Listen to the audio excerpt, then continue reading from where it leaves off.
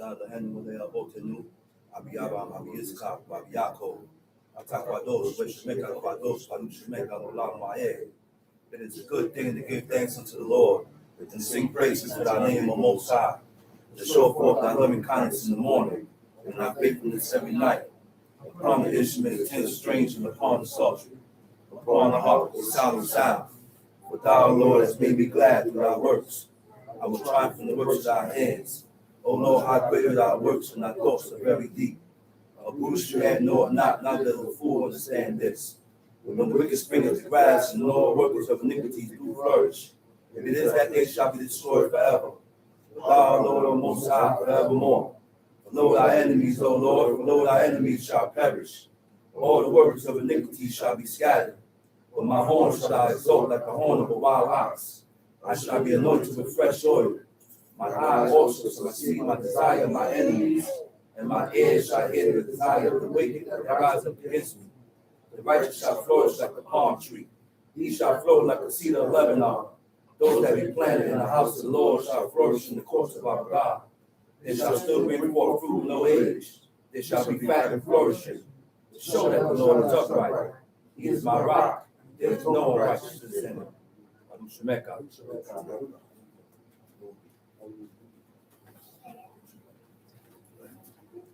First of all, I'd like to give all honor and praise to the God of Abraham, the God of Isaac, the God of Jacob, the great, mighty, revered God, the Most High God, who bestows loving kindness and possesses all things, who remembers the pious deeds of the patriots, the Most High, slow of anger, great in kindness, forgiving iniquity and transgressions, but who will by no means clear the guilty, visiting the iniquities of fathers upon the children to the third and fourth generation. The Most High, his work is perfect, for all his ways of justice, a God of faithfulness and without iniquity, just and right and seat. You may be seated. Giving due respect and honor to a head in Israel. Giving due respect and honor to my father, founder of Benezakim Maccabees, Chief of Chief Eleazar. To the princes, chiefs, mothers in Israel, visitors. I say unto you the tongue of my forefathers, Shabbat Shalom. Shabbat Shalom. So you guys may have noticed that I started praying, and then once I realized that I didn't have my head covered, I covered my head. And the reason why I reached to cover my head was because this was a custom. It's not a law that says thou shalt cover your head when you pray. That's right. It's not a law. David did it. These are things that you choose to follow when you have adapted yourself to the purpose of serving God. So you will follow their ways, their actions, their thought process, and their feelings. That's right. For sure. Okay. So therefore, when King David went up to Mount Olivet to worship God with his 400 or 600 men, as he went up, he covered his head. And when he covered his head, his men covered his head. Right. His men cover their head. Right. They follow suit. Right. So I say that to say this: being a head or a leader is no easy. It's not an easy task. It's a heavy responsibility. And most people don't desire these tasks and these responsibilities. That's right. Amos was one of the prophets of God. And he was chosen by God to be a prophet. But then Amos turned towards somebody. I don't know who he was speaking to. He said, I didn't ask God and tell God I want to be a prophet. He said, I was a gatherer of sycamore fruits. He said, I didn't ask for this job. I don't want to leave. I don't want the responsibility of this. Moses didn't want this job. Saul was hiding. Saul hid. They was looking for him like he was a search party, like he had a warrant. The police is looking for him. This man's hiding because they looking for him to anoint him king.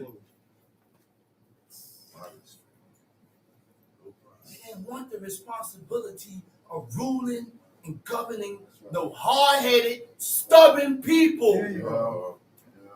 They didn't want to govern these hard-headed, stubborn people. Because in governing and judging a stubborn and hard-headed people, sometimes, most of the times, the judge and the head get hit first. Guess what? That's right. For what you did. That's right. And that's what that just came to me. The people Right. did it. Yeah. And the judge didn't correct it. The judge allowed this unjust, Right. abominable action to go on in the midst. Yeah. Now the head is busting his head about what he He did. did. Yep. Uh, Yep. hmm. Yep.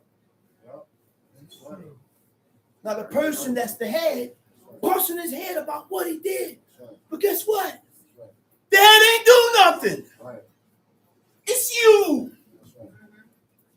That's why he said, it's you.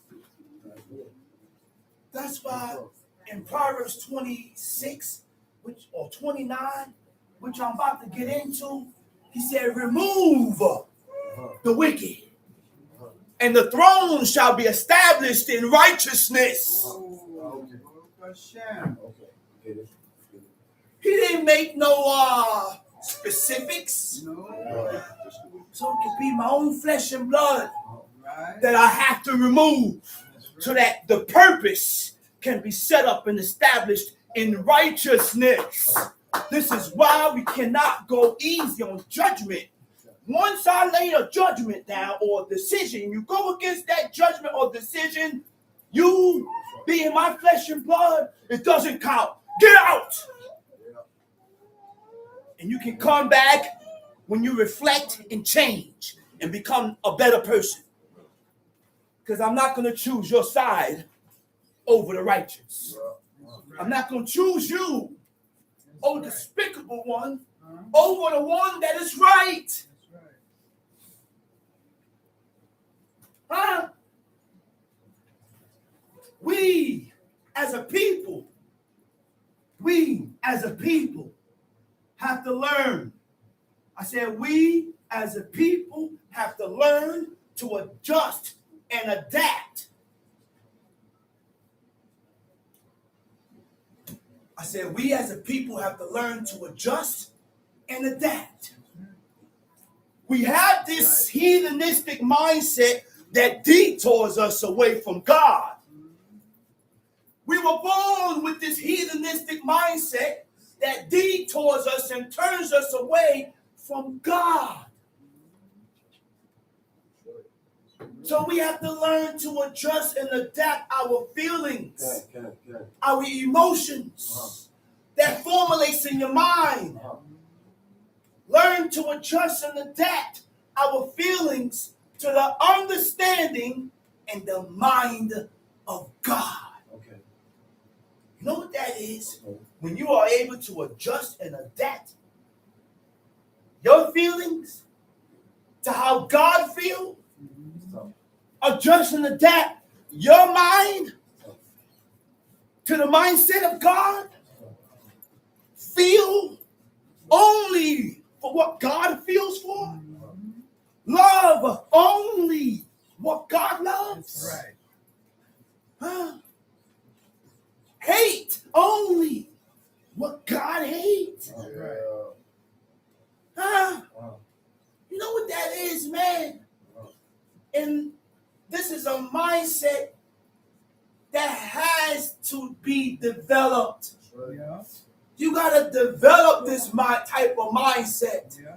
And you cannot develop this type of you only can develop this type of mindset by the training of oneself. That's right. That's right. By the That's training right. of yourself. I can't train you.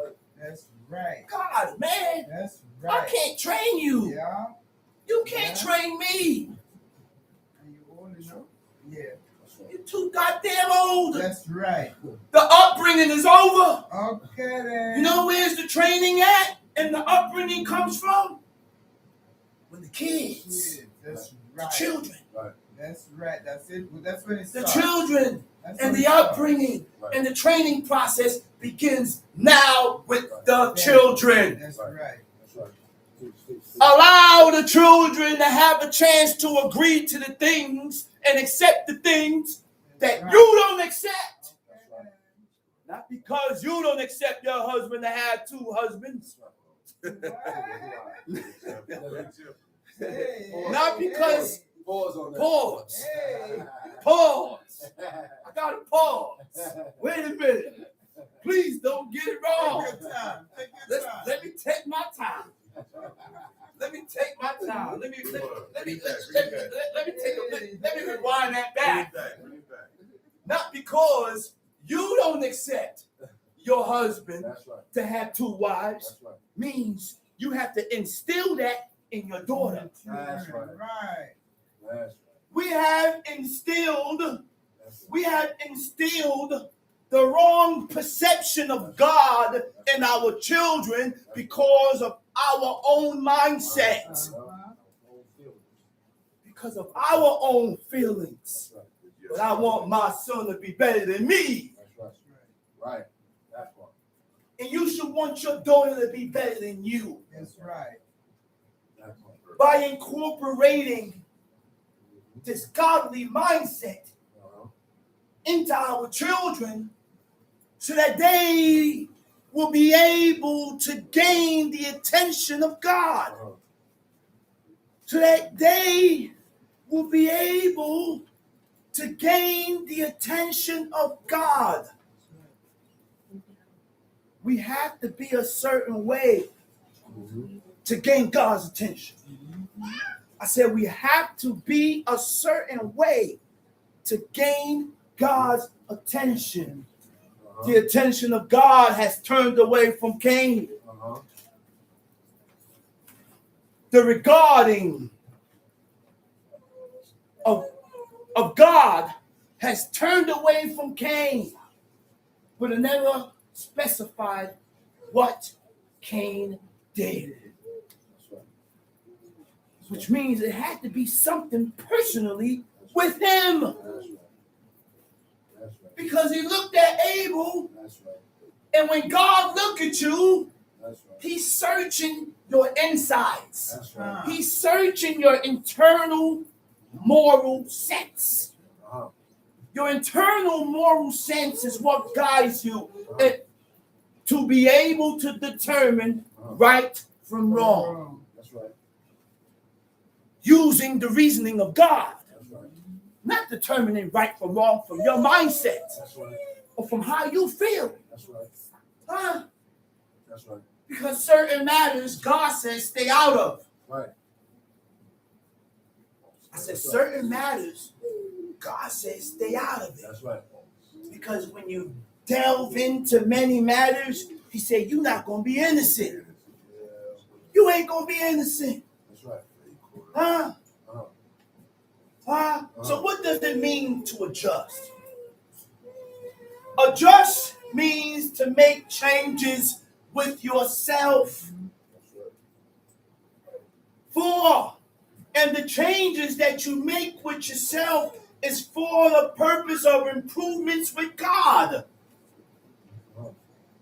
Changes with yourself, which means what? Changes of actions, changes of way you think, changes of how you look, changes of how you eat, changes about everyday life that can align and correlate with our forefathers, which is the things that they do, you do. The things that they didn't do, you don't do. That's right. It's that easy. That's right. It ain't hard. It ain't hard to be godly. It ain't hard to be holy and set apart. That's right. You just got to make your mind up. Okay. These things only come from a made-up mind. So when your mind is made up 1,000% to serve God, changes comes with that. Changes automatically gonna come with that. And with changes comes humility. You have to be humble first before you change. You ain't gonna change without humility, brother. True. You're talking about you changing, Yeah. but because you don't have humility, pride begins to set in. It stays there. You got to remove that pride. Huh? By purchasing the heart. By purchasing the heart.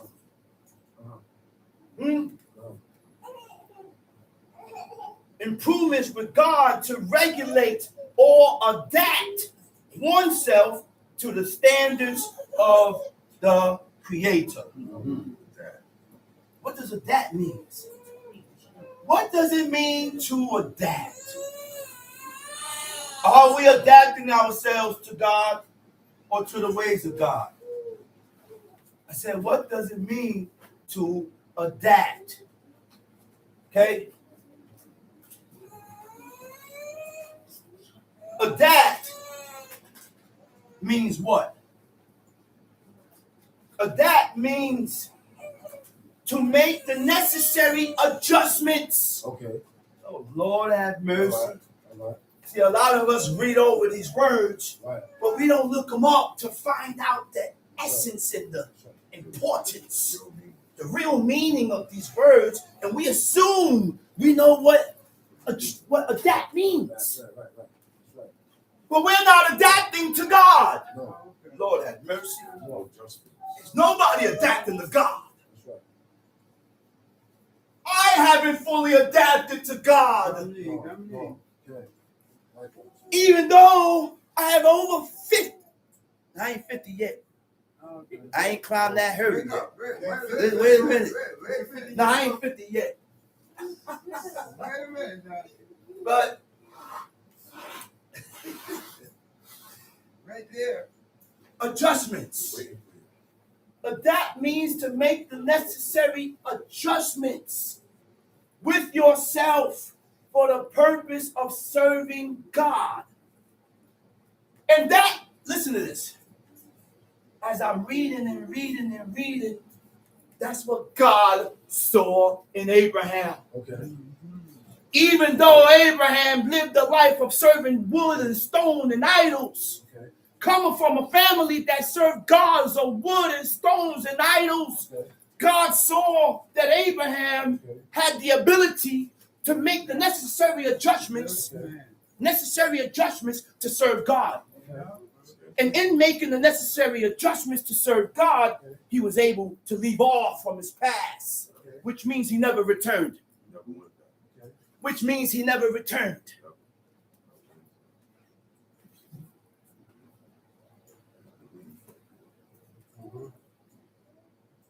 This is a quality that God saw in Abraham. I said, this is a quality that God saw in Abraham. Uh-huh. Hmm? That's right. That's right. Our conscience. What are our conscience? Huh? Let's get into that definition of conscience. Because, okay, our conscience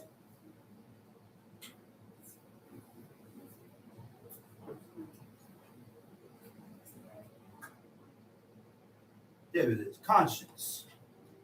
Your conscience is your inner feelings, right? And these conscience that's according to our feelings is a guidance. Uh-huh. It guides you, Okay. huh? To All right. what's right or wrong, Okay. right? All right. Your conscience can also condemn you when your internal moral sense judges your actions. Tell you you're wrong. Tell yourself you're wrong. You know what that is? You can tell them. When your conscience condemns you, when you are able to look in the mirror and not justify your actions, when you are able to look in the mirror and tell yourself, I was wrong. See, we cannot match evil with evil. No. We can't match wickedness with wickedness. So if you're evil and wicked to me, I can't match you by doing something evil and wicked. Your conscience is supposed to condemn you and correct you and tell you, don't do that. Because now I'm just like him. Now I'm just like her. Now we both treacherous. Now we both evil.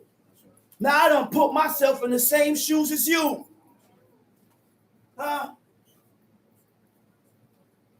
Because a person have done evil, you do not return evil.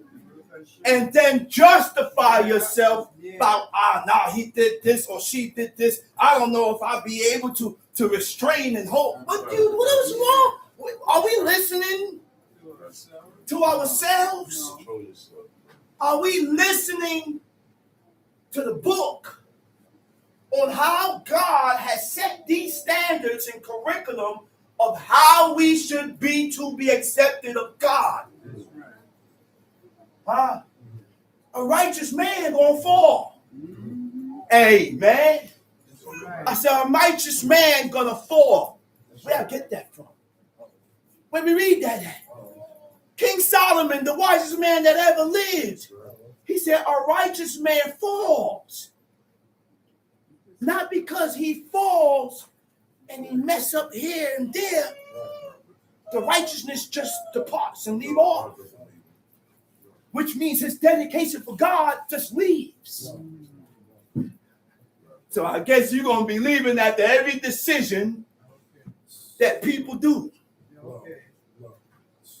Or everything that a person does. That's why God does evaluation. God ain't like you. That's right. When I mess up, God just don't leave me.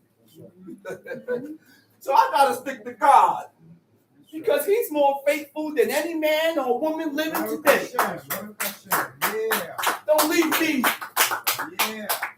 Continue to stick by me and correct me. He said, he is but flesh. What you said? He is but flesh. God recognized that, man, this man is flesh. So I'm not going to give up on you so quick. I said I'm not going to give up on you so quick. That's right. Teach. Come on, man. Come on, man. So now, your internal moral sense judges your actions, your thoughts, your feelings as wrong, leading to feelings of guilt, shame, or remorse. But a lot of us don't get remorse behind our actions. A lot of us don't feel remorse behind our thoughts. A lot of us don't feel remorse behind our feelings. A lot of us don't have guilt. And if you have a conscience, now you can be remorseful. Now you can have guilt. Now you will have shame. These are the three things that corrects you and allows you to search yourself of the wrong that you have done.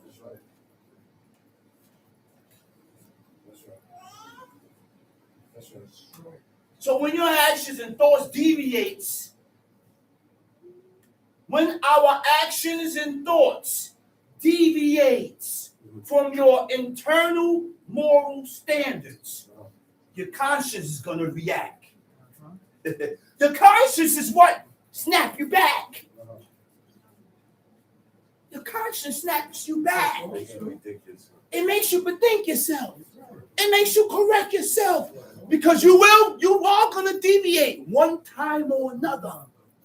Then you're going to deviate. It's going to happen. But according to how much righteousness and godliness you have in you. Your own righteousness and your own godliness will guide you. That's your backup. That's your strength.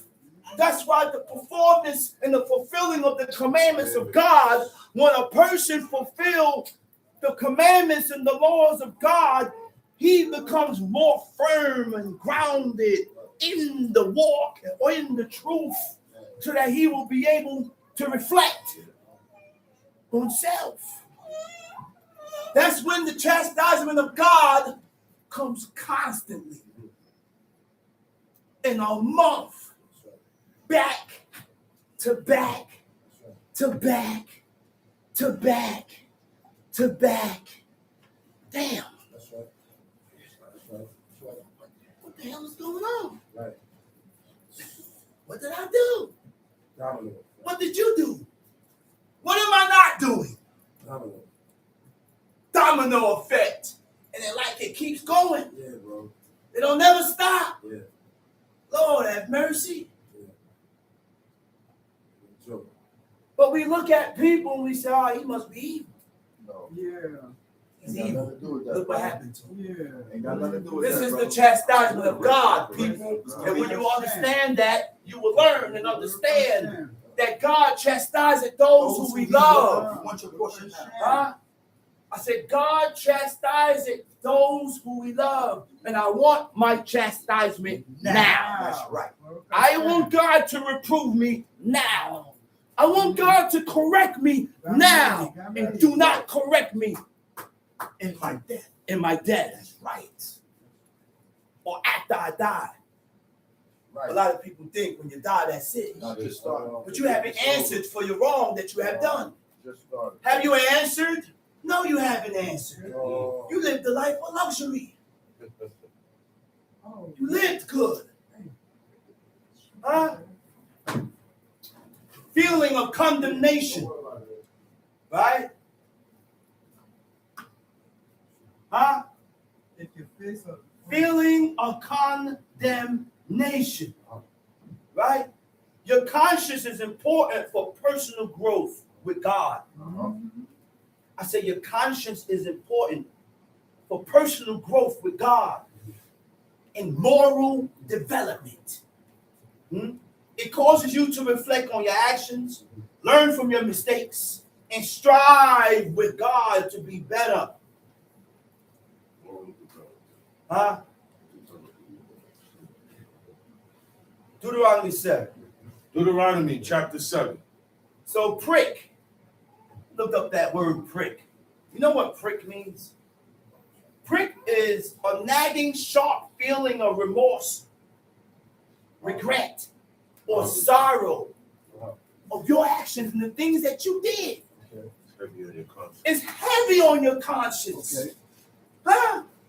Which causes you to push to make the necessary corrections. I gotta rectify this. Huh? You will even have these feelings to make the necessary correction with God. yeah. And this is what we need for the purpose of serving God. Okay. A lot of us don't have that. Let's read Deuteronomy 7. When the Lord thy God shall bring thee into the land, whither thou goest to possess God is bringing us into a land that was not ours. Make it clear. It ain't yours. Make it clear. It ain't yours. But he commanded us to destroy and wipe out 7 nations. 7 Canaanite nations. 7 Hamitic nations that were set up. And you know what God said about these people? That if I had shown myself to these people, they would have hearkened. He said, if I would have shown myself to these people, they would have hearkened. Huh? God knows who's going to listen. Yeah. God knows who's not going to listen. Right. But he gives you a chance. Yeah. So he allowed you to meet certain people to pick you up and guide you towards righteousness. But then when we don't make our mind up to serve God, he look at you and you got a time limit and he pushes you away. Say, go. Yeah. Turn the timer on. It pushes you away What you gonna do with it? to see what you're going to do with it. But we continue to harbor this heathenistic mentality, which gets in the way of us serving God. Tom Sheep. And goest to possess it, and have cast out many nations before thee. Uh-huh. The Hittites, Girgashites, Amorites, Canaanites, Perizzites, and the Hivites, and the Jebusites. 7 nations greater and mightier than thou. Verse 2. And when the Lord thy God shall deliver them before thee, thou shalt smite them. When the Lord thy God shall deliver them before thee, thou shalt smite them and what? And utterly Destroy them. Thou shalt make no Don't make covenant no with them, agreement with them, nor show mercy unto nor them. show mercy unto them. Now, mind you, now, God commanded us to wipe out the 7 nations. We didn't hearken to God in wiping out these 7 nations. We had bright ideas, just like today. A lot of us had better ideas over God. And we start to do things that's contrary and opposite from what God said, because you have this bright idea and you think you'll be better over there or over there or over there, but you just made things worse. We make things worse for ourselves, not knowing that we done made it worse. And only in time, certain things will be revealed to you and shown to you that, man, my actions, I'm paying for my actions now.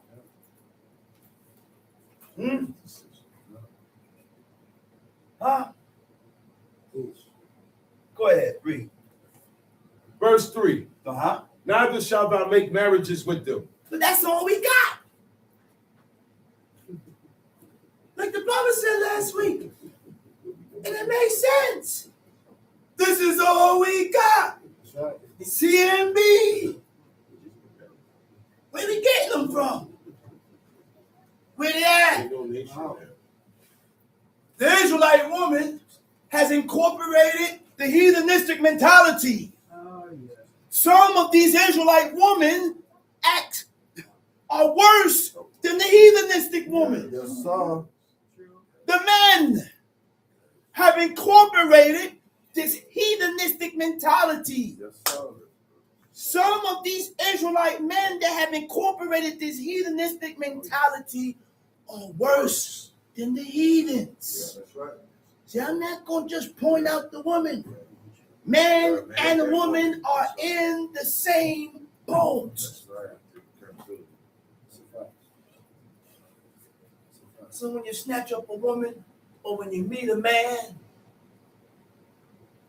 first and foremost, despite his mistakes or his faults, is he dedicated? That's right. That's what you ask yourself. Yeah, Is she matters. dedicated? That's what matters. You can't tell a person dedication in a year, 6 months, 2 years, 3 years. You got to be around for a long time, because while you're around, God is going to throw certain things at you. That's right. That's right. He's going to stir up certain things. Yeah. Because I want to see his reaction. Yeah. I want to see her reaction. Yeah. And now these are the things that determine whether you're firm, whether you're firm Grounded. and grounded That's right. within the realm of serving God. That's right. Huh? That's right. Time sheet. Thy So now, hold up. Intermarry. Married. Tikate means to be related through marriage. Intermarriages is what leads God's chosen people to idolatry.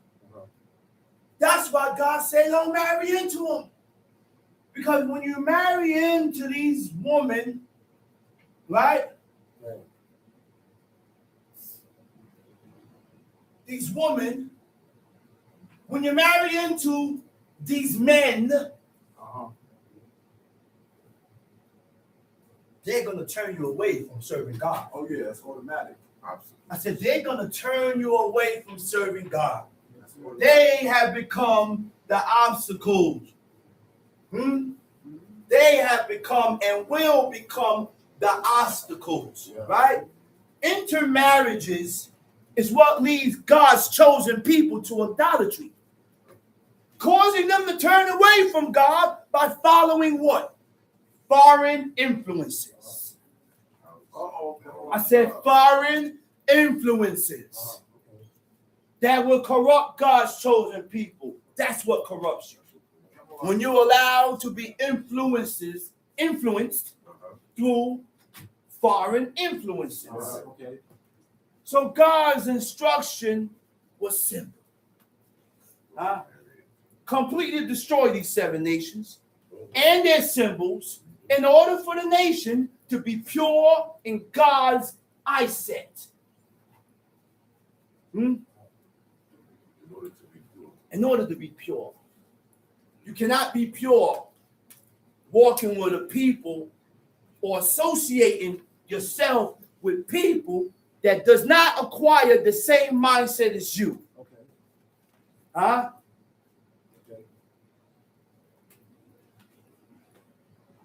Let's go. Let's read. Thy daughter thou shalt not give unto his son, Your daughter don't give to his son, nor his daughter shalt thou take unto thy son. nor his daughter shall he take to his son. But they will turn away thy son from following you, that That's they may serve other gods. That's what God said. That's what God said. They will turn you away. Yeah, that's all that matters. They will turn you away to the point where you begin to bend. Ben. Where you begin to bend and compromise the laws of God to please you. Yeah. No good. Please, you're right. No good.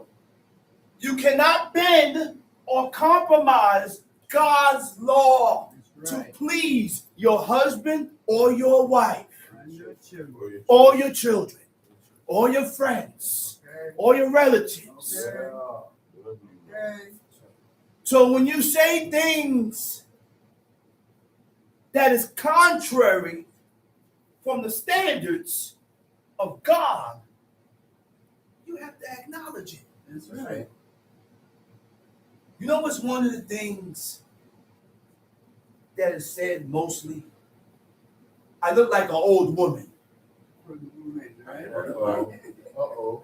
Oh, you got that. And these things are said by women Yeah. Yeah. That's what women tell them. because they have not accustomed themselves to dress in modesty. They have not accustomed their spirit to dress in the modest fashion, which means less revealing. Less revealing. No man should know that you got a dent on the left cheek.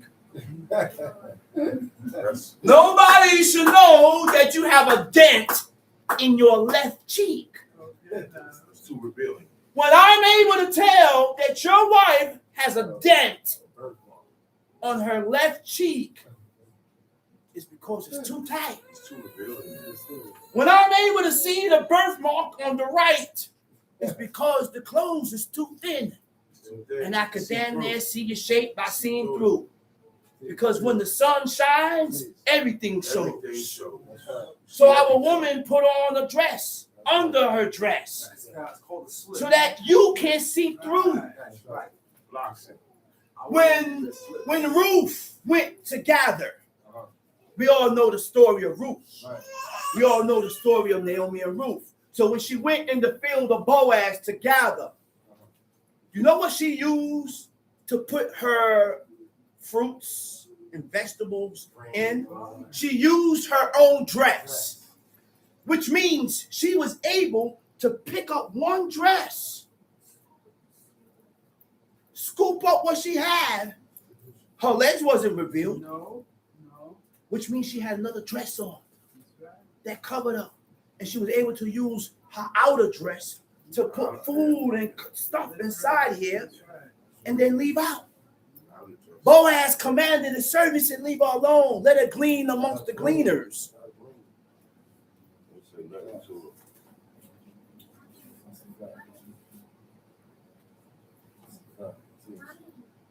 Let's read. But they will turn away thy son from For they following will you. turn away thy son from following me. Yasad. It means to depart from God. And in departing from God, it begins in the mind.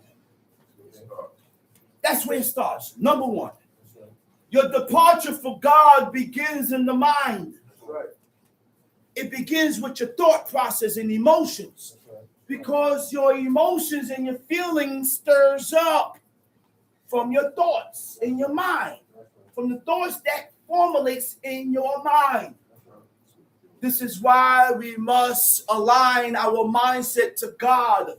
So now we will only feel for what God feels for, because I am aligned and compared to what God's mindset. So I'm only going to feel for what God feels, because I have aligned myself to what God says. Huh? God's commandments is not about control. It ain't about control, because he gave us our own choice. He gave us choices. What do you mean control? God ain't controlling. Guess what? So you can't be controlling. He gave us free will. He gave us a choice. But the only thing, he said, you will only be my people according to your choices. Make the right one. Make the godly choice. Which means it comes a point of time when it's time when a person's mind is made up. Now he has to separate from his own relatives and descendants and kindred. Because serving God, the laws don't have friends. No. Say it again, Drummer. I said the laws of God don't have friends. Right. Listen here, man. We all get burnt. We all get burnt. And when certain things happen, we have to reflect on self. It ain't happened because I slipped. It ain't happened because you slipped. It happened because I came up short somewhere in my life. In your life, there's something you did that brought this upon you.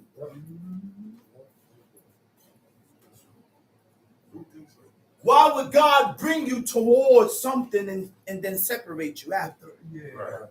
You don't do things like that. That's true. He don't do things like that. Listen, man. Yo, God don't get down like that. He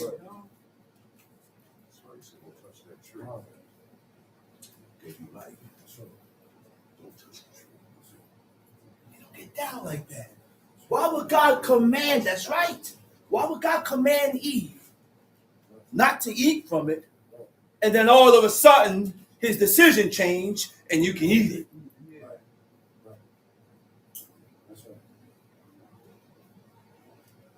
God brought your wife to you.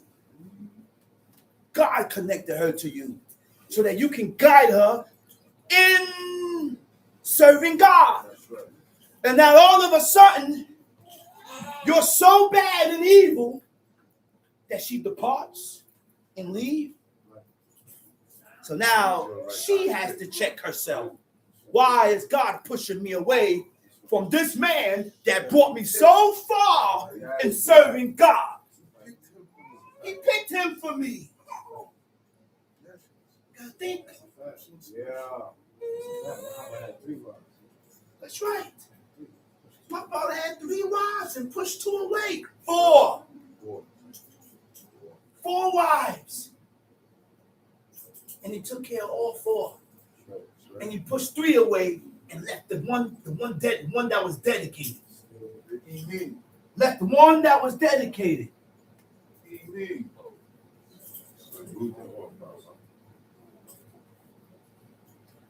God's commandments is not about control. It's about what choices you decide to make, whether you want to follow God or not.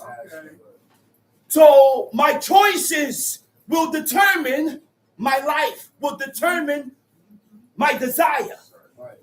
My choices determine what I lean towards. My choices determine what I am inclined to. Lord have mercy, because it gives us a choice. God's commandments protects your heart. God's commandments protects your thoughts. God's commandments protects your emotions and your character. Why? Because it tells you how to think. Yeah. Huh? It tells you what to feel for. It governs your life. Huh? It governs your life. Yeah. Huh? And it shapes your character. Yeah. The commandments of God are boundaries. Yeah. The commandments of God are lines and boundaries that you set for yourself not to cross, because there's some fear. There's a little fear there. That's what keeps you from sinning. Guidelines that prevents us from offending God. Huh? Top sheet.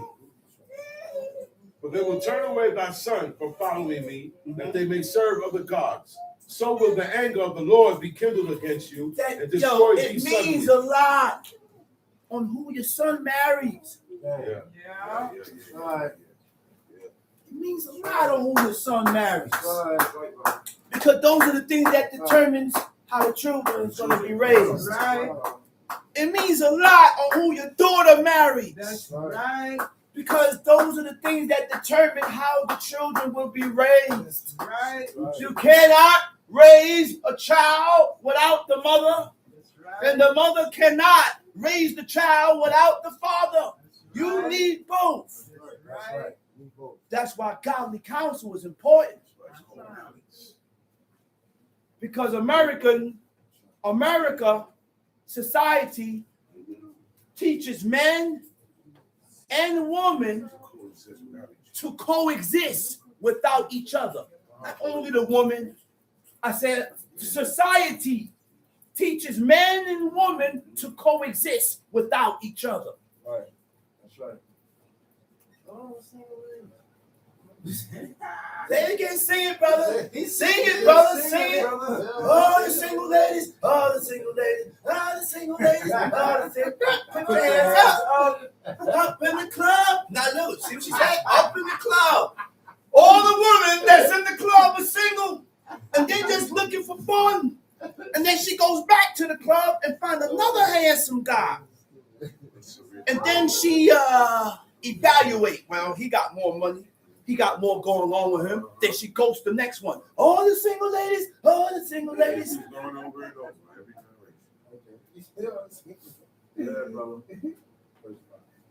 Your mother is teaching you the same way That's right.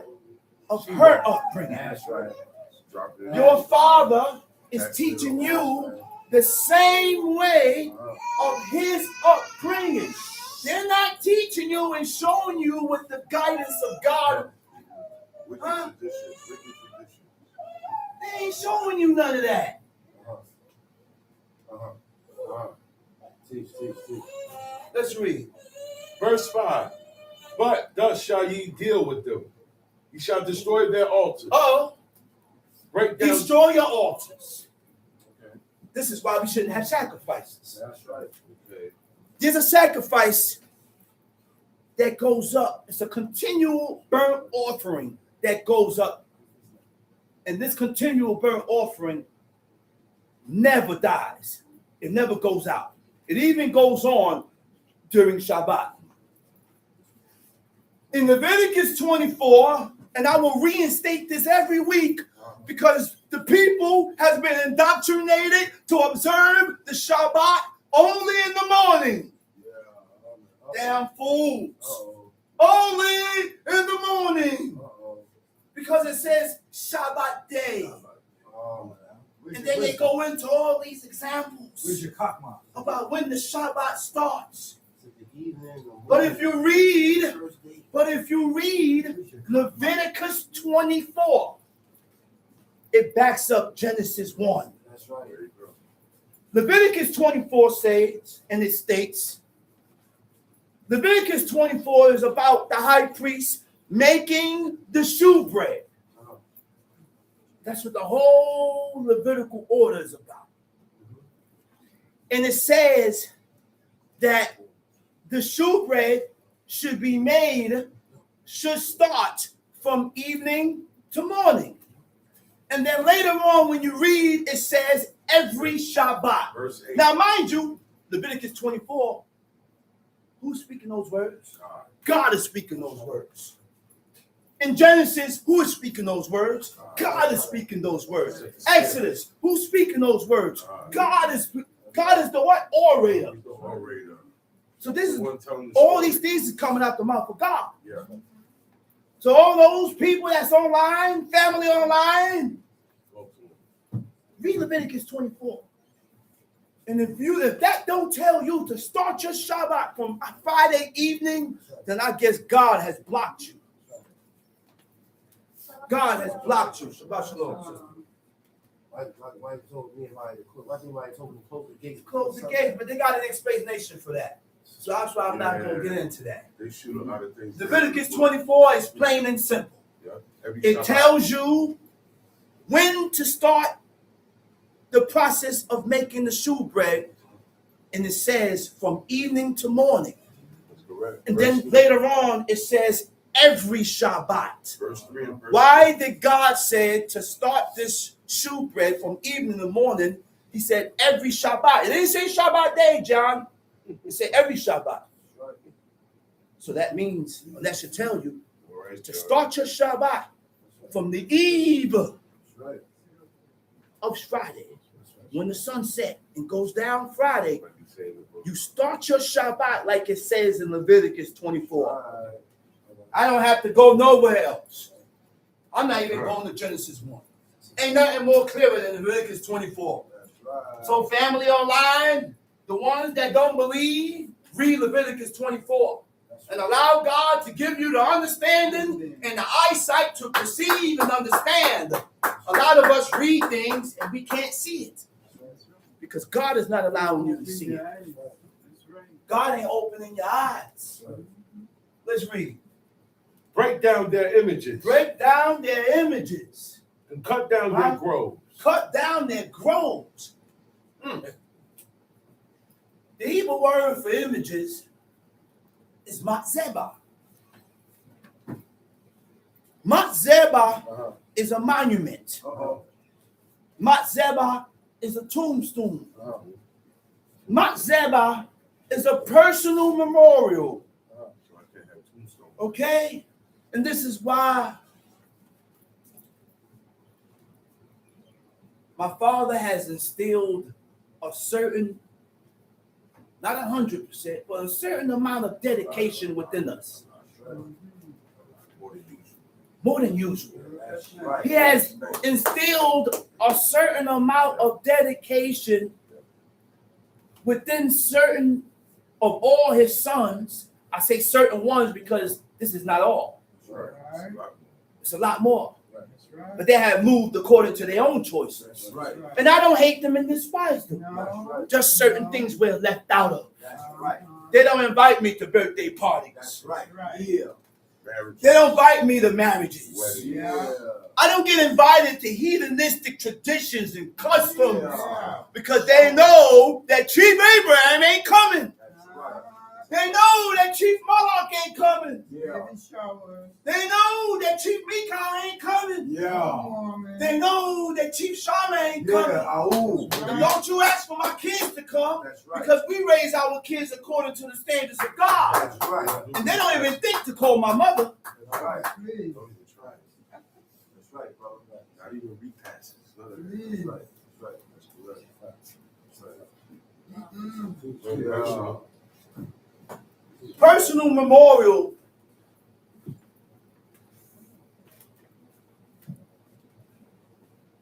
serves to celebrate. Celebrate and honor the dead. That's what a memorial is. Egyptian memorials featured custom engravings, symbols, photographs. That's pictures. There's nothing new under the sun. So now we see where the origin, everything started and come from Egypt. And God gave us Exodus 20 and gave us commandments concerning the violations of what we used, what we saw, and how we lived in Egypt. So he said, stop making likenesses of what's in the heaven above, earth beneath, knowing the waters under the earth. And we take the teachings of our forefathers. We take the teachings of our fathers and we thrust it to the side. Yeah. They said, well, I'm gonna continue. I don't feel there's no violation in having this African head. I don't feel there's no violation in having this statue because I ain't worshiping it. God said, don't make it. God said, don't have it. So I ain't got to worship it to have it. I just have it. I ain't worshiping it, but you still in violation. Huh? Egyptian custom engravings refers to ancient practice of incising. Carvings, that's cuttings, right? Carvings or etching symbols, names, and messages into the stone in the style of Egyptian hieroglyphics in honor of their gods. That's why my father said, stop buying the African print. A lot of Israelites, when you go and congregate amongst these people, they wear a lot of African prints. Dashikis. Dashikis don't pass your loins. This is why he instilled in us that when you make a robe or a garment, it has to pass your loins. So when the garment or the robe is not past your loins, that's a dashiki. And he used to tell us, get the hell away from me with that damn dashiki. Yeah. We are not Wakanda. So we got to watch these African prints. Yeah. The African prints, every African prince means something. It's a story. I ain't African. Say it again, brother. What are you? Hebrew. I'm not African. Yeah. I'm a Hebrew. That's right. I'm an Israelite. Africans are Hamites. That's right. They come from man. When God flooded the earth and destroyed everything living on earth, Noah had 3 sons. That's right. Shem, Ham, and Japheth. Ham migrated into Africa. Japheth migrated into Europe. And Shem stayed in Asia. And a lot of people say Israel is in Africa. It's in the northern part of Africa. No, it's not. Israel, Jerusalem is not in Africa. Iraq. It's not in Africa. Iraq is in Asia. Jerusalem is in Asia. But it's on the border. Like close to the border. It's on the borderline. It's at the tip of At the tip of Africa. And that's why they say it was easy to cross. Because it's like a bridge. It's like a bridge over. To Europe. Yeah. Oh, Israel is in Africa. No, it's not. It's not. And that's what we all was told. And we all believe it. Africa is its own continent. Africa is its own continent. Yes, it is. Tom Sheep. He said groves. Let me get into this word groves. Grove. Yeah, what's a grove? Okay. What are groves? The Hebrew word for groves is Asherah. Uh-oh. Shit. Asherah, otherwise known as the Asherah poles, or commonly known as the stripper poles. Israelites need to stay out of the strip joints. That's where it originates from. That's where the Asherah comes from the stripping poles. And when you have this built-in pole in your house, you didn't have you done instilled an abominable thing in your house. The goddess of fertility. Huh? An ancient Canaanite mother goddess of fertility was worshipped in temple rituals. The worship involved erecting images, female figures. What are female figures? Female figures is the image of a person or a person. The image, body part, or the actual person, or placed in the grove on their altars. On their altars. Deep paganism. Time sheet. Deuteronomy chapter 7, Verse 6. verse 6. Uh-huh. For thou art a holy people unto the Lord thy God. For thou art a holy people unto who? Unto the Lord thy God. So we got to look at ourselves as holy. Okay. God is telling us, he said, you are holy. Okay. I look at this man and I say, you're a king. No. You're a queen. No. But how do you look at yourself as? Will determine your reaction and your actions. Right. Huh? What does holy mean? The Hebrew word for holy is kadosh. It means set apart for the purpose of serving God. It means to set yourself apart for the purpose of serving God. When you have set yourself apart to serve God, your mindset change. Everything about you change. Why? Because I set myself apart. So once I set myself apart, I will watch everything I get into. I will be on point. I'm very hesitant with certain situations. Because there's a thin line between violation. It's a very thin line between offending God. It's a thin line between offending your parents. So we have to consider how God feels above how you feel. We have to consider how your mother and your father feels above how you feel. If I feel one way and my mother feel opposite or my father feel opposite from the way I feel, I got to eradicate those feelings. Huh? Now, let me correct that. Okay. All right. Uh-oh. Uh-oh. This is not for every situation. No. No. It depends. Break it down.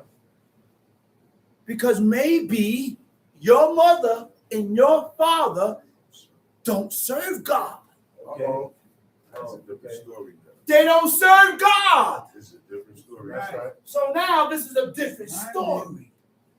So when my feelings is aligned with what God said, then your parents, your mother or your father feels differently. Feels differently from what God says. You better stand your ground concerning God. That's right. Yeah, that's right. You better stand your ground concerning God. You know why? You know why I say that? But that's dishonoring. No, it ain't. No, it's not. No, it ain't dishonor. That's right. There was a man that had to fire his own mother from being queen. That's right. Because of what? What she did? She had an image. She had an image. A monstrous image. A monstrous image. Asa, King Asa. So your decision has to be or align with what God says. My grandmother wanted us to come visit her during Xmas. Deceased. My grandmother wanted us to visit during Thanksgiving and all these pagan holidays. But my father will not allow us to go visit during those pagan holidays. So sometimes, because at that point in time, he didn't know, he said, maybe I should have. Because I'm dishonoring. But then knowledge and wisdom came to him. In time, he said, nope, I'm glad I didn't do it. I did the right thing. So if I'm raising my son or my daughter in the fear of God, why would I leave my son and my daughter with someone, with anybody who don't serve God? Okay. What are they gonna instill in my child or in your child that is contrary from what God says? But you are only considering yourself. You're only considering your feelings. You're only considering yourself. That's right. That's right.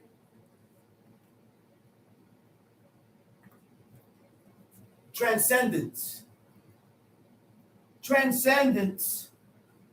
Going beyond the normal limits. going beyond the normal limits. It also means exceeding. You know what exceeding means? Going beyond the set limits of what's expected of you. You go beyond that. That's right.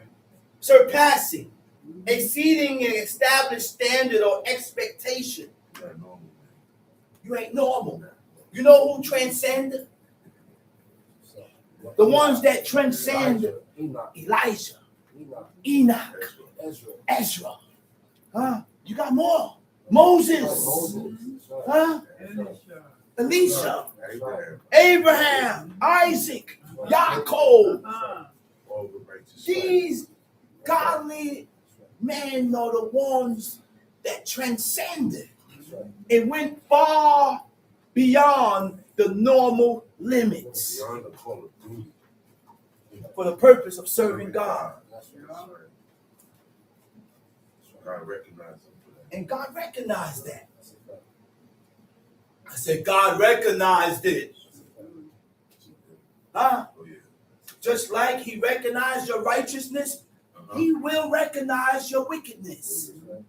You can draw his attention towards you for godliness or wickedness. You choose. It's up to you. You choose. Time sheet. Verse 6. For thou art a holy people unto the Lord thy God. The Lord thy God had chosen Thou thee. art a holy people unto the Lord thy God. So, because God, what turned God towards these people? Even though they have not turned towards God, but God turned towards these people because of his promise and his covenant with one man, with Abraham. So he turned towards these people and he said, thou art a holy people unto the Lord thy God.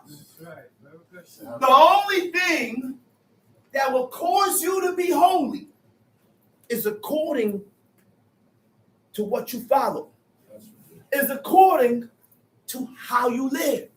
You can't be holy according to what you feel and how you think is holy. What you think and how you feel, what is holy and godly, is not what God says is holy and godly. Go ahead.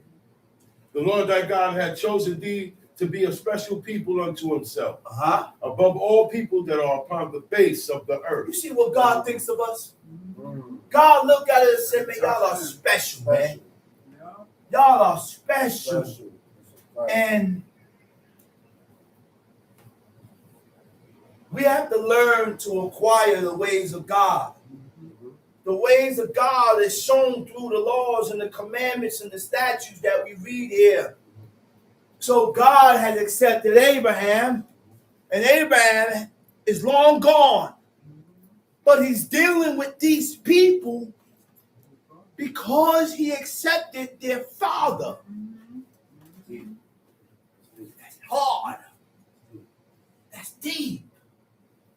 So how the hell are you going to accept me, but you don't accept what comes from me? How the hell are you going to accept me, but you don't accept my wife? So when you do my son and my wife one way, you did me one way. That's why when your wife and your children feel away, guess what? You going to frown. Don't tell me you ain't going to frown. Huh? Don't tell me you ain't going to feel away. Would you like your wife to be treated this way? So why you treat that man? Would you like your children to be treated this way? So why you get angry and treat my son like that? My son ain't got nothing to do with this situation. He's innocent. She's innocent. The wife is innocent. But we do things according to our emotions, which causes us to detour and deviate from God. So you punish, and you deal with the violator. You take his fat and fry his own children with it. God don't like that, man. He said the soul that sinned, his name would I blot out of that book. He didn't say if you sin, I'm going to get everybody. Why we move like that, man? why we move like that, man. You want me to agree with it, and guess what? You won't say nothing.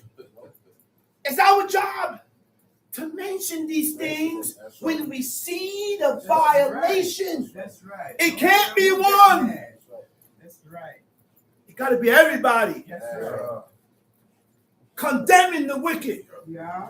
uplifting the righteous. That is the only purpose of us being one.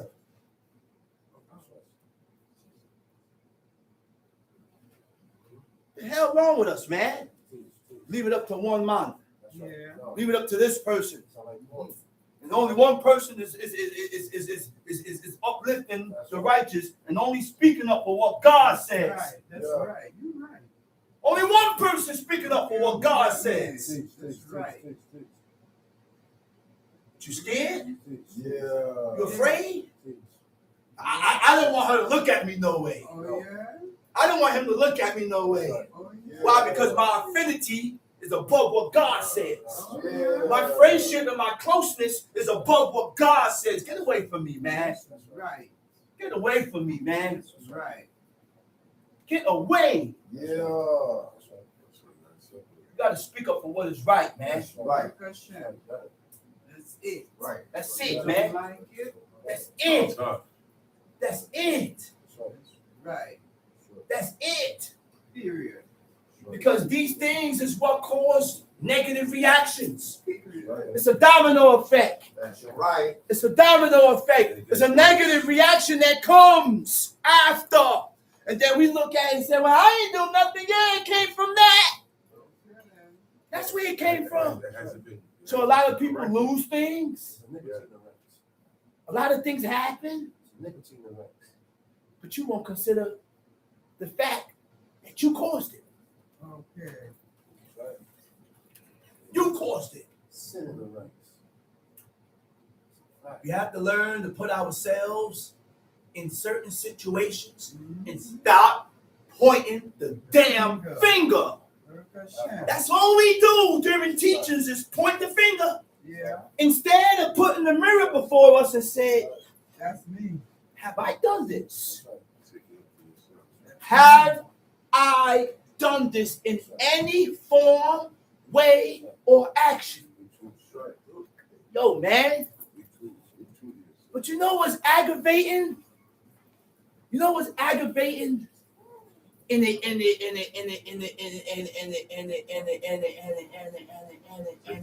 And it stirs your spirit because the people don't see it.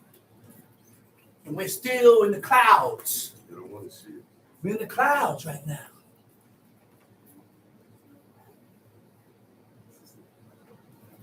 Let's read.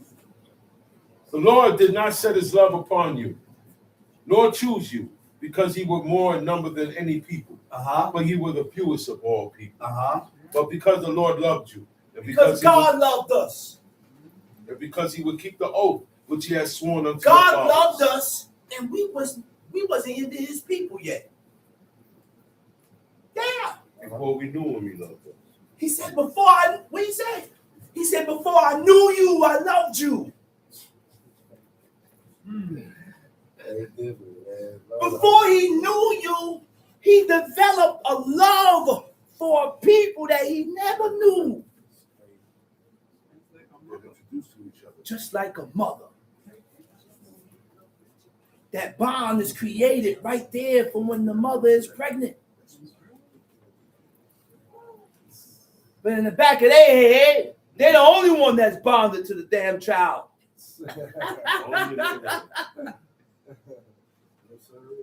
Hedonistic mentality. I did it by myself. I gave you. I gave you life. Uh-oh. I gave But you- we need to realize is that the men are the ones that have the male and the female chromosomes. Packing both. Women don't have male and female chromosomes. I got my daughter swimming, and my son is swimming. With you right now. And when a man procreates, there's millions that comes from that man, and everybody's rushing to get to the It's a egg. race. That's right. It's a race. Good job.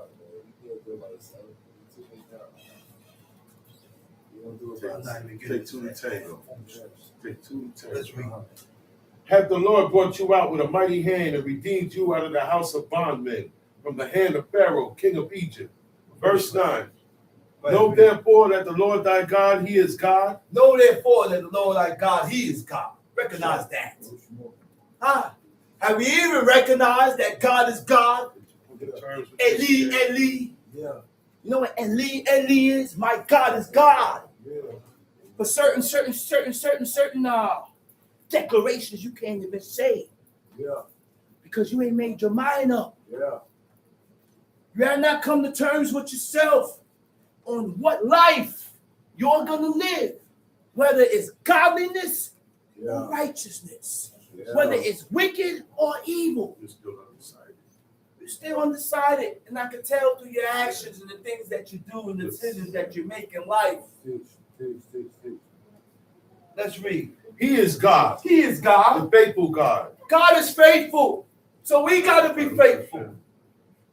I said, God is faithful, so we got to be faithful. That's right. But before we become faithful with God, I got to be faithful with you. I got to be faithful with what's in front of me. In order for me to be faithful with God, God saw faithfulness in Abraham before he never knew him.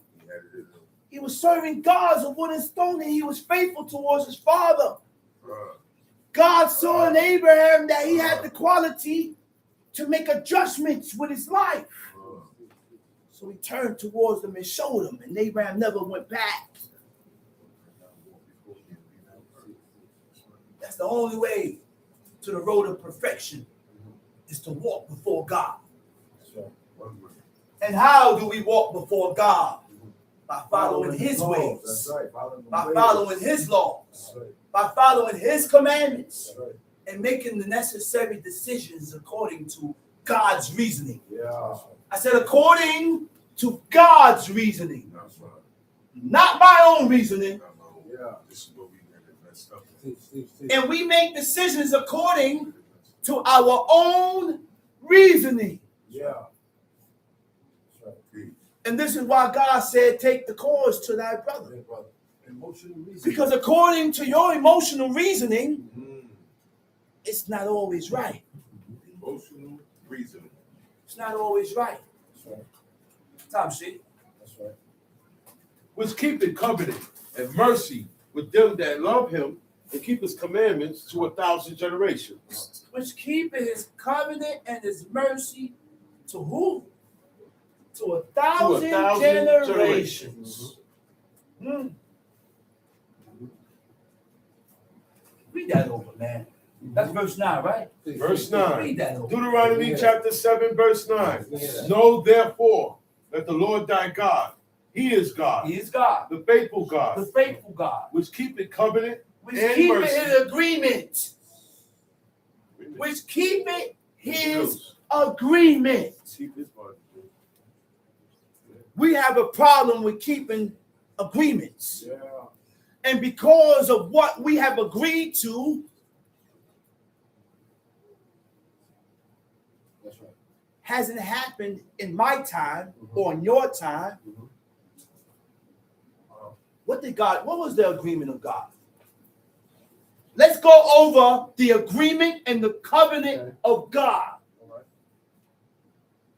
He said, if you keep my commandments, O house of Israel, I will bring you into a land of milk and honey. I will bring you into a land, houses built, trees is planted, vineyards and all the trees you didn't plant.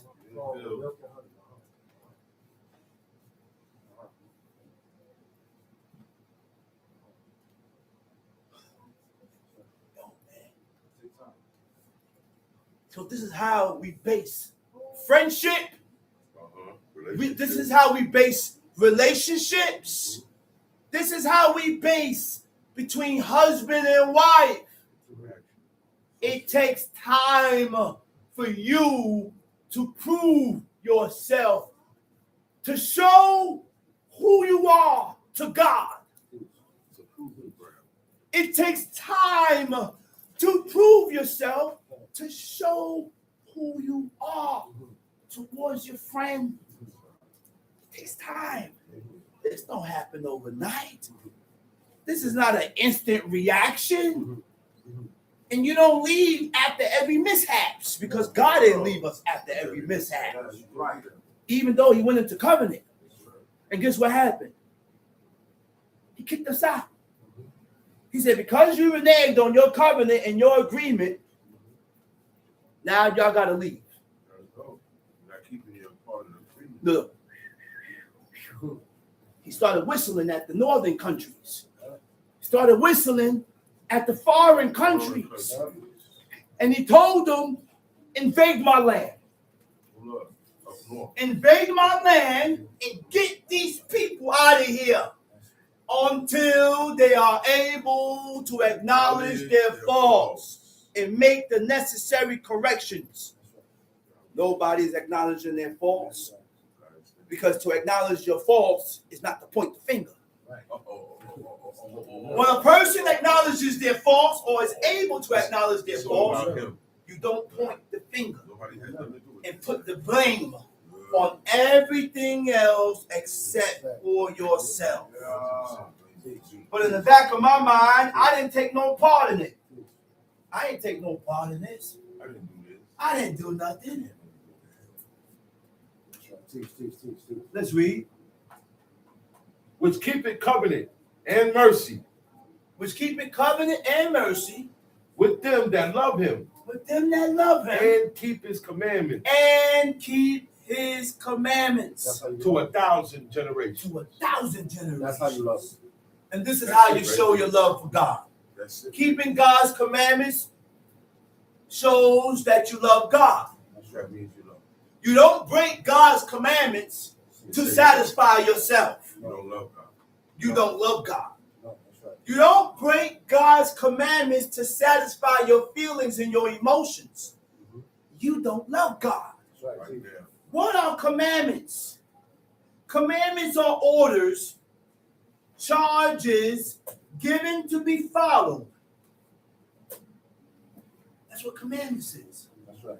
They are direct, foundational, universal moral laws. With our judgments.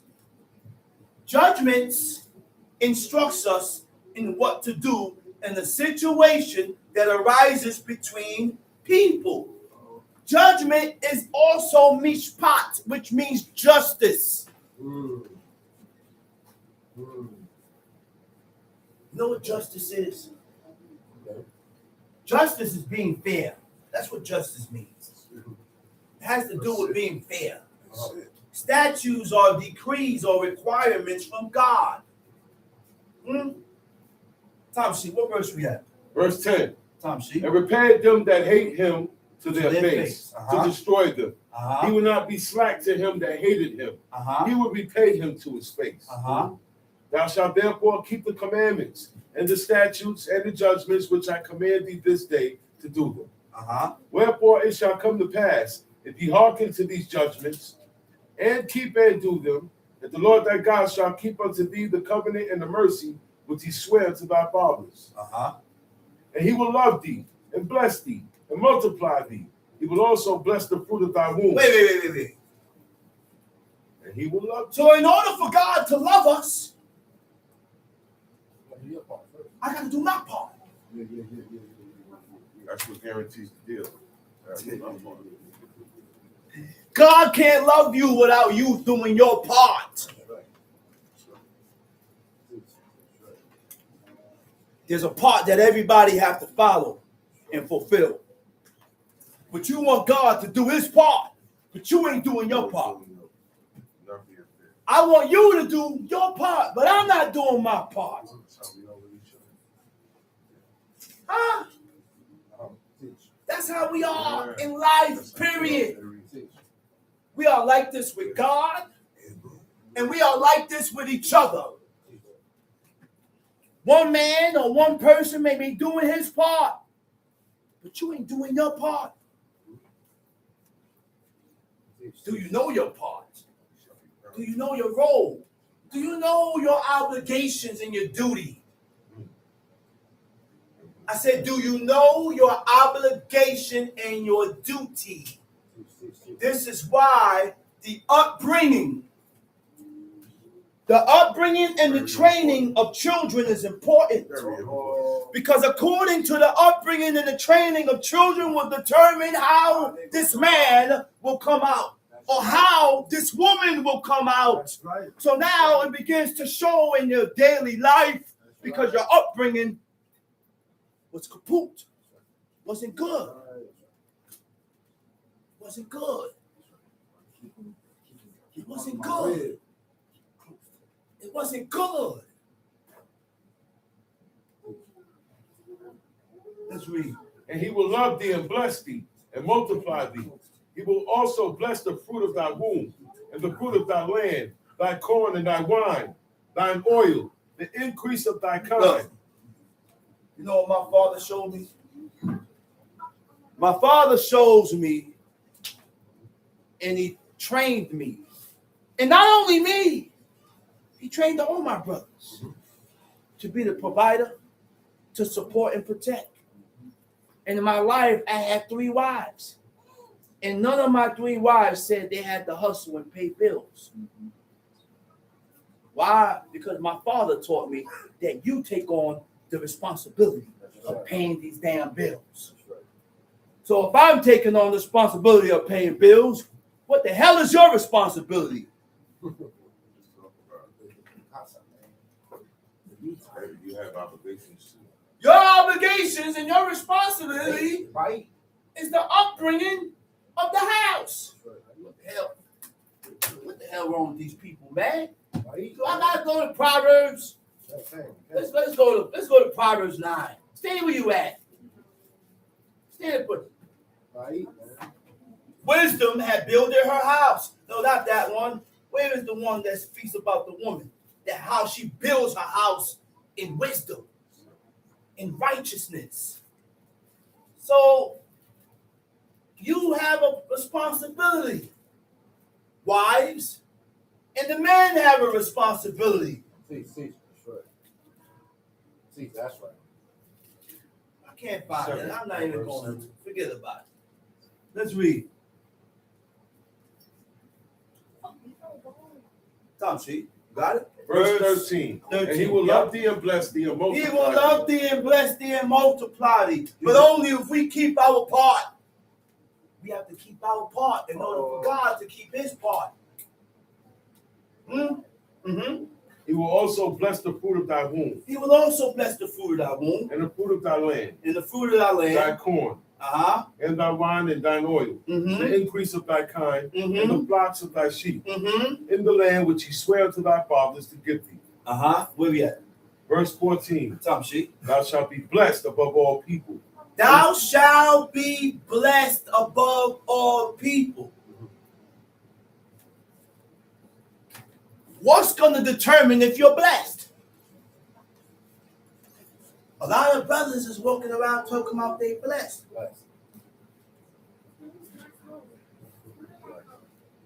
A lot of women is walking around talking about they blessed. But they sin presumptuously.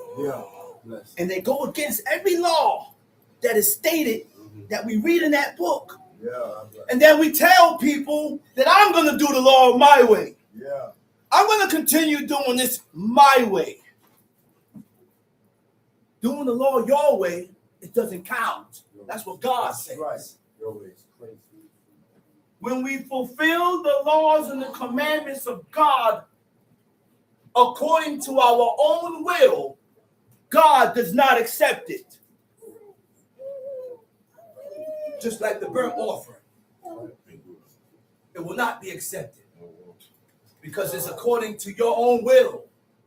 When we do things according to our own feelings, when we react to our own feelings and do things according to our own will, it's not accepted. Because you're not doing it according to how God says to do it. It has to be done the way God says so. Tom, see. There thou shalt be blessed above all people. There shall not be male or female barren among you, or Verse among your what? cattle. Okay, I got you. I see. Go ahead, read. And the Lord will take away from thee all sickness, All sickness, and will put none of the evil diseases of and Egypt, will put none of the evil diseases of Egypt, which thou knowest, which thou upon knowest thee, upon thee. but will lay them upon all them that hate thee. And thou shalt consume all the people which the Lord thy God shall deliver thee. Thine eyes shall have no pity upon them, neither shalt thou serve their gods, but that will be a snare unto thee. Stop having pity for people that God said not to have pity for. He said, thou shalt consume all the people which the Lord thy God shall deliver thee. Thine eye shall have no pity upon them. We think this is just in this situation. Certain people you can't feel sorry for. Certain people you can't have pity for. Because your own actions call this to yourself. You don't think Aaron wanted to cry for his son? God said, you better not cry. God said, don't cry. Don't mourn. You want to mourn for something? Mourn for the fire. Mourn for that fire that consumed him. Because that fire is holy. He said, pick up all. He said, then after the fire, after God consumed the 250 princes, he said, hey. He said, pick up all those censers and make a plate. Make a broadened plate. Let's read. Verse 17. If thou shalt say in thine heart, these nations are more than I, how can I dispossess them? Thou shalt not be afraid of them, but shalt well remember what the Lord thy God did unto Pharaoh. Okay, hold up. You got verse 17, right? I just started 18. Okay, hold that there. He said, neither shalt thou serve their gods, for that will be a snare unto thee. Drive you all. These are the things God done showed us how we trap ourselves. We trap ourselves by doing things that's contrary from what God says. That's adverse from what God says. Tom Sheep. If thou shalt say in thine heart, these nations are more than I, how can I dispossess them? Verse 18. Thou shalt not be afraid of them, but shalt well remember what the Lord thy God did unto Pharaoh. Remember what God did to Pharaoh. And unto all Egypt. And unto all Egypt. Verse 19. The great temptation. The great temptation. Which thine eyes saw. There are things that the people saw. And the signs. The signs. And the wonders. The wonders. The mighty hand. The mighty stretched hand. out arm. Stretched out arm. Whereby the Lord thy God brought thee out. So shall the Lord thy God do unto all the people of whom thou art afraid. Moreover, the Lord thy God will send a hornet among them until they that are left and hide themselves from thee be destroyed. Okay. Verse 21. Verse 21, read. Thou shalt not be affrighted at them, for the Lord thy God is among you, a mighty God and terrible. Okay, hold that right there. I got to go back. When it says, right? When it says the great temptations, right? You know what it says in the Hebrew for temptations? It's Masah. The provings and the test and the trials that God put you through. My gosh, man. Wilderness. I said the provings, the test, and the trials that God put you through. The drama you go through. The troubles. Certain things will stir up to determine your choices and your actions. God wants to see who you are. God wants to see who you are. Who is this person that I'm supposed to be accepting? Right. I can't just accept you without proving you. I gotta validate you. I cannot accept you without proving you first. Right. That's why now you have dating. Dating. The woman dates the man, and the man's job is to prove to her that I'm the man for you. So if that goes between dating, what the hell you think goes between you and God? It's trial and error and everything. It's trial and error in God accepting you. It's trial and error between friendships. It's trial and error between husband and wife. You can't figure out trial and error in 6 months, 1 year, 2 years. You gotta go through it to where God looked after the 40th year. God looked towards the people and said, now today you have become the people of the Lord. Now I can say you are my wife because you went through so many things and you stood. Now I can say you're my husband because even though I stabbed, now I can say you're my husband because even though I stabbed you in your back, you never divorced me. Even though I was lacking in these 2 areas, you never divorced me. Even though I acted the way I acted and moved the way I moved, you never divorced me. Yeah. Trial and error and everything. Yeah. It's trial and error and everything. It gotta be trial and error. Huh?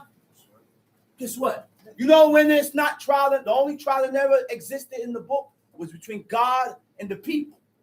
You ain't had to go through no damn trial and error between husband and wife. Because the mindset was different. It's already set. It's already there. The mindset was different. Abraham was able to marry Rebekah, and he loved her. Isaac was able to marry Rebekah, and he loved her in a matter of hours, seconds. Took her inside of his mother's tent. He went into her. He said, and he was comforted. His wife comforted him because I just lost my mother. Yeah. Do we think only women need comfort? Yo. Huh? Yo. Friend of mine. That's what we think, right? Yeah. Talk about that. And sometimes because of a damaged soul, Talk about that. because a person is damaged, they reject the comfort. Am I right or wrong, brother? Am I right or wrong? Sometimes a person is so damaged, Makes him bitter. he's so bitter, or she's damaged, or she's so bitter that they reject the comfort. Talk about it. Talk about it.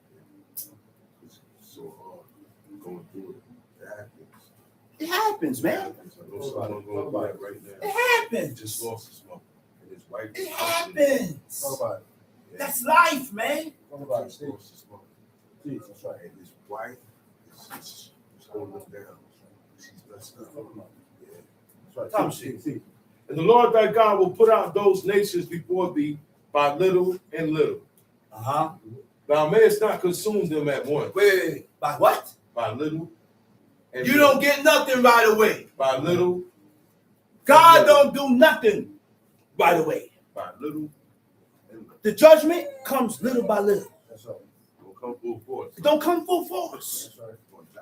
Love, everything is little by Yeah, I little. don't open up the Trust, everything is Little little by by little. little. Little by little. But for me, or for you, to gain your friend's trust, That's right. I have to open up first. I got to open up first to show you that there's a safe I place let my guard down. so that you will be able to let your guard down. And see what you want to do. No, I don't have knives and hooks in the house to hook you and hang you up there. Nah, No guillotine, no ain't no guillotines. There's no gallows. Nah, it's not your mindset. That's right. See. Let's read.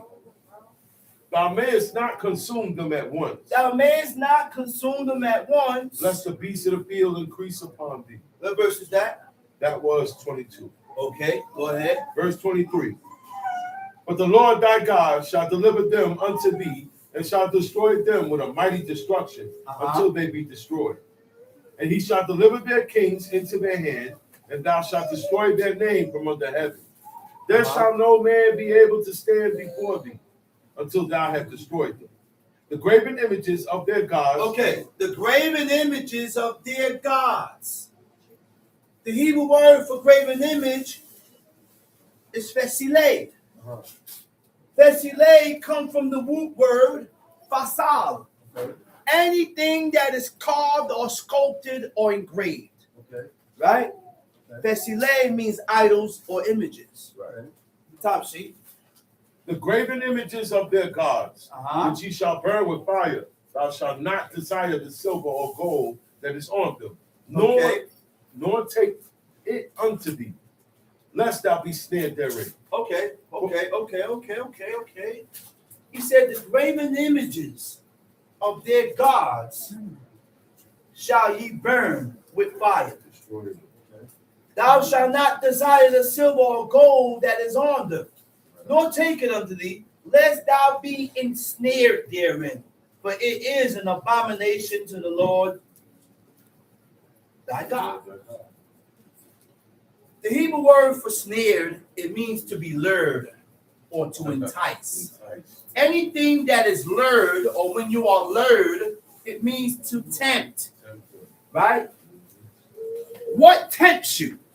The only thing that tempts you is according to what you are attracted to. That's what tempts you. That's when it's able to tempt you, when you are attracted to it. All right? Being attracted to or to be drawn in by greed. Being attracted to or being drawn in by curiosity, making it hard to resist. Desire, greed, curiosity. That's right. Desire, Greed, and curiosity. Watch that. Those are the three things that tempts you. Watch it. Your greed, What you greedy about? your desire, What you desire?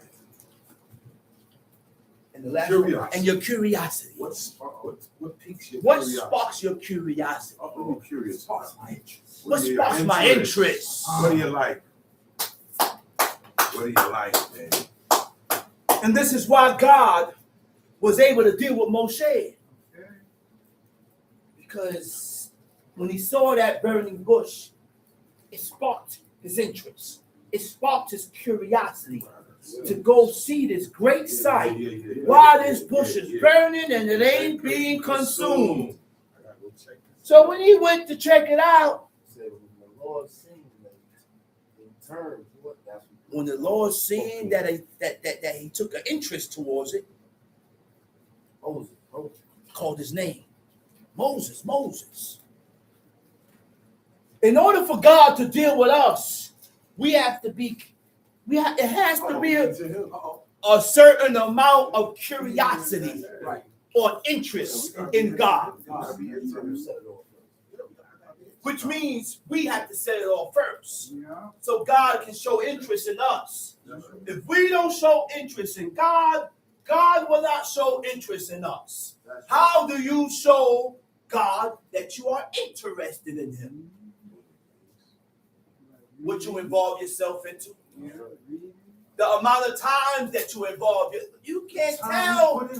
I can't tell you're not interested in God when I see you in that book every damn day. He's in the book every day. You're going to tell that man he ain't interested in God. So why he's reading so much?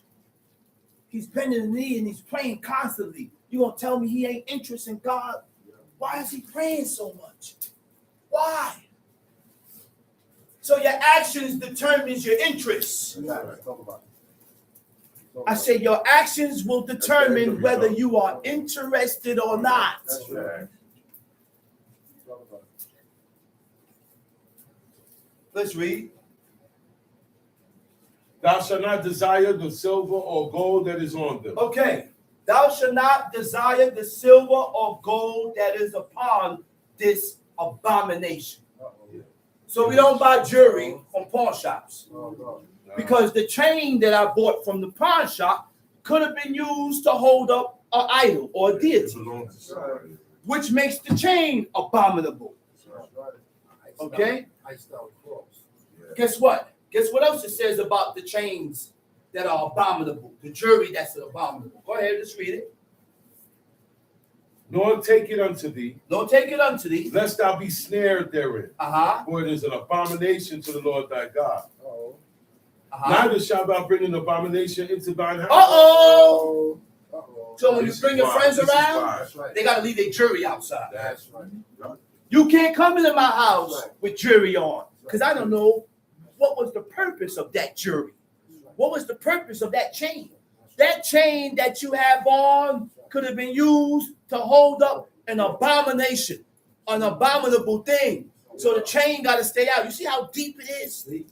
Before you come in my house, I got to scrutinize you. I got to examine you. Because I bring you in with an abominable thing, then God going to look at me as an abomination. What's on your t-shirt? God is going to look at me as an abomination. Right, that's right. Don't come to my house with jury, because I don't know where your jury come from. Don't come to my house with jury on, because the jury could have been a dedication to a thing that God detests and hates. That's right. You see how deep it is? And you don't hear people teaching this. Oh, man. You don't hear people teaching this. That's why I seem See, I'm going to teach the law according to what it says so that we can make the necessary corrections with us. We have to make the corrections concerning ourselves so that we can be accepted of God. Tom, see? For it is an abomination to the Lord thy God. Uh-huh. Verse 26. Neither shalt thou bring an abomination into thine house, lest thou be a cursed thing like it. Okay, go to Proverbs 29. Proverbs chapter 29. He said, neither shalt thou bring an abomination into thine house, lest thou be a cursed thing like it. Go to Proverbs 29, right? The Hebrew word for cursed thing is a kedem. You know what kedem means? It means a devoted thing. Oh, boy. Read it. It said, Read it. It said, thou shalt utterly abhor it, for it is a devoted thing. It's a devoted thing. It's something that is dedicated. Dedicated. That's a fact. It's something that was set apart for a purpose. That's right. It's with this. It's an accursed thing. That's right. That's why Micah said, in Micah, God said, you got a house of God. Whole house got gods in it. I can't live there. Mm. I can't visit you. Uh-oh. I can't be in your house. I can't pray there. I can't pray there. You got a house of gods. I can't be in your house talking about I'm going to pray to God. I can't be in your house talking about I'm getting towards God. No. What are you doing there? Oh, son of man that has supposedly made their mind up to serve God. What are you doing there? Oh, daughter of Zion, which has supposedly made their mind up to serve God. This house has crosses. It got JC hanging over It got there. corn over the It got door. corn and images and symbols all over the place. We got 6-point stars up there. 6-point stars. We got mask up there. All these things are abominable. That's right. Barbie dolls. Barbie dolls, images, all these things. That's right. Right. Let's go. Proverbs 29. Chapter 29. 29, right? I said, right? Uh-huh. Let's read it, brother. He that being often reproved hardeneth his neck. Listen, man, we're going to dig deep today. Be stubborn. We're going to dig deep today. Take time. He said, he that what? He that being Proverbs chapter often, 29. Read it. he that being often reproved. No, I'm sorry. Not 29. Sorry, brother. 25. 25. 25. This is a good verse here. Go to Proverbs 25. I'm going to elaborate on Proverbs 29 verse He 1. was meant for you to bring that. But go to Proverbs 25. He said, he that is often reproved harden his neck. What is reproved? Reprove means rebuke. To be reproved means correction. Yeah. To be reproved is also reproof and chastisement. Okay. You know what tokiak also means? Punished. Uh-huh. That is also, Yeah, that's part of it. okay? It says it hardens his neck. Seeing like that. When people are being corrected, we tend to stubborn up. Get distracted. We tend to build up a certain type of defense mechanism. Yeah, you see it in the eyes. We build up a defense mechanism, That's right. and then we start to voice and say things in defense of yourself, of why I did it, to justify yourself. Okay? What is a hardened neck? A person that hardens his neck is full of pride. Right. A person that hardens his neck is stubborn. A person that hardens his neck is willful. Willful means what? Showing a stubborn and determined intention to do as one wants, regardless of the consequences, regardless of the effects of your actions. He's still gonna do what he want to do. You're still going to do it. That's what that You disregard the He's effects. still gonna do what You disregard who I'm going to hurt. Still gonna do what you want. You disregard the feelings of others and what's going to take place. You don't care about Ah. that. I don't care about that. Rebellion against God describes someone who refuses to submit. I said, who refuses to submit. Go ahead. Now, hold on. He said, he that is often reproved hardens his neck shall suddenly be destroyed, and that without remedy. You know what remedy is? It means without healing, without cure. Solution. You can drink all the herbs you want to drink, I'm gonna be here. but God said you ain't going to be healed. Why? Because of your rebellion, or because you won't submit. Or because you won't submit. I have to show that I'm able to submit with what's in front of me so that I am able to submit with God. The reason why you have a hard time submitting to God is because I can't submit to you or to what God put in front of me. I didn't put this in practice at all. Let's read Proverbs chapter 25. These are also Proverbs of Solomon, which the men of Hezekiah, king of Judah, copied out. It is the glory of God to conceal a thing, Yes, it is. but the honor of kings is to search out a matter. Wait a minute. This reminds me in the Apocrypha. He said, it is the glory of God to conceal a thing. You know what conceal means? Everything ain't supposed to be told. Exactly. Right. Your experience is not his experience. And certain things is for you. It's for you, so you keep it to yourself. That's right. It ain't for him. Not for everybody, man. That was for you. That's for you. Right. Moses ain't spit everything he went through in that mountain. He didn't say everything that God I said Moses did not say everything that he experienced. You know what Moses experienced besides what we knew? Besides what he wrote down. You know the things that Adam and Eve experienced in their innocence Besides what we read. that they never wrote about and never was voiced. These people was able to tell that when the presence of God was here. So when God came in the garden, they perceived that God is here. Yeah, pulling up. Adam went and hid himself. I said, Adam went and hid himself. Well, we asked ourselves, why did he hide? Because guilt set in. Adam hid himself because guilt had set in. Because he knew what he did was wrong. Guilt set in and he got afraid. I learned that And we have to learn that. When we are wrong, guilt should set in. Okay. Guilt should set in. Remorse should set in. But guilt and remorse is not going to set in while you are in the heightened state of your pride. Pride stops us from seeing where we went wrong at.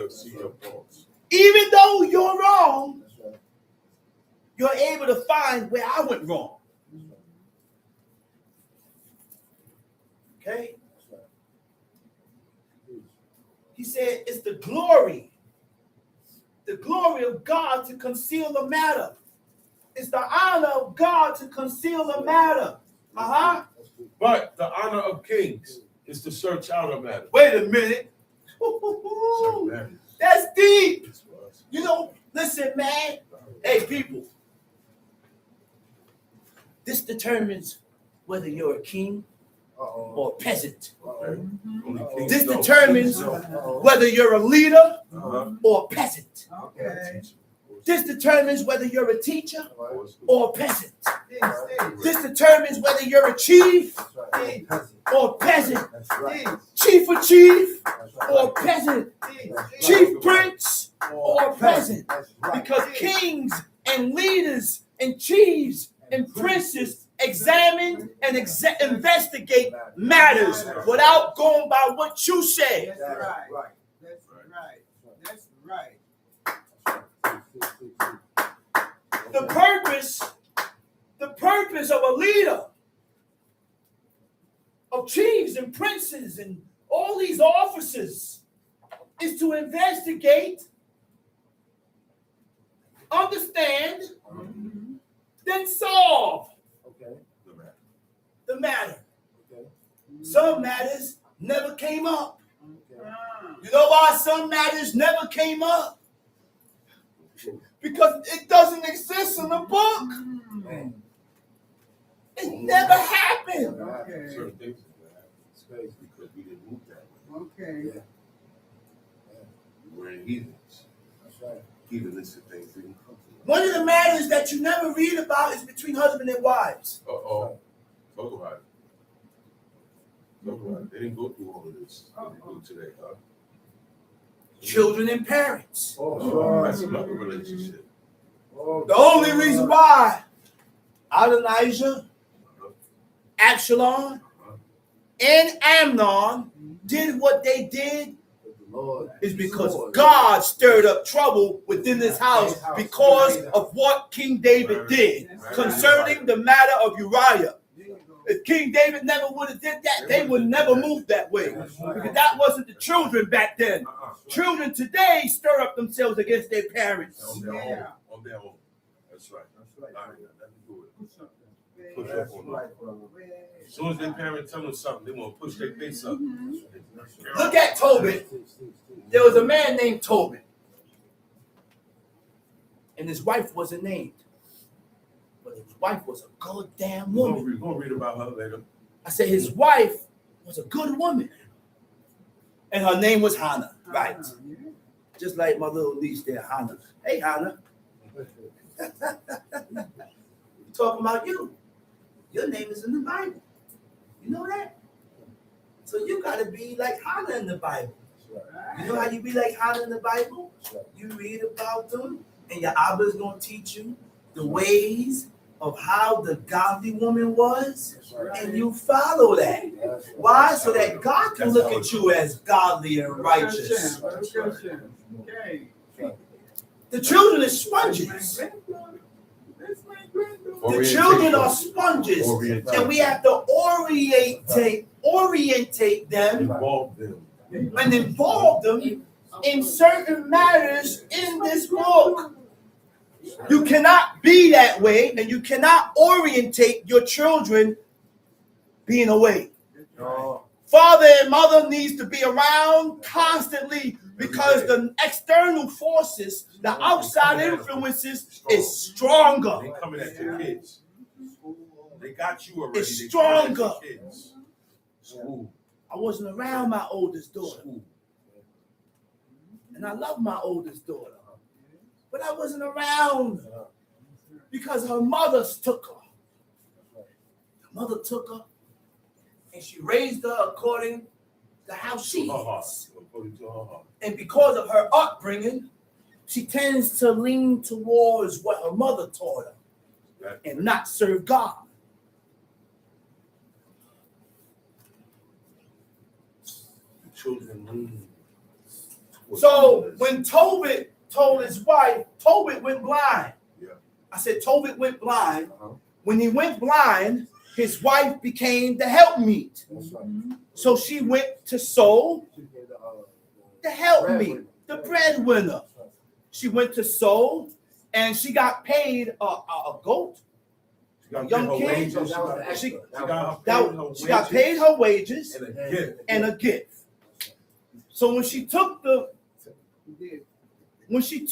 goat or the thing to he said the father said, her husband said, where you get this from? Surrender it back. She said, this was paid to me more than the gift. He said, all right, render it back to the owners. It's not good. He said, it's not good to eat stolen food. You know what she said? You know what her reply was? Your righteousness is known. She didn't feel the way. She didn't develop even though what she said was true. But it's not for you to feel no way according to the decision that your husband has made. This is my decision. This is my decision. And if you are my wife, then my decision is your decision. You don't feel the way behind my decision. This is my decision.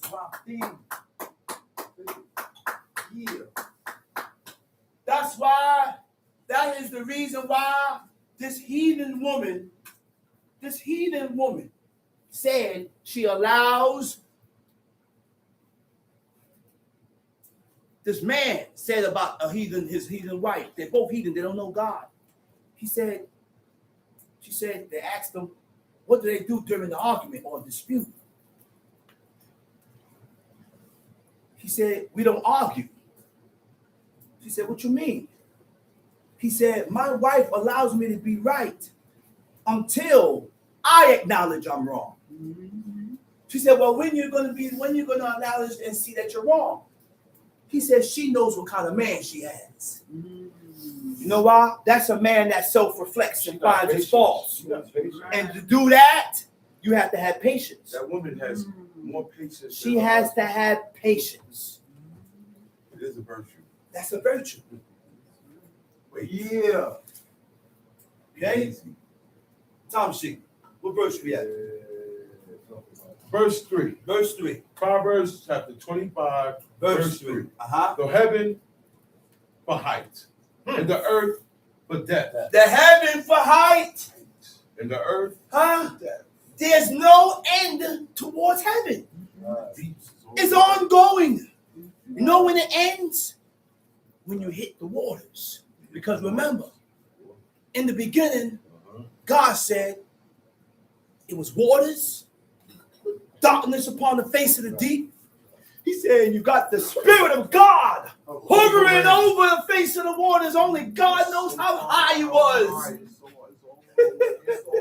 You don't know how high he was. He said, so now I have to create and establish a place to live for people that I considered in the beginning. Israel.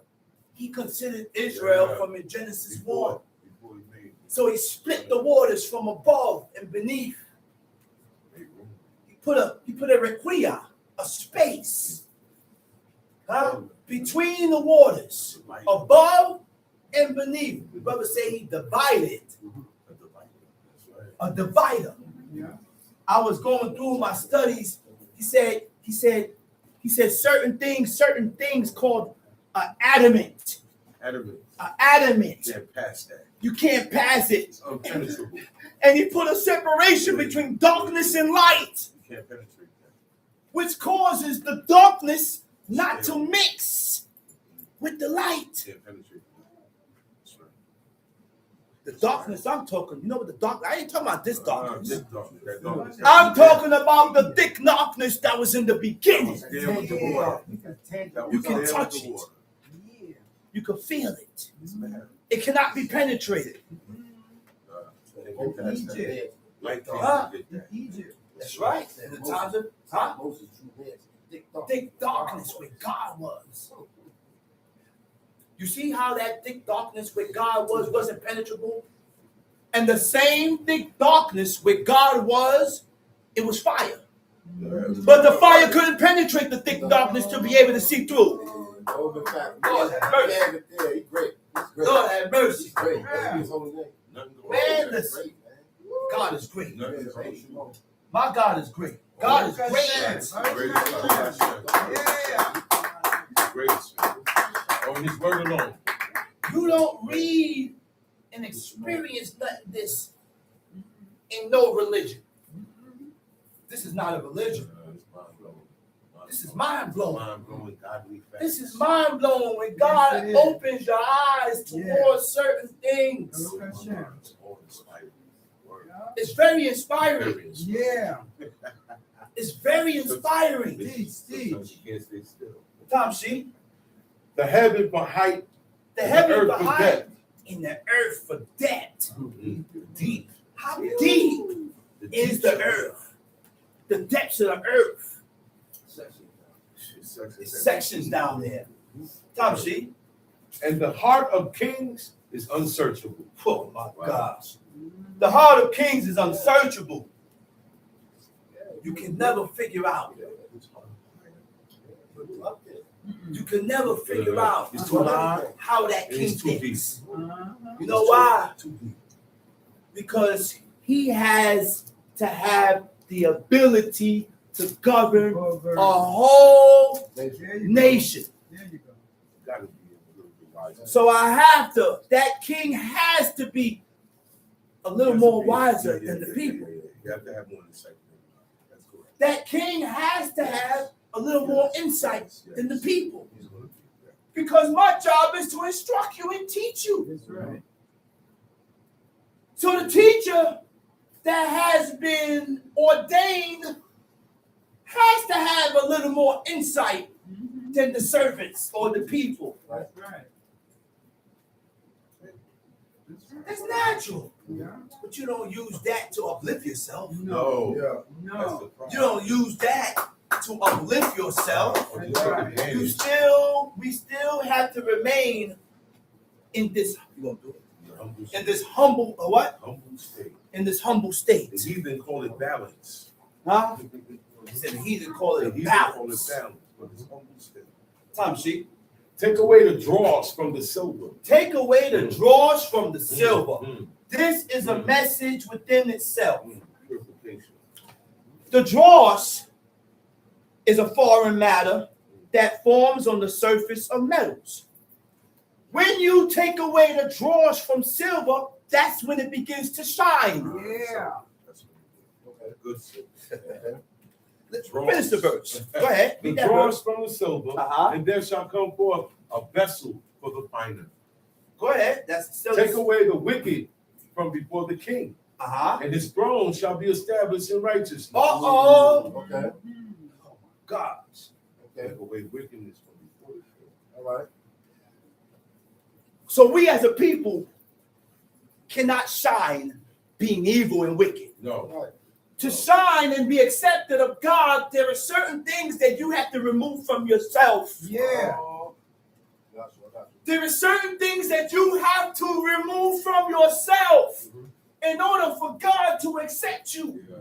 There are certain things that you have to remove from yourself in order to have that shine, Oh. in order to illuminate before God. I'm gonna be dumb. I'm shining. You ain't shining being bald. You're dumb. You got a bald head. That's what Dark. shining. That's You ain't what shining. Your bald head is shining. That's And I can see my reflection on your bald head. Nobody's head remains bald. No, you keep it there. If your head remains bald, Right. you are continuing the process of balding your head. And you have disregarded the commandments of God. You're disregarding the commandments of God. Mhm. So don't tell me you shining. You ain't shining, brother. Teach. You're not shining, That's sister. the oil on his head. Because we do things contrary from God, which causes us to be dull. Dull. That's right. Teach. We're dull. Not sharp. We ain't sharp. Not bright. Not right. Sharp Dull. and wicked. We're dull. Tom sheet. Put not forth thyself in the presence of the king, and stand not in the place of great men. Wait. Go back to 5. Verse 5. Back to verse 5. Take away the wicked from before the king, Take away the wicked from before the king, and his throne shall be and established his throne in shall be righteousness. established in righteousness.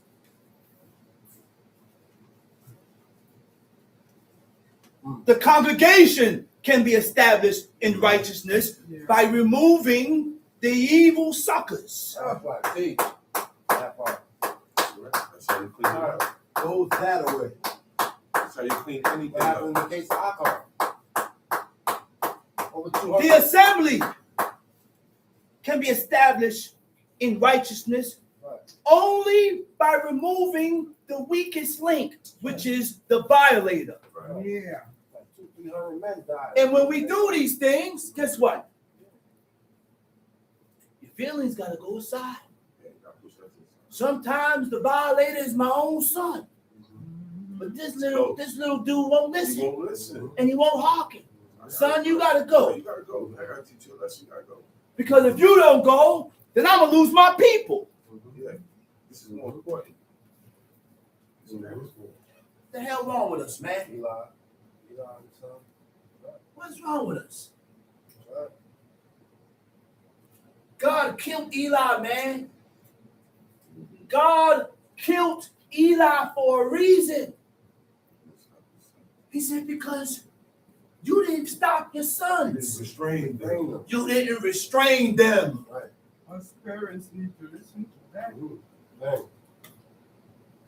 So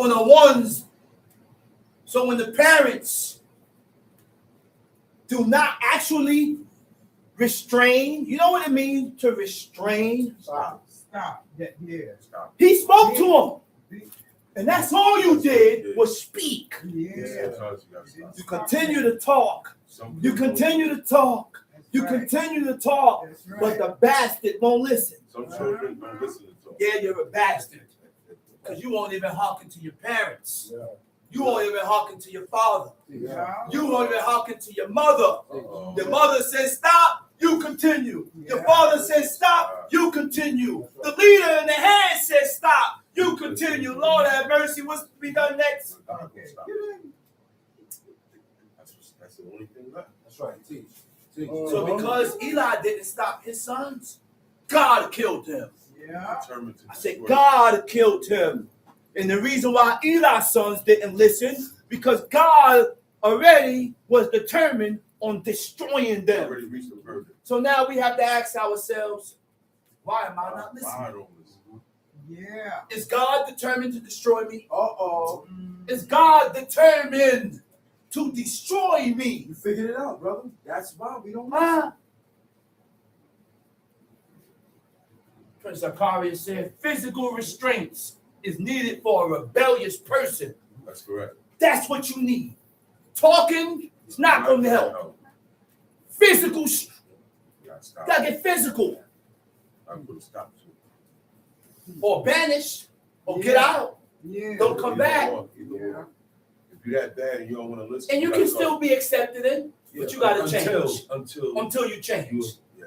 And you ain't gonna be accepted right away. We gotta Once watch. you're banished, it's gonna take some time for you to come back. Come back 10 times. Give you a little, let me give you a little bit of time Now you to gotta come yourself back to 10 times. self-reflect. Go ahead. We at verse 5, right? Verse 6. Now, yeah, verse 6. Stay at verse 6. For any leader, for a king or a chief to govern fairly, corrupt and evil influences must be removed. That's the only way. You can't govern a congregation, a nation with corrupt and evil influences. That are in the leader. being around. Being around. Being around. Okay. You got to remove them, That's right. Talk about it. or justice must take over. Yeah. That means higher authority will step in. Exactly. And take over and stop. Exactly. That's what separates and divides the people. The justice is the judgment. Right. I said, this is what separates and divides people. That's right, bro. Corruption and evil influences. That's right, bro. So now we worry about why this man left, because it was some type of corruption or some type of evil that went down. Some went down. Some type of evil went down. It's the only thing that will make you happy. Yeah. Something happened. Yeah. And I don't want to be a part of nothing that's corrupt and evil. So I leave. Uh-huh. But then when I leave, you look at me and say I'm evil. And God has blocked me. And I'm this and the other and this and the other. So No. the wicked wants everybody to be like them. Teach. Time sheet, verse 6. Put not forth thyself in the presence of the king. Put not thyself in the presence. Put not Of the forth king. thyself in Okay. the presence of the king. And stand not in the place of great men. You know what that is? Stop self-promoting yourself. Uh-oh. Oh. Self-promotion. Oh, he got a spot. I want a spot. You got a place already. You got a place already. And guess what? By self-promoting is what got those 250 men killed. That's what they did. Come on. That. They put Stay in themselves your in the place. presence. Stay in your damn place. Put themselves in the presence. Stay in your place. That's right. This is not your place. It's not your job. This is not your job. That's It's right. not your task. This is not your task. That's right. This is not your position. That's right.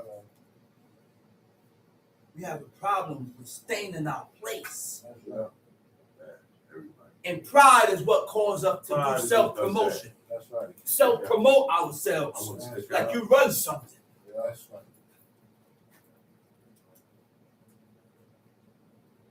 That's right. Let's read. Proverbs chapter 25, verse 7. Uh-huh.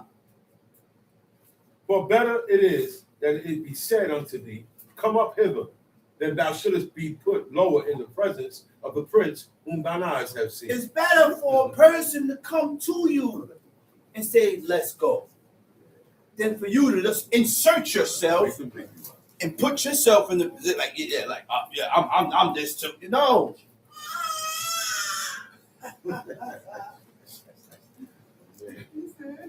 I hear you, Uncle. Tom said, Go not forth hastily to strive. wait, what?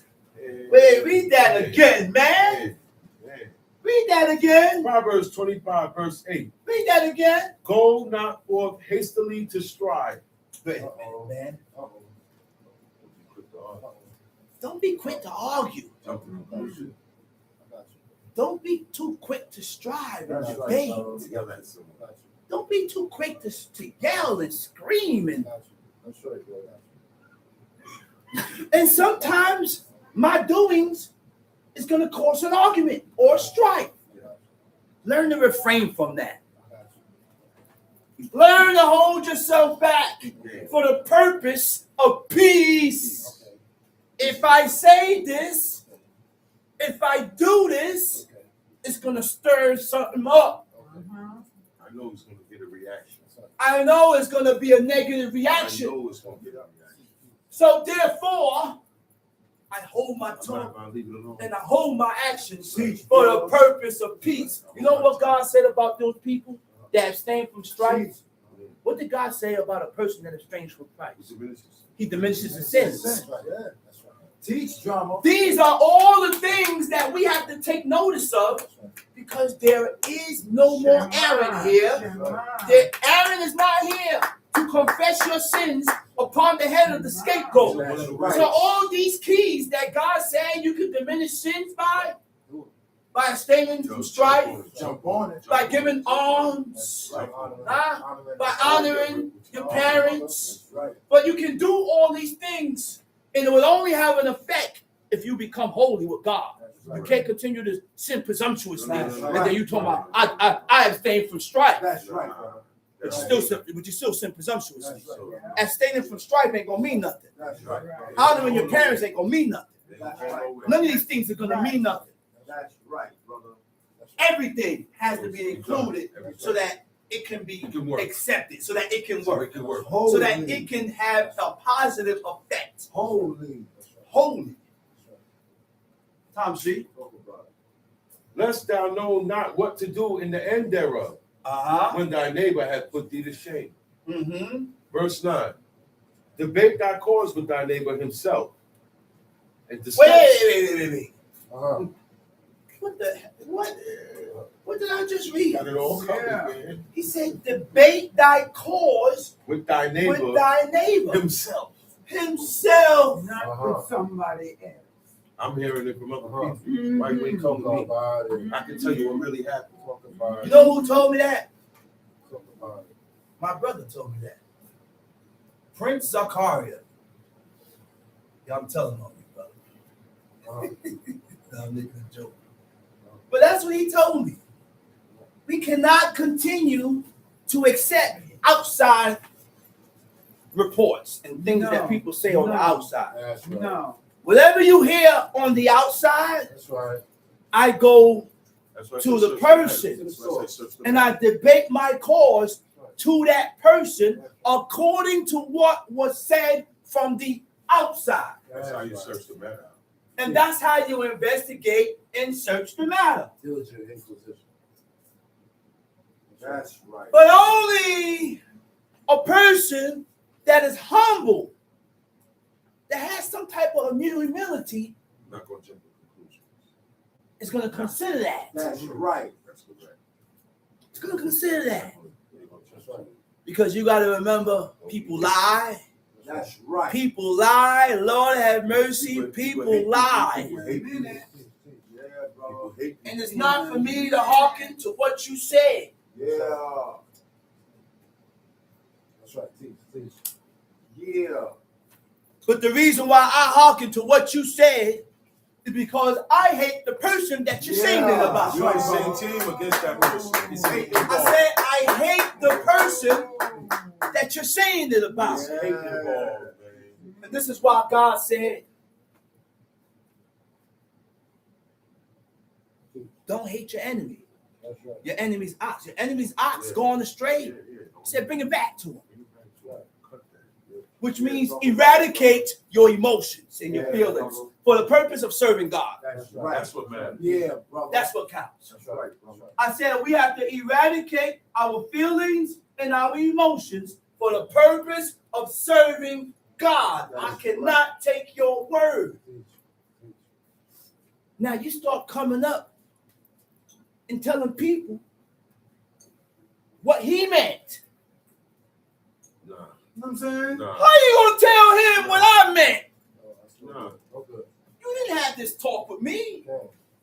We didn't have a sit You down. didn't read my mind. And sometimes it's not the time. That's right. It's not the time. Sometimes it's not the time. Time for That's everything. right. That's right. You gotta realize that, man. That's right. This is life. That's right. You know what I mean when I say this is life?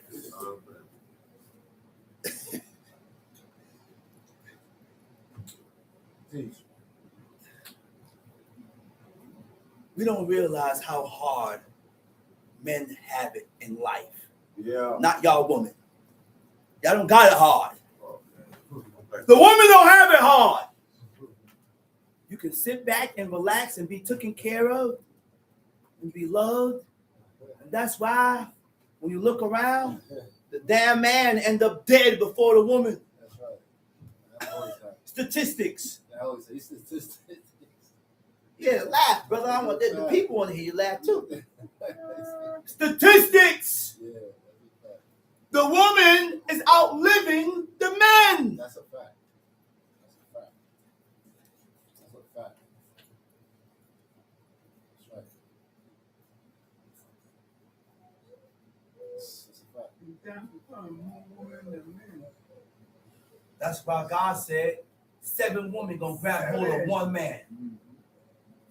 Right. I said, God said 7 women is gonna grab a hold of 1 man. And you know what she gonna tell him? I can take care of myself. Yeah. I can feed myself. Right. I just want to be named, Uh, called after your name. That's right.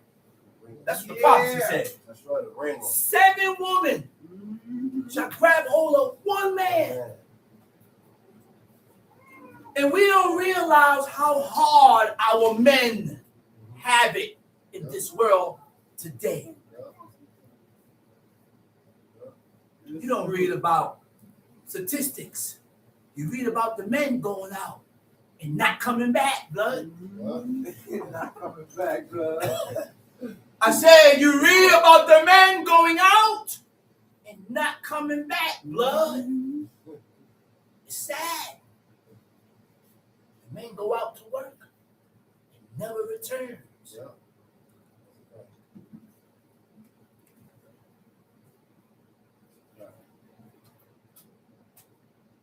It's sad, man. Heavy burden, heavy burden.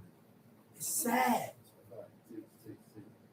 So while the man is around, get strong. Get strong from that man that has that determining dedication to serve God, and stop always putting the flashlight Nitpicking. on his faults. Nitpicking. Yeah.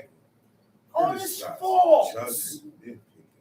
Yeah, I messed up. Yeah, he messed up. But that's what you're going to dwell on. Yeah. That's what we dwell on now. Yeah. She ain't dwelling on Make it all about her. Men got it hard out here, it. man. Women got it easy. Yeah, the woman got it easy.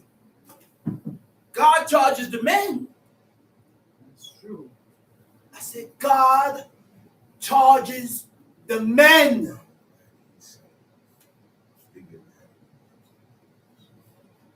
Whatever evil that Jezebel stirred up, she got. Who's Look, responsible? Ahab, her husband, got charged. That's right. He said, God charged Ahab of the evil that his wife stirred up. That's right. He took, it was a life thing. Because he allowed her. He allowed her He allowed you to go down. to do things Yeah. that was against what God said. Okay. Shema. Shema. Plain and simple, man. Plain and simple. I cannot allow you to do things. God Plain and simple. spoke good about Abraham. And one of the things that stood out before God concerning Abraham was that he said that I know that Abraham will command his household after him. Command means I need to have control. He don't run it. I can Command only command if I your have household means you gotta have some type of control. control. I have the first and last say. Talk about That's it. right. I'm gonna have that. That's right. Take your time, Chief. Take your time. There's a lot of word games going on, brother. Take your time, Chief. Our word games going on. Let's read. Debate thy cause with thy neighbor himself, and discover not a secret to another. Debate thy cause with thy neighbor himself, and discover not a secret to another. Everything is not supposed to be told. Exactly. Thank you. Everything is not supposed to be talked about. That's right. When you speak about things that you don't have no business speaking about, those are the things that determines your character. Whole nation knows your business. Everybody knows my Everybody knows what business. happened with me and my woman. Everybody knows your She went and business. told everybody, complained to everybody. And my woman ain't even complaining. Come on now.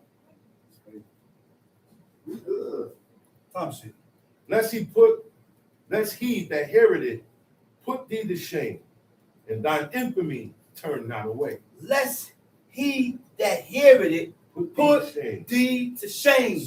Wait a minute. The Hebrew word for shame, I ain't read it where it says shame. It's not shame. Uh-oh. Chasad come from the word chesed, It's a- right? But chasad, it means to treat with reproach. It means to express disapproval or criticism towards someone only for the purpose to shame them. And that's why I say shame in English. Yeah.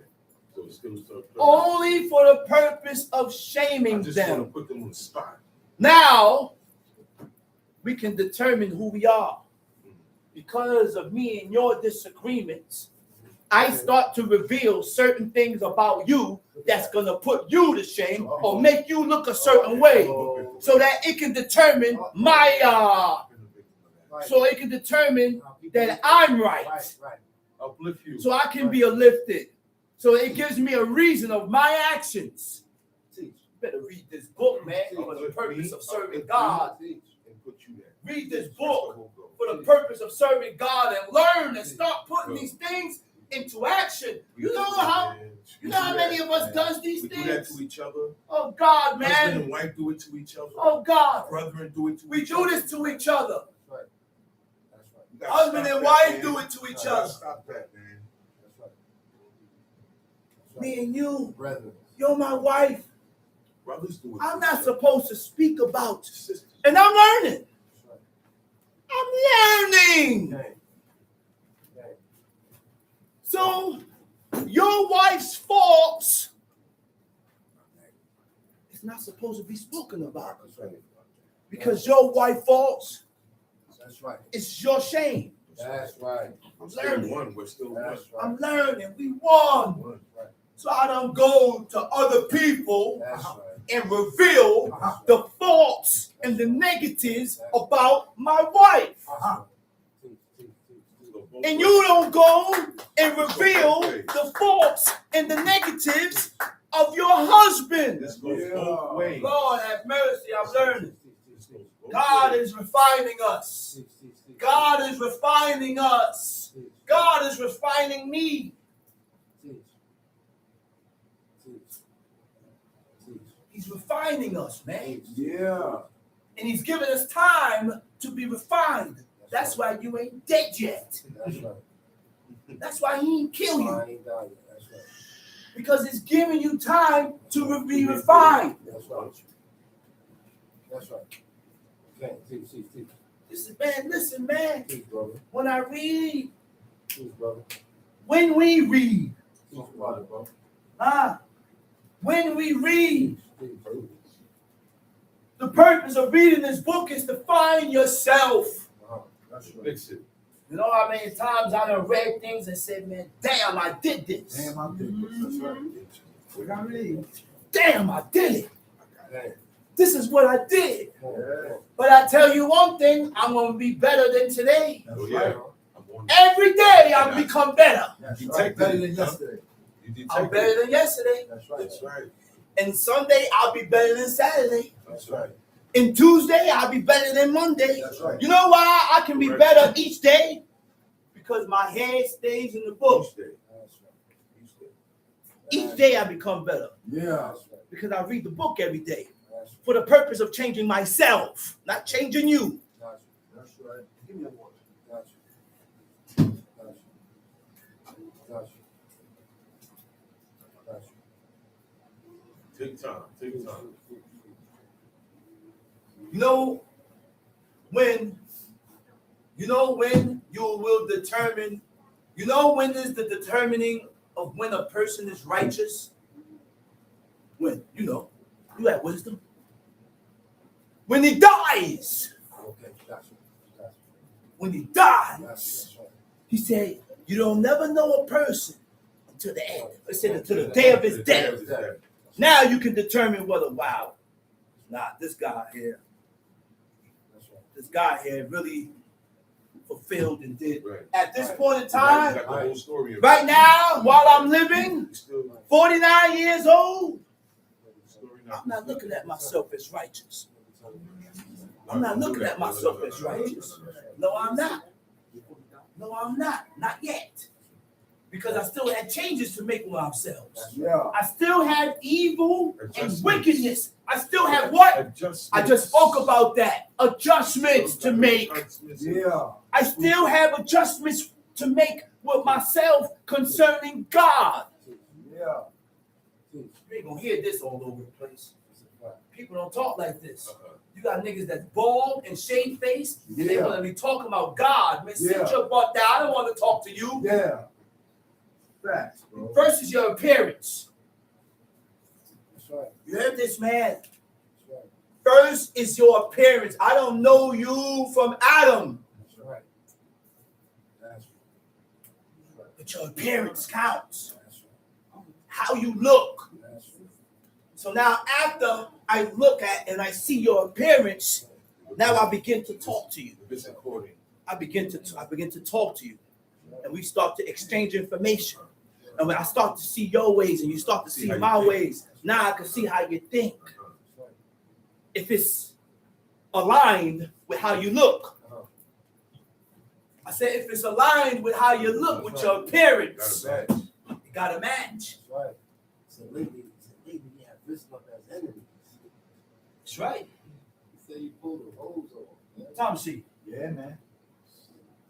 Proverbs chapter 25, verse 10.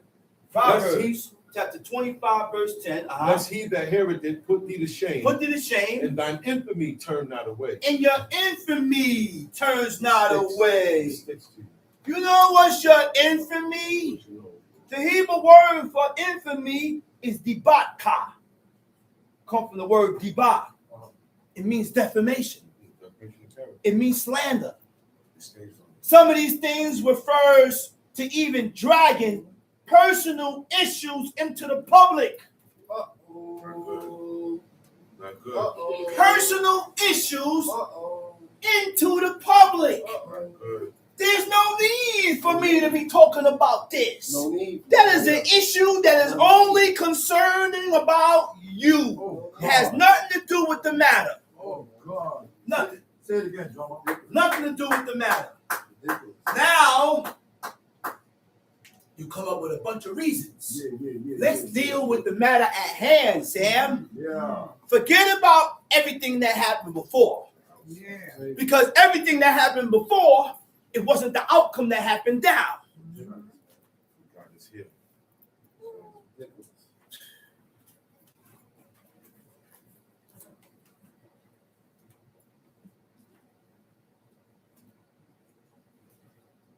Let's read.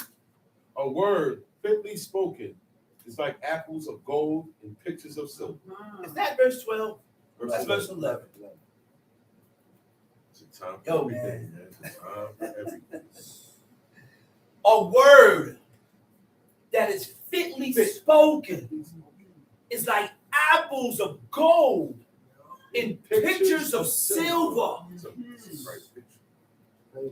Everything ain't supposed to be said. Yeah, man. Okay. Not because you are in this emotional state, you're going to say the things that you said and start voicing and blurting out things. Ridiculous. Ridiculous. Go ahead. As an earring of gold and an ornament of fine gold, so is a wise reprover upon an obedient ear. Oh, God. Oh, my goodness. Needed to be A there. wise reprover upon an obedient ear. ear. Not a stubborn ear. Not a stubborn Need ear. an obedient ear for this to work. I said a wise reprover upon an obedient ear. That's deep. You know what that is? A wise reprover is wise correction. Okay. You know how to correct. You know when I to said correct. a wise That's reprover is a wise correction. That's right. If I am trying to correct you and show you There was a way. the godly way, I'm not going to offend you while I'm trying to correct you, because now I'm leaving. I don't want to talk to you. Right. Your goal is to embarrass me. You are trying to embarrass me now. That's right. You are trying to offend me now. And this is why every job ain't from everybody. Well, people don't have to talk. That's all. Every job ain't for everybody. Right. But it's this job is for everybody. We all gotta correct each other. That's right. But in correcting, be wise. wise Be correction. wise. Be wise in your correction. That's right.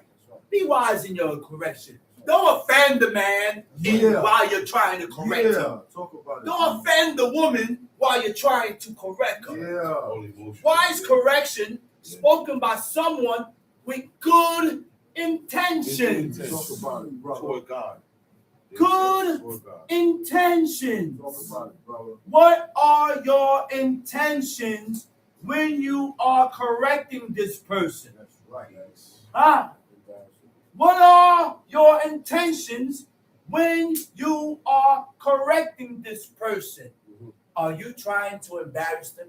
Yeah. You're trying to look big. Do you want to look big and exalt yourself? Yeah. That's what most Do you want to cause this person to stand out and embarrass this person in front of everybody? That's what it was for, brother. That's most of the time. That's what it was for, brother. That's right. Teach. We don't correct people with good intentions. Because you ain't even correct the person. You do Uh, that. Teach. Only will be received by a person, but the correction will only be received by a person with humility. Talk about it, brother. An obedient ear. You Is got a humility. person with humility. Humility makes you obedient. These things works together. Yeah. If you have humility, you can hearken and obey. And if you hearken and obey, what causes you to hearken and obey is humility. That's right. Both of them. Humility is what causes you to hearken and obey. Humility is what causes you to listen when you are instructed or told. Facts. I done told you, but you ain't listening. You have no humility in you. Right. Facts, bro. You don't have no humility in you. There's not a humble bone in your body. Yeah. Because they get upset. Teach. You get Yeah. upset when you correct. Let's read. Verse 13. Uh-huh. As the cold of snow in the time of harvest, As the cold of snow in the time of harvest. so is Okay, wait. The two don't go. No. Harvest is when what?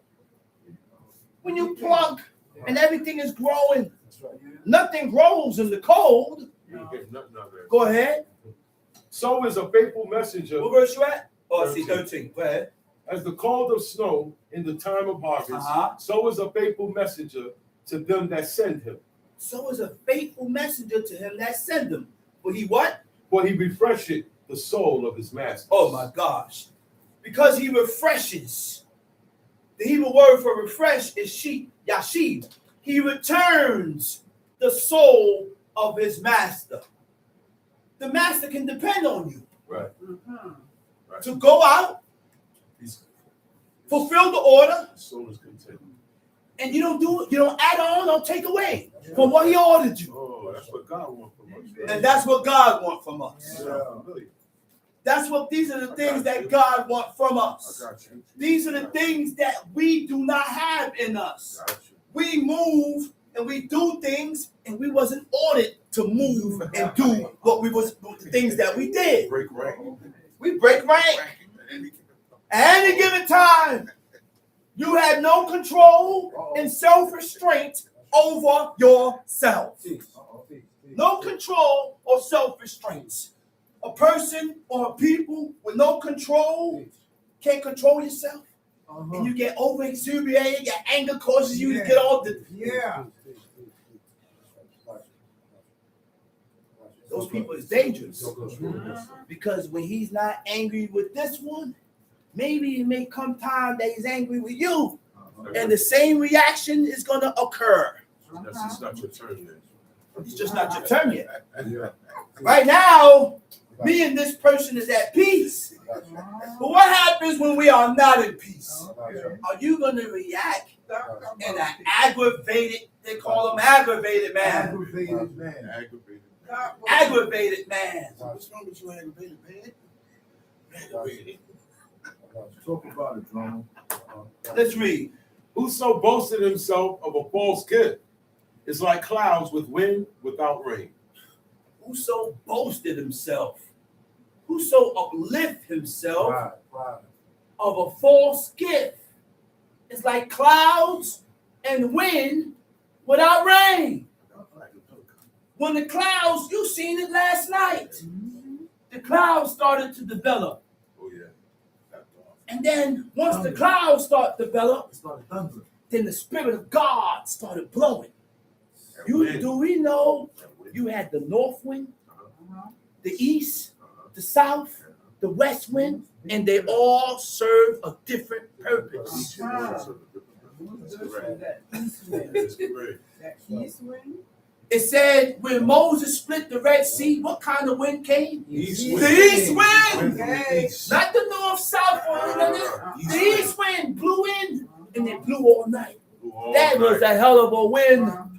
Yo, that's mind blowing, man. These are the things that we have to read and say, yo, this is mind blowing. How the hell is a wind gonna part a whole sea? Dried up. Explain that one to me, man. God generated a lot of wind. And then it kept the waters. It was a wall Yeah. All that night. the whole night. It didn't shift, didn't move. Like a window. Like you in an aquarium. See, these are the things that we read, and we use these things for strength. We use these things Boosters. to boost ourselves to serve God. Because you ain't going to read this nowhere else. Nowhere else. That's right. You ain't seen it. And you Neither didn't has see thou it. known of it. God is just allowing you to read it. Now you have to train yourself to believe it. How much do you believe? Now you have to train yourself to believe what you read. And that is the beginning of righteousness. That's it. That's the beginning. That is the beginning. You're scratching the surface now, Sam. First step. You're scratching the surface to the first step of righteousness by allowing yourself to believe what you read. That's right. And allow it to have an influence upon yourself Right. Have for the purpose or impact. Uh-huh. Or impact. Now you can do it. Now it's going to show in your actions. Now you're going to fulfill it because you believe. Belief triggers action. Yeah. According to how much you believe Yeah. will determine how much you do. That's Right. According to how much you believe will determine how much you do. Okay. Right. Let's read. Verse 15. By long forbearing is a prince persuaded. And Wait, man. Read that verse over, please. By long forbearing By long forbearing is a prince persuaded. is a prince persuaded. True. The Hebrew word for forbearing is aphayim. Aphayim don't mean forbearing.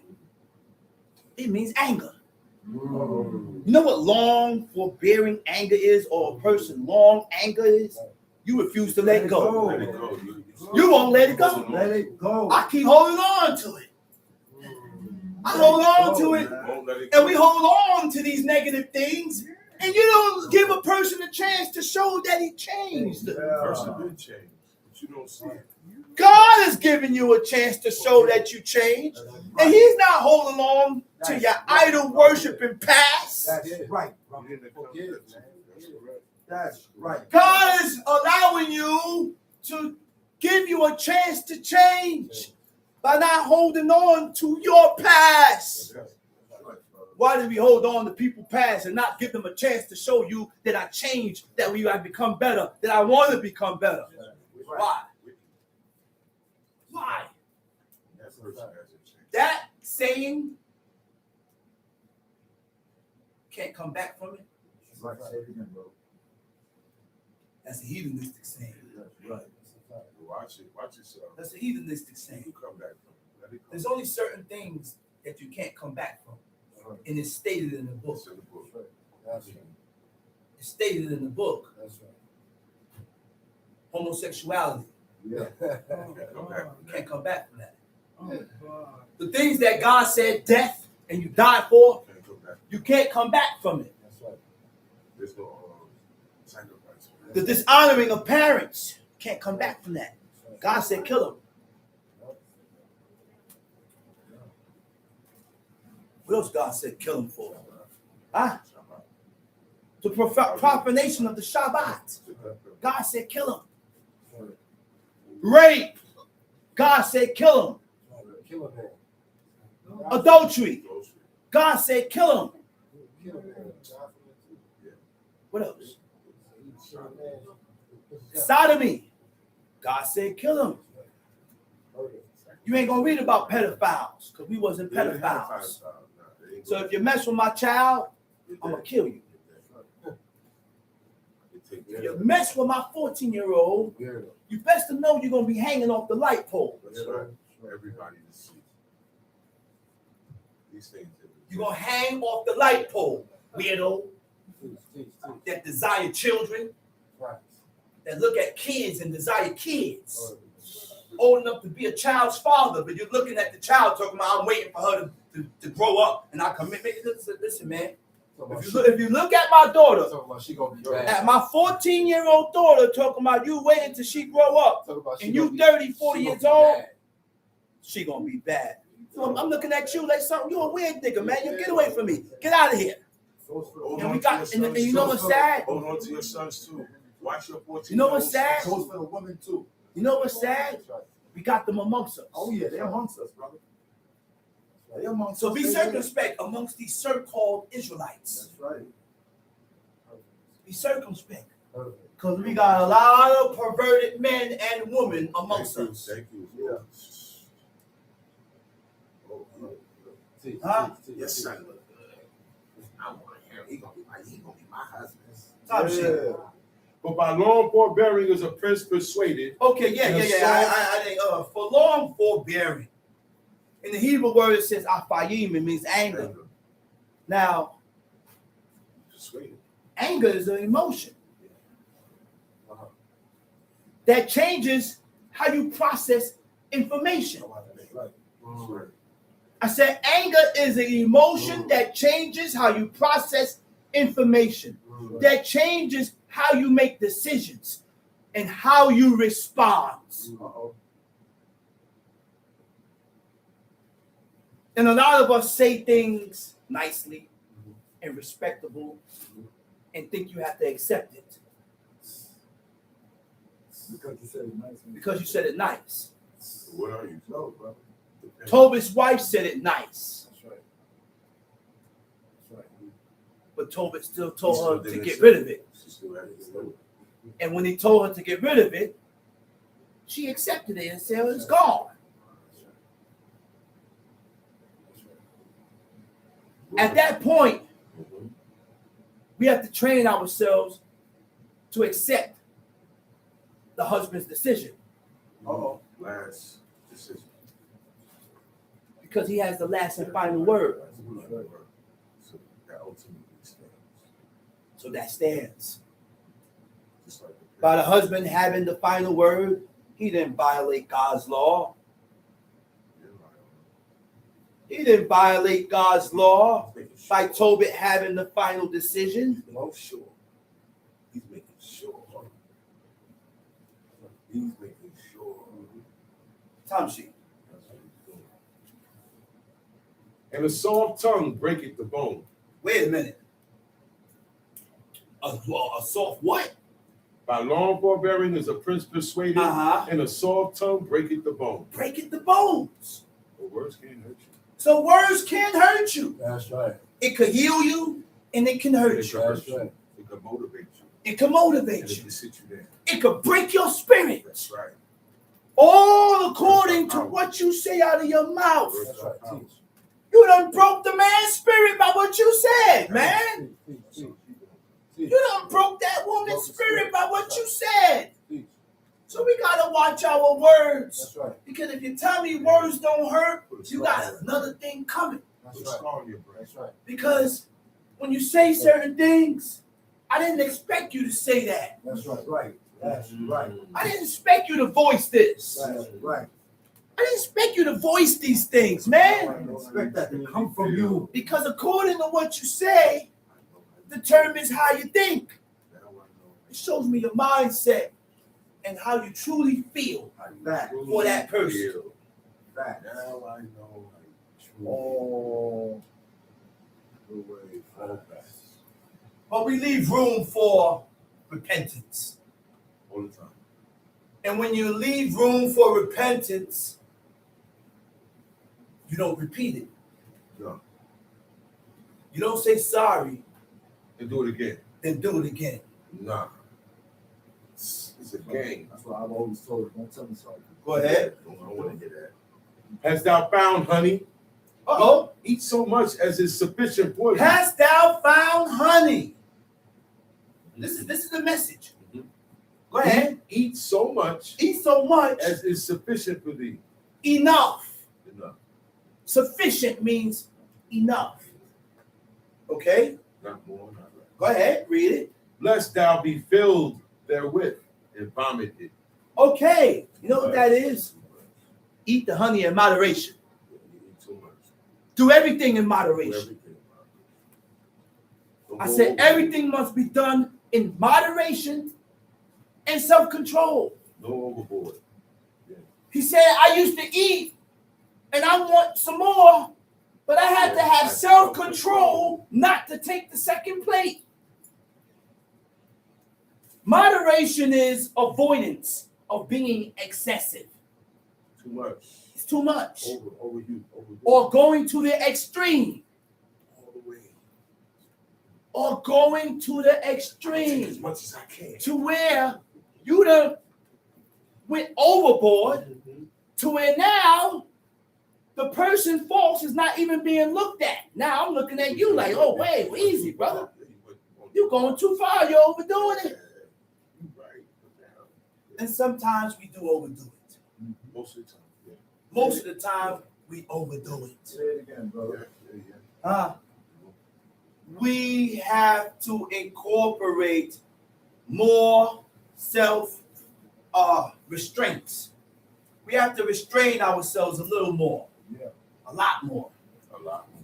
Tom sheet. Verse 17. Withdraw thy foot from thy neighbor's house, Withdraw thy foot from thy neighbor's house, lest he be weary of thee. lest he be weary of And thee. so hate thee.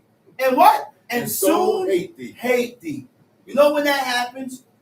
When you overstay your welcome. Yeah. It's time to go.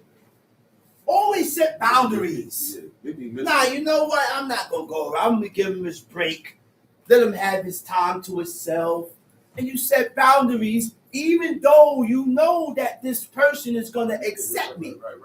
But I still set Right. boundaries. You're always welcome here. I'm always welcome. Yeah, But I still set boundaries and I set lines. Right. I'm not gonna tell you that I blah blah blah, but it's for you to consider. Realize something. Say it again. You're not gonna tell me, but it's for me to consider. That's right. I'm not gonna tell you, but it's for you to consider. This has to work both ways. Both parties. Both of us has to consider.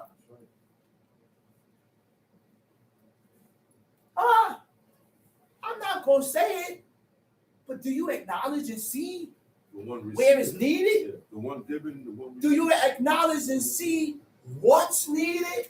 Yeah. I'll be damned. I'll be damned. And when the person mentions it, they get angry I don't understand that part. and complain. Sometimes. Consideration go a long way, man. Oh, yeah. Consideration go a long way. Let's go. Yeah, 18, right? 18, Yes. verse A 18. man that beareth false witness against his neighbor is a maul. Uh-oh, wait a minute. Wow. A man that beareth false witness against his neighbor is a maul. Okay? There's an evil. A man that answers to his neighbor as a lying witness. Oh, God. That's a violation of the Ten Commandments. Oh, God. Lota nebe aka el shakwe. That's right. Right? A lying witness. He said that man that does that is a maul. The Hebrew word for maul is mepitz. It means a person that bear false witness or answer according as a lying witness. He scatters. He scatters. What you scatter? The people scatters. There's a division Because of that. that happens because of your doings. there's a lot of our doings is the effects of the action. Right. It's what caused this action. What caused this action? Say it again, John. A lot of our doings is what caused the action or what happened. Right. But the reason why I'm doing this because of what happened here. That's right. The reason why I did this is because of this what happened. Mhm. Right. This caused me to do this. We have to learn to realize and recognize these things, man. I said we have to learn and realize these things. You know when? Before it's too late. Oh, it's too late. Before it's too late, man. Dead. We got to recognize these things. We got to. Sure. Because a lot of us recognize these things and it's too late. It's too late, man.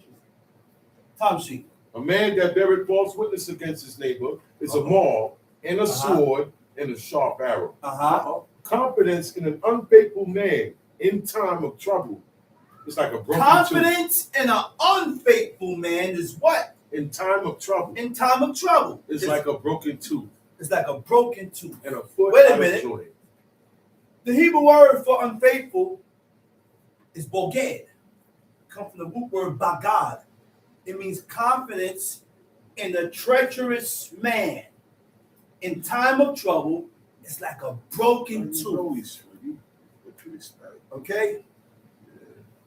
What does it mean to be treacherous? A treacherous person, guilty of betrayal. A treacherous person is dangerously deceptive. You know what dangerously deceptive is?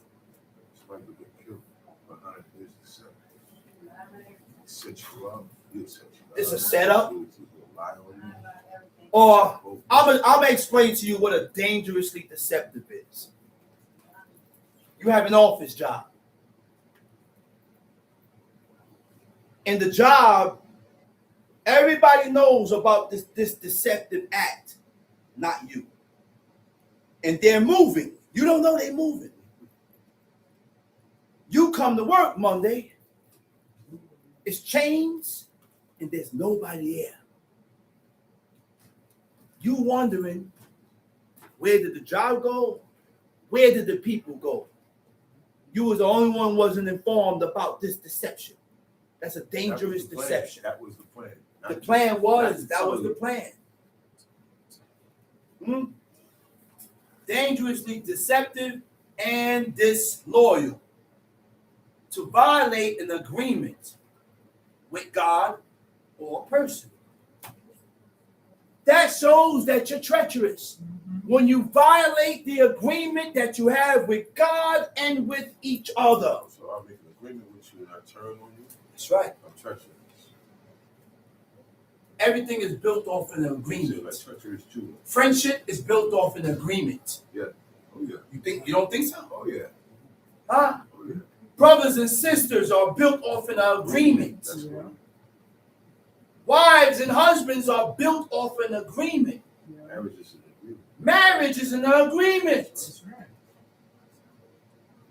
In the heathen world, it says for better or for worse. Okay. And then Talk about it. And And the only place that stood was in the 60s, That was back then. the 50s. I'm not going forward. The You 40s. gotta go back. You gotta go back. I'm going to continue going back. The 30s. Because back then, when couples get married, It's to the end. it's to the end. It's to the end, no matter what. And whatever John done did is overlooked. That's right. That's where we at. Whatever Lucille did it's over. is overlooked. It's still together. So the lady said, look, man, we went through it. She said, my husband cheated on me, There's an OG talk. but that didn't, an old lady. She said, but that didn't allow me to leave him. She said, where I'm going. She said, where I'm going. That's my I'm husband. already in. I'm already married to him. Okay. I'm gonna deal with it. So he didn't cheat again after that? She said, no. No, he didn't do He it. recognized. Because he recognized his faults. She could have left me. And he recognized that I did something to jeopardize my family. That's real. And a lot of Real. situations have to be put before a person's face before he recognizes what he That's what has, he's doing. Right. what he's doing. Sometimes you want that. And you say, oh, damn, I'm messing up. Yeah, let me stop. I'm messing up. One brother said, Prince Zacharias said, all the while I'm thinking my wife is happy. He said that, and he said it on the beamer. I ain't saying nothing secret. He said, all the while I'm thinking my wife is happy until I sat down with her and asked her, are you happy? Never asked. And she never was happy. And everything was subsided. He said, now I can Now say, we know. now I know. He said, now I know I can tell that my wife is happy now. Communication. We what? Communication. Communication. Yeah. Sometimes I have a problem with communication. We Yeah, me. I got a problem with communication. See, when you get that minute, Sometimes we all have problems with Everybody- communication. everybody glitches. I said sometimes we all have problems with communication. And it ain't, like the brother said, we all had problems with communication That's at right. one point in At time one or time another. or another. That's right, brother. That's right. sometimes I hear At you. one point in sometimes you time don't or hear me. another. That's right.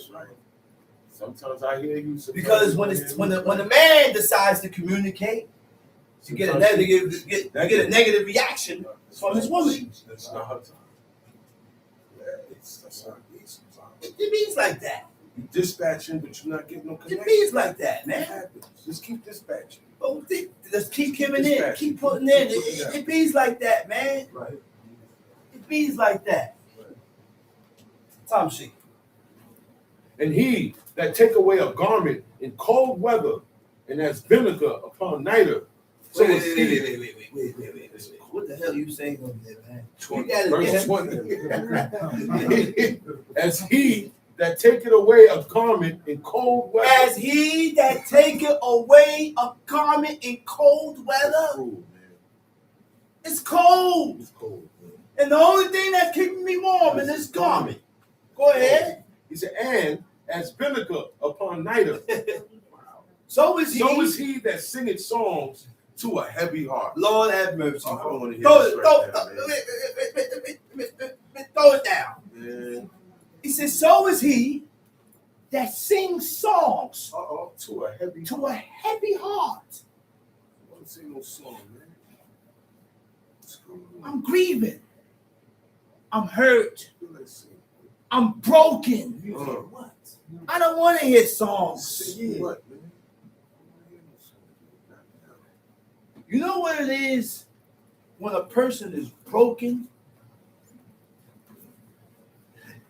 Beyond sad. It's when a person is broken, a broken person is hard to show compassion. They're not gonna listen. It's hard for them to be compassionate. They're gonna tell you give it to somebody else. It's hard. A broken person, a broken heart that is overwhelmed by grief and disappointment. Sometimes you don't say- Yeah. Sometimes you can't say nothing. You just be there with it. And this is why,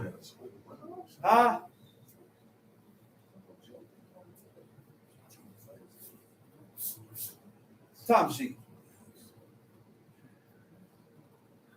If thine enemy be hungry, give him bread to eat. Wait, well, if your enemy be hungry, feed him. Enemy be hungry, give him bread to eat. If your enemy is hungry, feed him. Go ahead. And if he be thirsty, give him water to If he's drink. thirsty, quench his thirst. It's the same enemy you talking about. He said, you see that enemy's ox. Same enemy. That's right. That's right. Uh-huh. We're talking about For thou shalt heap coals But of thou fire, shalt heap hot coals of upon fire his head. upon his head. and the Lord shall reward thee. So when I run into people in the streets and they hungry, I feed them. I give them food. Sometimes the spirit moves me to give them money. Certain ones, spirit will move me. I move according to how my feelings and my spirits, what God moved me to. That's right. Because God speaks against straightening the hand of the wicked. That's correct. God said, don't straighten the hand of the wicked. That's right. Play the fool in. Everybody don't deserve your help. That's right. I said, everybody do not deserve your help. Where I get that from? I'm going to only speak according to what the book says. Ahab got help from who? From Jehoshaphat. Was it Jehoshaphat? And Jehoshaphat ended up dead.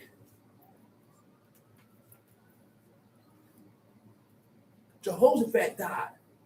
He said, why you help the ones that hate God? Why do you help or support the ones that hate and despise God? We got to stop talking against the book. Stop talking according to your Stop feelings. talking against the book. Stop talking according to your feelings. Okay? That's right. That's right. Stop talking against the book. It ain't about you. It's about what we read in this book. That's right. You can't have more pity than God, man. Okay? No, you can't. But yet, if I see people out there, yeah, I feed them. And I give them and I try to help them. I just gave somebody some shoes that I don't wear, pants and stuff. People in the streets, I give it to them. That's right. Yeah, I do it. Yeah, I do it. Yeah. And that don't make me evil and wicked either. No. I ain't violating and God ain't angry at me for that. You're not straightening it. I'm not straightening the hands of the wicked. He said, don't straighten the hands of the wicked. I can feed them and do whatever I need to do. Sometimes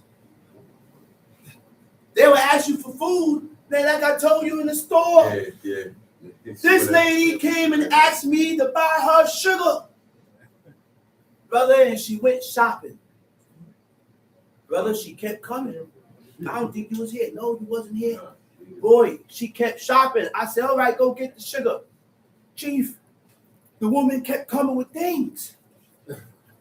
I'm looking. The cash register lady is looking, and she's laughing. I'm laughing. And I'm just standing there looking. I didn't stop her. So when she was done, everything added up to over $100. $150.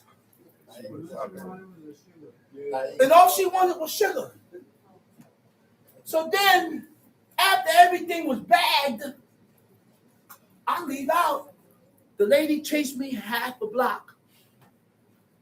I said, what the hell? I said, what's up, lady?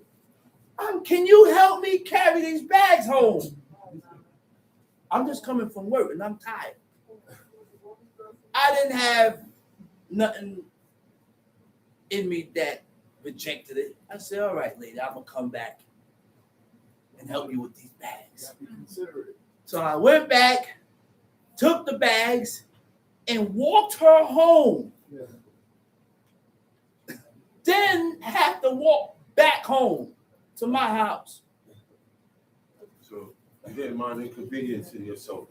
So I had to inconvenience myself to serve a purpose. That's a lesson within itself. Sometimes we have to inconvenience ourselves to satisfy the other person. That's right. You have to. So This is why my father said, I'm hot. My father said, I'm hot. Yeah. But the people is cold. Cut the AC off. That's right. And I will withstand the heat. Oh, man. If you can't inconvenience yourself for the purpose of serving others, you can't serve God. That's the only way you can help people. That's the only way you're going to be able to help somebody. You know what I'm saying? You have to take time out. It's the only way you're going to be able to help somebody. Let's read. The north wind driveth away rain. The north wind driveth away rain. I told you, the north, the west, the east, the south, they all have a purpose. The purpose of the north wind is to drive the wind away. So now we know After the flood, That's right. what caused the water to assuage? That was the north wind. So doth an angry countenance a backbiting tongue. So doth an angry countenance a backbiting tongue. That angry countenance caused certain people to run away. You know what? I ain't going over there. I ain't gonna Go ahead. get my chunk over there. It is better to dwell in the corner of the housetop It is better to dwell in the corner of a housetop. than with a brawling woman in a wide house. Okay, now, so what is a brawling woman? A brawling woman is a contention, means contention, strife, or argumentative. You know what contention is?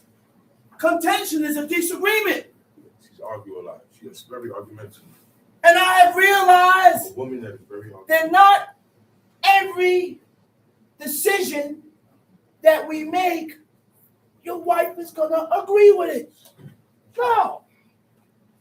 That's right. No. That's right. And not every decision that you make, I'm going to agree with it. That's right. It's not good to argue. Because sometimes we expect more than what is done. That's right. You know what's yeah. We That's do. not right either. We expect more than what is done, and it's not right. That's not right. And this also goes back to Tobit and his wife, where Tobit made a decision, and she didn't argue with her husband in his decision. Right. What's for what? She didn't feel no way concerning her husband's decision. She got pride in her. And the only way Pride in her. to not feel this way is because of pride. She didn't have pride. That would have caused her to feel. Look at the situation with Sarah and Abraham.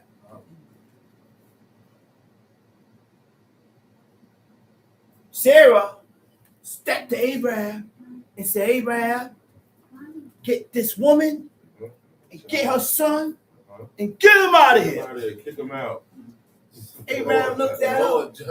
He said, Abraham felt the way because this is my son. You think he ain't going to feel the way getting his son out? And if God didn't come to him and tell him to hearken to the voice of his wife, he wasn't going to do it. He wasn't wrong. And he wasn't wrong. But God had to step in. God had to step in. Tom, see? Verse 25. Uh-huh. As cold waters to a thirsty soul. Cold water to a thirsty soul. You don't want warm water. When you're thirsty, you want some cold water. Talk about it. That's what quenches the thirst and it cools you down. So is good news from a far country. So it's good news from a far country. Tom, see? A righteous man falling down before the wicked is as a troubled. Wait a minute. Uh-oh. We heard this. Uh-oh. A righteous man. A righteous man Falling before the wicked. falling down before the wicked. You know what's the Hebrew word for falling? Mem, kolam, tet. A righteous man that slips. Okay. Okay. That's what falling down is. That's what. Okay. I said a righteous man that slips. Okay. It's gonna happen. A righteous man that can still make errors, That's right. That's right. He called righteous. but he's still righteous. Yeah, righteous. He called him righteous. He's called righteous. Exactly. Don't tell me I'm wicked. That's right. Don't tell me I'm wicked. That's right. Don't tell this righteous man that he's wicked when he already, you know what determines a righteous man? Made up mind. A made up mind. There you go. That's right. A made up mind. That's right, brother. And a made up mind That's is right. determined by what? No. No presumptions. By his actions. That's right, brother. That's right. That's right. You see that this man's mind is made up That's right. because of how he lives. Yeah. His decisions and actions. His decisions That's right. and his actions Talk about it, man. and his mindset, how he thinks. That's Yeah. right. That's right. Don't tell me you made your mind made up and you still eat blood and You fat. still doing Yeah. presumptuous sin. Don't tell me You still sin. that's what it boils down Presumptuous, to. man. The brother just said. Presumptuous. Don't tell me your mind is made up if you continue to sin presumptuously. That's right. Yeah. Don't tell me that. I don't want to hear that. That's right. Your mind not made up if you sin presumptuously. That's right. You're bugging out. That part. That part. Time sheet. It is not good to eat much honey. Uh-huh. So, for men to search their own It ain't glory, good to eat much honey. Go so ahead. for men to search their own glory is not glory. Well, wait. Down. For a man to search his own glory is not glory. Right down. Why you wanna uplift yourself like you some? Why? Right down. That's called self-promotion. Not that You want to serious. promote yourself without being promoted. That's right. Self-made teacher. Self-made teacher. Self-made chief. Self-proclaimed. Tom C. He that hath no rule over his own spirit, Wait a minute. He that had no rule over his own spirit. all right there. That's it. Uh-oh. When I looked up the definition of rule, Uh-oh. it's a different word. Rule is mashal, mem, sheen, lamed. Mhm. When I look up the definition of rule, it don't have that same word for rule. It's ma'izad, mem, ayin, zadeh, resh. It means self-restraint Mm. or control over your spirit. Self-control. Control yourself, Oh. damn it. Okay, I got you. Control yourself, man. For the love of God, control yourself. I got you. I got you. Real, man. I got you. Sometimes we get out of control. I got you. Worse than the Yes, children. brother. And I find myself in that position Okay. where I've gotten That's right. and I lost self-control. That's State right. of mind. That's right. Teach. State of mind. Teach. That's right. I don't have to react to every negative and opposite reaction. That's right, brother. Don't have to. I don't have to act to every negative That's and right. opposite reaction. That's right. I ain't got to respond No, that part. to every negative and opposite reaction. That Did part. Abraham respond to Sarah after she told him to get her and his son out the house? God has to tell us. Certain things you don't even need to respond for. We can't ignorance. Some things you don't even need to respond for. Yeah, right, brother. You say certain things, Teach. I just spin off. I look at you with a smile He said, "Leave it ignorant." and I spin off. It's God. He said, My next place is out the door. it's God. Why? It's out the Some door distance, some distance. so I can give you some time to think about what you done said out of your Okay. Time and It's space. God. That's right. He said, "Wink at ignorant." out of your mouth. That's right. That's right. Time and So space. God tell us to wink at ignorance. Yeah. Wink, But it's smile, gonna come. It's gonna come. laugh, It's gonna jump come. around, It's gonna dance That's right. It's gonna come. at ignorance. Yes. Hallelujah. Yes. That's right. That's right. Time sheet. No, hold up. So self-restraint or control over your spirit. Regulating your emotions. Yeah. Huh?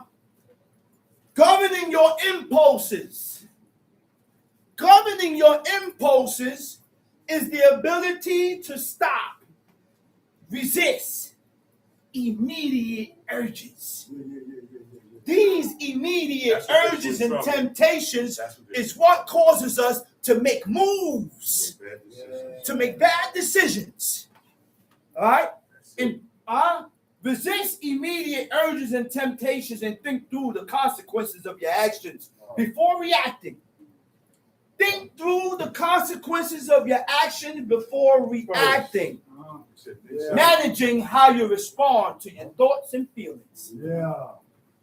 Managing how you respond to your thoughts and feelings. The things that formulate in my mind. He said, he that had rule over his own spirit is like a city that is broken down and without walls. And with that, I hope everybody has gotten what was taught. And I'm going to say Shabbat Shalom. And I'm going to call up the next speaker, Teacher D, Chief Mikal. Then Roll on. I had so much more to go into, but I gotta make time for the drummer.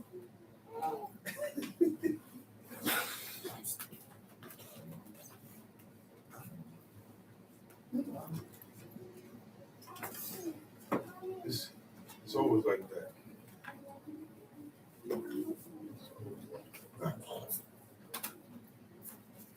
Come on.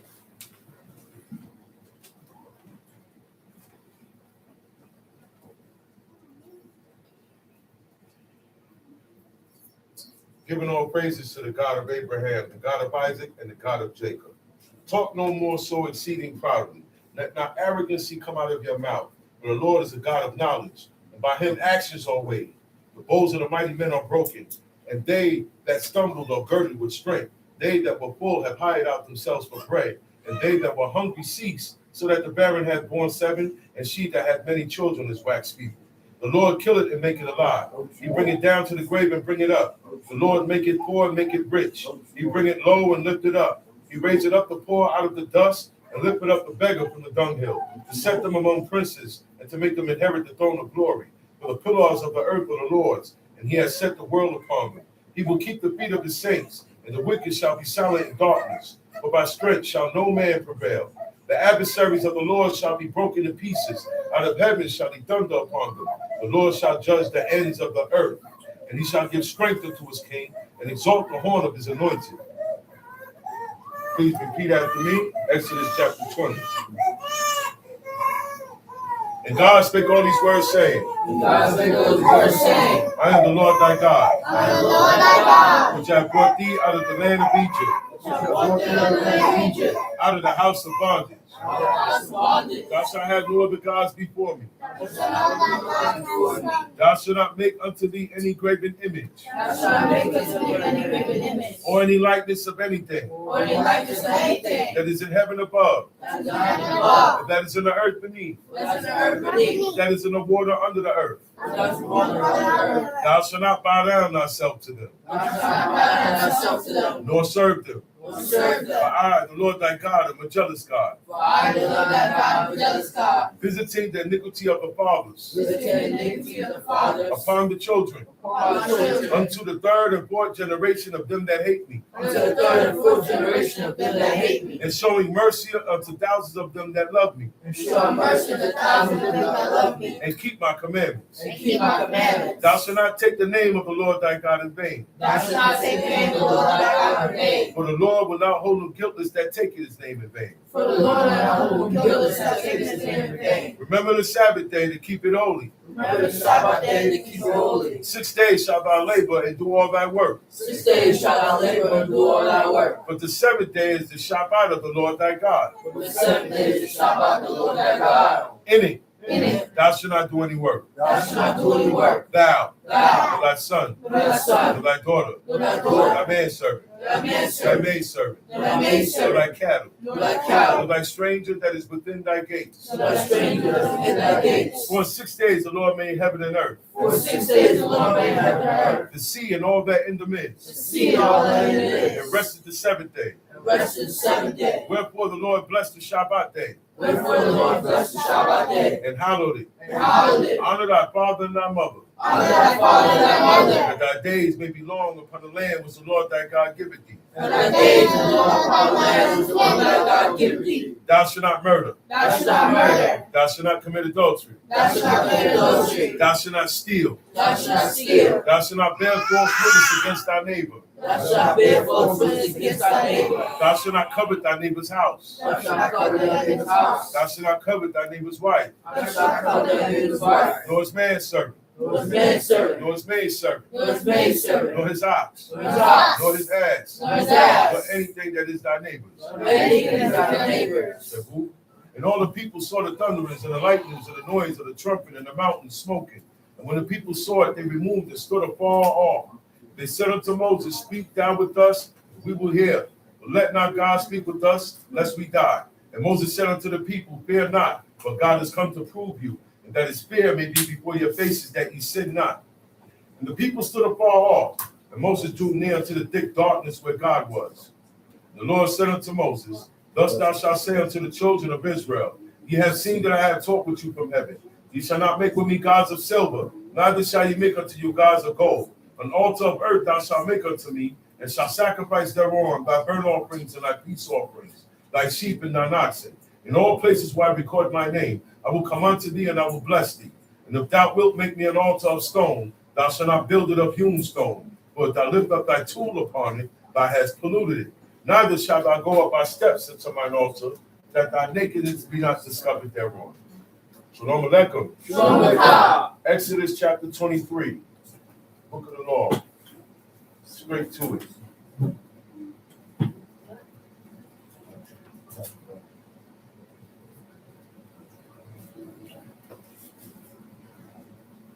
Go to verse 15. We're not doing this whole chapter. Let's go straight to verse 15. 14, excuse me, verse 14.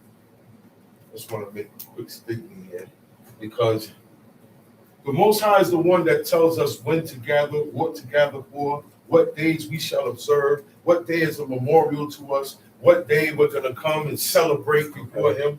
God tells us our days.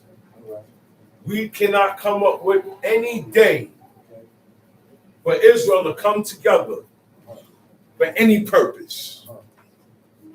Okay? We can't do that. It's our own. Okay?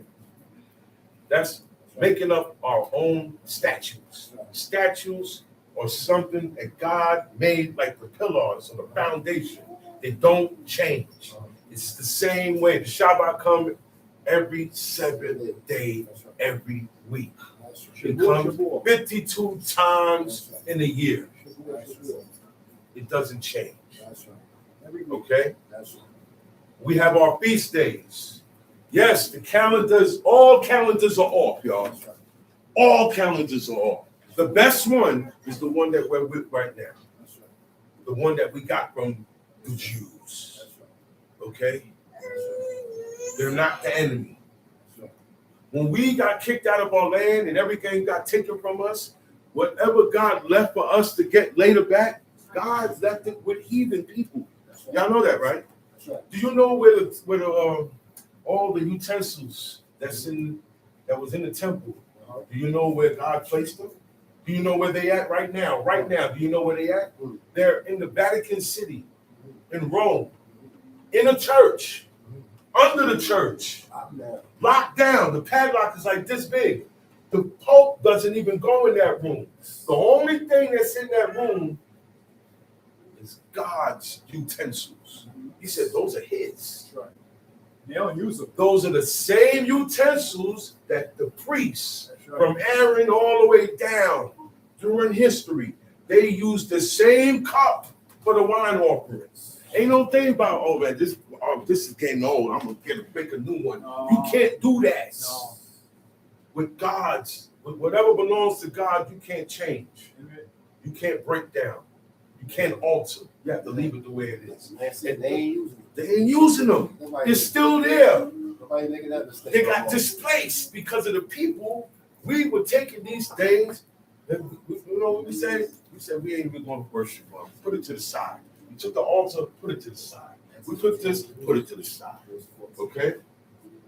And after that, God said, okay, so since you don't want to deal with them, you don't need them. Heathen, Rome, come over. And they came, and for some reason, all they wanted to do was get inside that temple. Their minds was to get in that temple and get oil, and everything that's in there is made out of gold or silver, brass, very expensive, hollow. Not hollow, solid. The cups were solid, the knops were solid. All these things they took, and the Most High put it in their head to take it to your home and keep it there until further notice. Why? Why did God do this?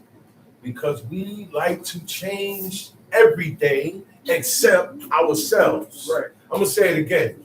We like to change everything except ourselves. That's right. I want to change what you're reading. I want to change the book. I want to change this. I want to come in your house and change you.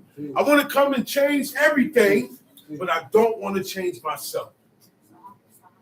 Okay? Read. Verse 14. 3 times. Thou shalt keep a feast. 3 times thou shalt keep a feast unto me in the year. Thou shalt keep the feast of unleavened bread. Keep Thou going. shalt eat unleavened bread 7 days, as Keep I going. commanded thee, Keep in the going. time appointed of the month Abib. For in it thou camest out from Egypt, and none shall appear before me empty. Okay. And, Keep going. and the feast of harvest, Mhm. the first fruits of thy labors, which thou hast sown in the field, and the feast of ingathering, Feast of ingathering. which is in the All end of this are agricultural. My Abba used to always tell me these are agricultural feasts. The feasts of the Lord were based on our agricultural reaping and sowing. You see, say ingathering. Ingathering means it's time to go out there and reap. I'm going out there and gather and bring it in. That's why it's called ingathering. Okay? And the time of ingathering was in the 7th month. Okay? You had 3 ingatherings, you had 3 reaping seasons, 3 sowing seasons. 3 times out of the year in Israel, we planted. And 3 times of the year in Israel, we sowed and reaped the benefits. And those 3 times, there is a feast that goes along with the agricultural time. Around the time that we are supposed to, we just passed a harvest time, and that was Feast of Weeks. On Feast of Weeks, everything that was planted from before that is ready to get plucked up now, and then we replant. And you know now, everything that's in the ground and growing now, you know when we pick that up again? You know when we pick that up again? Feast of Booths. The 7th month, ingathering. That's when we pick things up. See, everything was sick. God had us synchronized. God had the days synchronized with agricultural, with our agricultural farming land. And he had the rain, the latter and the former rain. It only came down in a certain order to go along with our crops. It wasn't like today now, where it just rained randomly. See how yesterday it was sunny, and then it rained, and then the sun came back out? It wasn't like that in Israel. God, it said God only made the former and the latter rain. It rained when we needed it. seasonal.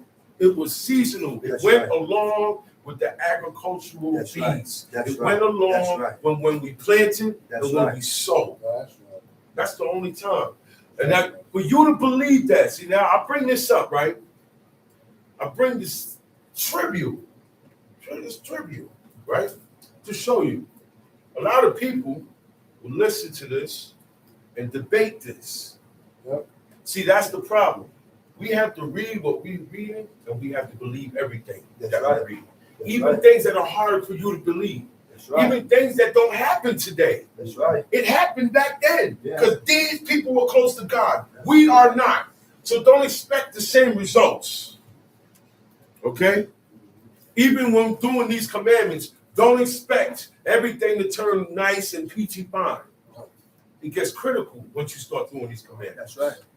It turns, wait a minute. I thought I was doing the right thing. You are doing the right thing. Yeah. But you have to be tested and tried over and over. That's right. So you could be Trials and established. tribulations, Then so that- God can establish you So in that this. you can be. You can be established. That's right. This is the reason why That's you right. got to be tested That's and right. tried. And you know That's what? right. You put the gold in the fire. Let me see how much heat this gold could take before it starts melting. That's right. So God gonna take you all the way to your melting point. You know what your melting point is? When you die. Right. So he put things on you. So I feel like I'm gonna die. Or in this situation, I thought I was gonna be dead. Or I thought I'd never come back. All these things, but God wanted to see what you was gonna do in that situation. He'll bring you to the brink of death and then see where your head at.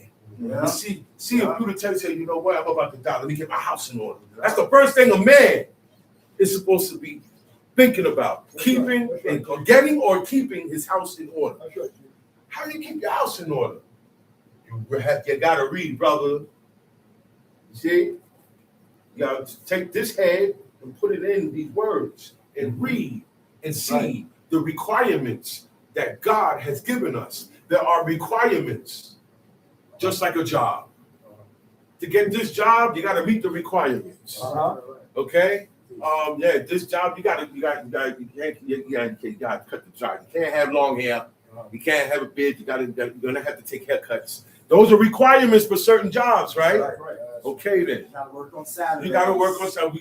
You gotta be on call. Gotta be on call Anytime they say on call, don't go for that, because that means you just agreed that they could call you Friday night. They could call you. Look. When I finish teaching, I'll sit down. They'll call me, and then I'll get up and go into work. Well, you know, a lot of Israelites are doing that. They do half day. They treat the Shabbat like it's half day, like it's school or something. Yeah. This is not school. The Shabbat is not school. The Shabbat is the day for you, all of us, to come together and speak about the Most High, what He requires of us, and look at the people who follow God that God approved. That's what we do on this day. That's what God commanded us to do on this day. There are restrictions on this day. God give us these days, and He don't just say, hey, just celebrate this day. This is the Feast of Booths. You celebrate on this day, party on. No. Everything with the Most High, there are requirements and rules.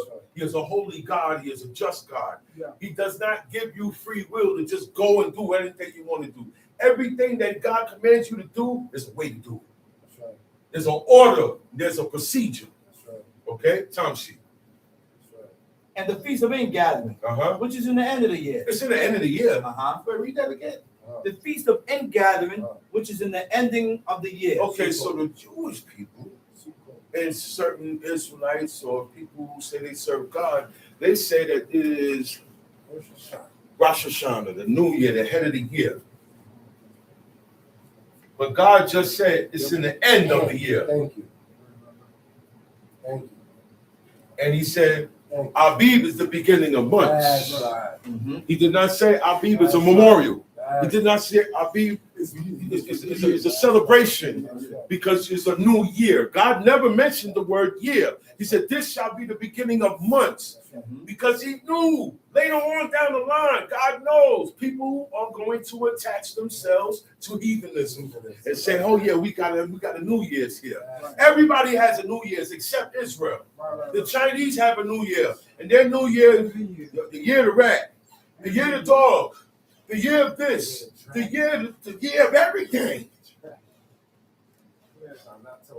That's why, God, we don't have no New Year. There's certain celebrations that we don't have. We cannot share the same celebrations. We cannot share the same. There is no way there is a day where Israelites is happy and enjoyment and the heathen are happy and enjoyment. No way, man. On their days when they're happy, I'm stoic. I'm serious. I'm not drinking nothing that day. Because everybody, you go to the store, people say, hey, man, because of the day. So guess what? Because of that day, I'm not happy on that day. I'm not walking around mad, but you don't see me joyous because of the occasion. It's real easy for occasions and the spirit, the joyous spirit of people to get to you. They call it the jolly spirit. It's a heathenistic spirit. It's a party spirit. Watch yourself with that, man. Don't get caught up with that. We are not supposed to have the same celebrations as the heathen. Come on, 'tis the season. 'Tis the season. They said in the end of the year. So where we get New Year? All New Year's is the beginning of that year, right or wrong? God said January in Abi. gathering, which is in the end of the year. And when you January Abi. Feast of Booths, Yom Teruah, Yom Kippur is in the 7th month. That's right. They're all three are in the 7th month, which is the Feast of Ingathering, which is in the end of the year. That's right. So the 7th month now, God gave us, we had 7 months first. Right. First, before any other months got added on. Right. Months did get added on, but later in our history when we got in the land. Okay? So that by the time we got down to Jeremiah and Isaiah and Ezekiel, you had fasted the 10th month, fasted this month, fasted that month. But when we were in the wilderness, we only had 7 months. That's what we had first. The rest of them came in time. We didn't have no 12 months. There was no 12 months. We had 7. That's why God said it's at the end of the year. So that 7th month was the end of that year at that time. Right. Okay?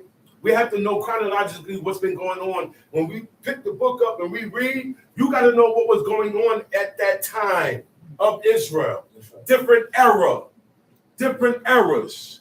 More things was added on, more things was taken off. We don't need to do this because we're not in the wilderness no more. We're in the land now. We don't need to do this. We're in the land now. We're not in the wilderness. Okay? So we only had 7 months to begin with. That's why God said it's the end of the year. If there were more months after it, you wouldn't say the end of the year. Am I correct? Yeah. Okay. So I'm going to say it again. Our days are not supposed to be the same as the heathen, and we're not supposed to be making up days. We got days that we made up. We got a day that we made up, and we celebrate it only on Shabbat. That's right. Think about it, man. We cannot come up with our own prayers. Yeah. Every prayer you say got to be of the praises of David towards God. That's what Hezekiah used. It said Hezekiah, Asa, these kings, when they were ready to pray to God, they didn't make their own prayer. And they were kings. They were kings. What they did, they followed the blueprint of their father David, the one that set the standard. Follow the one that set the standard. Okay? They said what they did, they took the songs of David, the praises of David, the prayers that David jotted down and wrote and sent to God. These were so good, any man can use them. Facts. God approved of these words. Yeah. Right. And that's why we follow suit and so we praise God with the praises of David.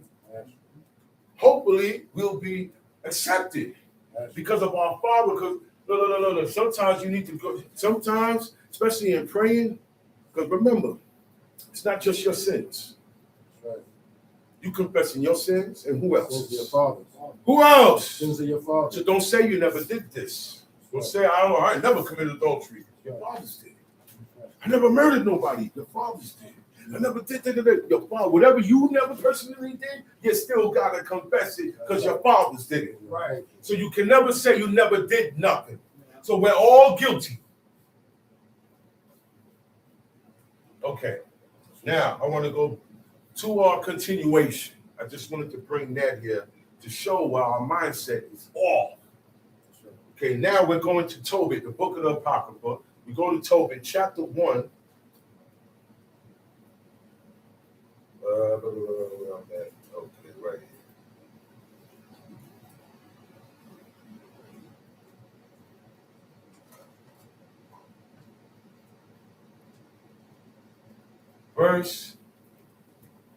Verse 9.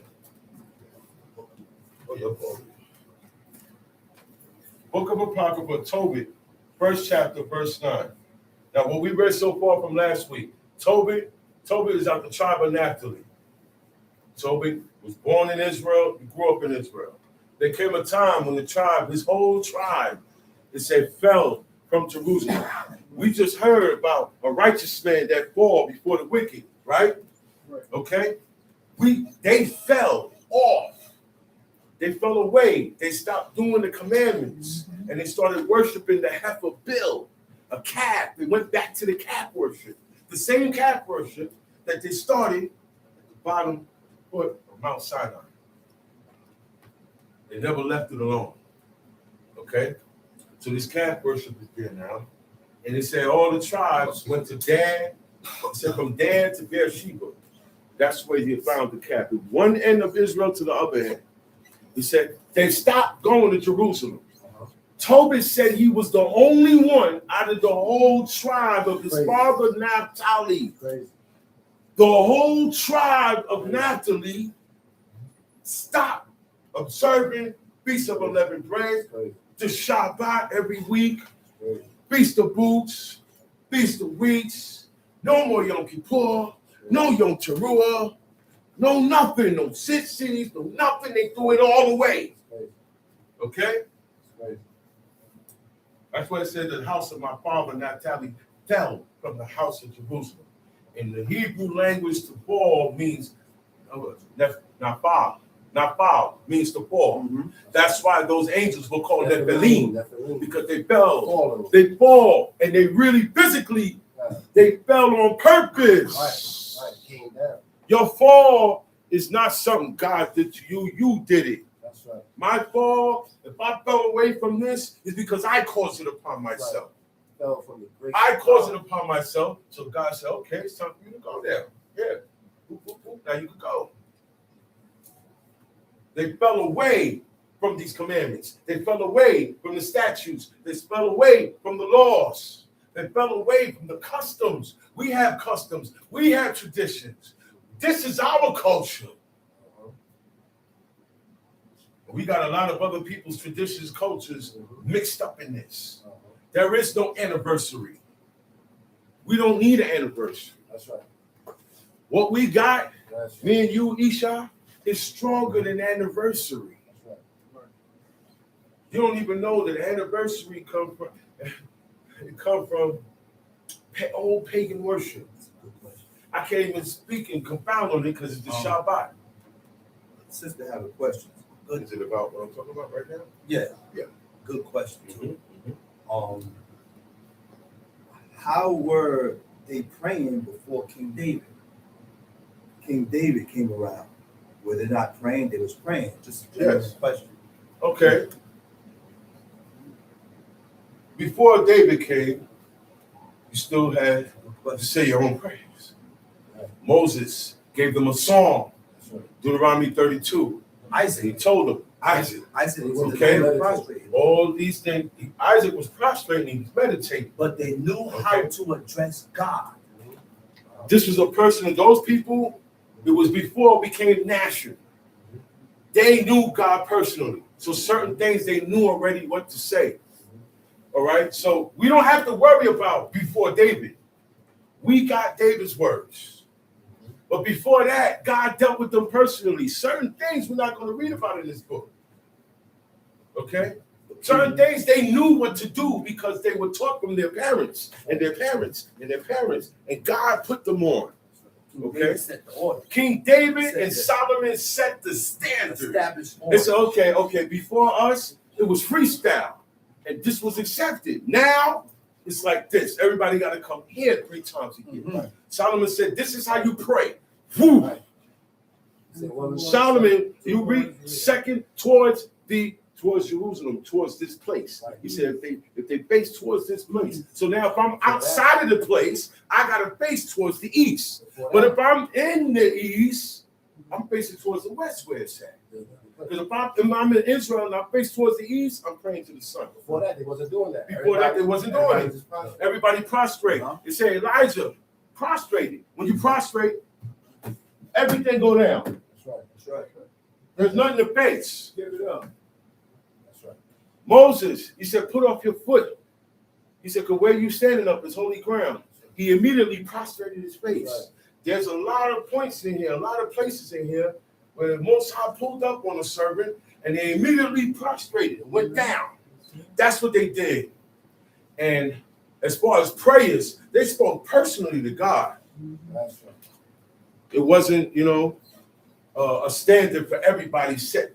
Everybody could go by this. So before that, it was their personal relationship with God. They knew what to say, though. Mhm. They knew what to say. It's close. But David was the one that said, you know what, man? Solomon came up and said, you know what, man? We ain't gonna be here too long. We ain't gonna be as close as we are to God. We're gonna fall. Our forefathers was wise beyond their years. Solomon. Man. And God told them. God told them. Moses said, I know y'all ain't gonna be in the land too long. So we knew it was coming. But Okay. if I make up a prayer, I'm using the words of I'm David. using the words of David. That's what we do words of today. David to fit me. Correlate. Because not every prayer No. in the Psalms fits I'm gonna you. get to that. I'm gonna get to that. That's right. I'm gonna get to that. What does it say before that?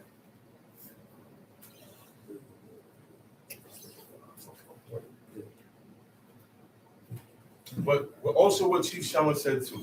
It's gonna come back to you. Tarshi. Furthermore, when I was come to the age of a man, I married Anna of mine own kindred. Okay, hold on. Okay. I was updating you guys. Okay, so they fell off, they stopped serving God. Now what happened was all the tribes revolted. It wasn't just Naphtali. They was one by one. After Naphtali was Issachar, then was Dan. All the tribes stopped messing with God, period. They stopped going to Jerusalem the 3 times. It was a revolt. He said all the tribes revolted. So when I violate these commandments, I also revolted. I also went against God. It's like I'm striking against him. You know when people that strike me, I'm striking against God now. Like I don't want to do this no more. Okay? And I'm gonna start doing things on purpose in defiance of God's commandments. That's what Nimrod was doing when he said he profaned himself before the Most High. All right, in the Hebrew it said profaned himself because in the English it said he was a mighty hunter before God, but in the Hebrew it said he profaned himself before God. So what he did was he did everything, and it was mostly sexual violations that he profaned himself with. And this is why in paganism, most of the worship is sexual. Right. That's Okay? what they were doing at the foot of Mount Sinai. That's what they was doing at the foot of Mount Sinai. Okay? That's what Chief Shaman explained to y'all where the stripper pole comes from. The stripper pole originates from the Asherah pole. God is Listen, man, they would have the altar with a goat, a whole goat burning. Okay? Beside the altar, they take a tree, strip it of the bark, strip it of his branches, and make it smooth. And they set it up next to the altar. And then they put writings of their gods in there, and they put symbols and images. That's why we do not deal with symbols and images. Every symbol represents, and every image represents a deity. That's a fact. Every symbol. All right, we ain't gonna say the deity's name, so I just put the symbol there. Signs and symbols. Signs and Okay. symbols, right? We don't have signs and symbols. I'm not even taking the word Aleph, the letter Aleph, and using it as a symbol or something. No, I don't need to use none of that. My sign, I live it. I only have one sign. And God said it's the sign between me and thee. That's right. And that's the Shabbat 6 day. days. I live this sign. 7 days. We have a chance to be so alive. We always want to run towards the dead things. That's right. We don't need nothing to represent us. We live it. That's right. Tell she. Furthermore, when I was come to the age of a man, I married Anna of mine own kindred. Married And of Anna her, of I his begot own Tobias. kindred. And he had a son named Tobias. Tell she. And when we were carried away captive to Nineveh, Nineveh is a city in Assyria. Okay? It was a place where you get processed as a slave. Okay. You see, when you go to jail here in New York, Right. they send you to Ulster or downstate. Before you go to any other jail, you go to these 2 jails where you get classified. Nineveh was a class. Yeah, okay. And Rikers Island is the 6th building. Oh, everybody, okay. Well, you're more violent than the others, so you go here. You go here. You go there. You go, okay? This is what they did. Some stayed in Nineveh, and from Nineveh, some were carried out further out. Now, he says we were carried away captives, slaves. There was a time when God said enough, and he sent the Assyrian nation first. He sent Assyria, and this is the time when Assyria came and took the 10-tribe nation of Israel, 10 tribes. They took 10 tribes out, and they never returned. These 10 tribes never returned. Tobit never returned. Y'all know that, right? Yeah, that's right. He died there where he was taken captive. Do y'all know that? The same way, everybody who was taken away and wherever we at, we're going to die in this land. Okay? It's different now. God upped the ante on us. He said, enough of, I ain't going to have these guys come and get subjugated and now I'm kicking them out. 10 tribes, bye. The 10-tribe nation never came back. They were spread. They were taken northward, which is the European countries. They were taken northward. The first stops would be countries like Iran, countries like Iraq. That's Babylon and Persia. Okay? And when they came into power, we were taken further up into Europe. Today they call it Ireland, Czechoslovakia, Romania. We were taken up into all these places. Norway, where the Vikings come from. We were taken up into all these places. China, as far as China, the Far East, they call it. Yeah. Right. That's right. See, Township. All my brethren and those that were of my kindred did eat of the bread of the Gentiles. And when we were carried away captives to Nineveh, all my brothers and those that were of kindred is what? Family. Relatives. All my family, my cousins, my aunts, my uncles, they all ate of the food. I'm the only one out the whole family that didn't eat. My sisters ate. My aunts ate. This is what Tobit said.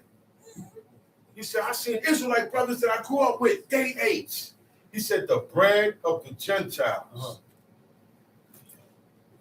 So what is the bread of the Gentiles? What do you think the bread of the Gentiles is? Just the bread? I can eat all their other food, but just I can't eat the bread.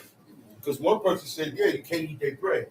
I said, so that means I can eat all the other stuff, but I can't eat their bread. No, it don't mean that. It means their food. That's all their food. I don't care if it's fruits and vegetables. Because they can take the fruits and vegetables. If they don't give me the fruits and vegetable whole and let me cook it and let me deal with it, I don't want it. You take that carrot, whatever you made with that bean, whatever you made with the carrots, whatever you made with the rice, I don't care, but you said this is all you eat. Yeah, but I gotta cook this. You gotta give it to me. That's what he did with Daniel. He said, give me pulse. You think they cooked it for him and gave it to him? No, they gave it to him. And then I take these things and do what I do with it. And when I eat it, it's valid before God. Just give me the stuff and I'll cook it. But if you give me stuff cooked, I'm not eating it. I can't bring myself to eat it. I can't. I'm looking. I said, man, nah, I'm good. Yeah, but it's. I said, well, I'm good. I'm good.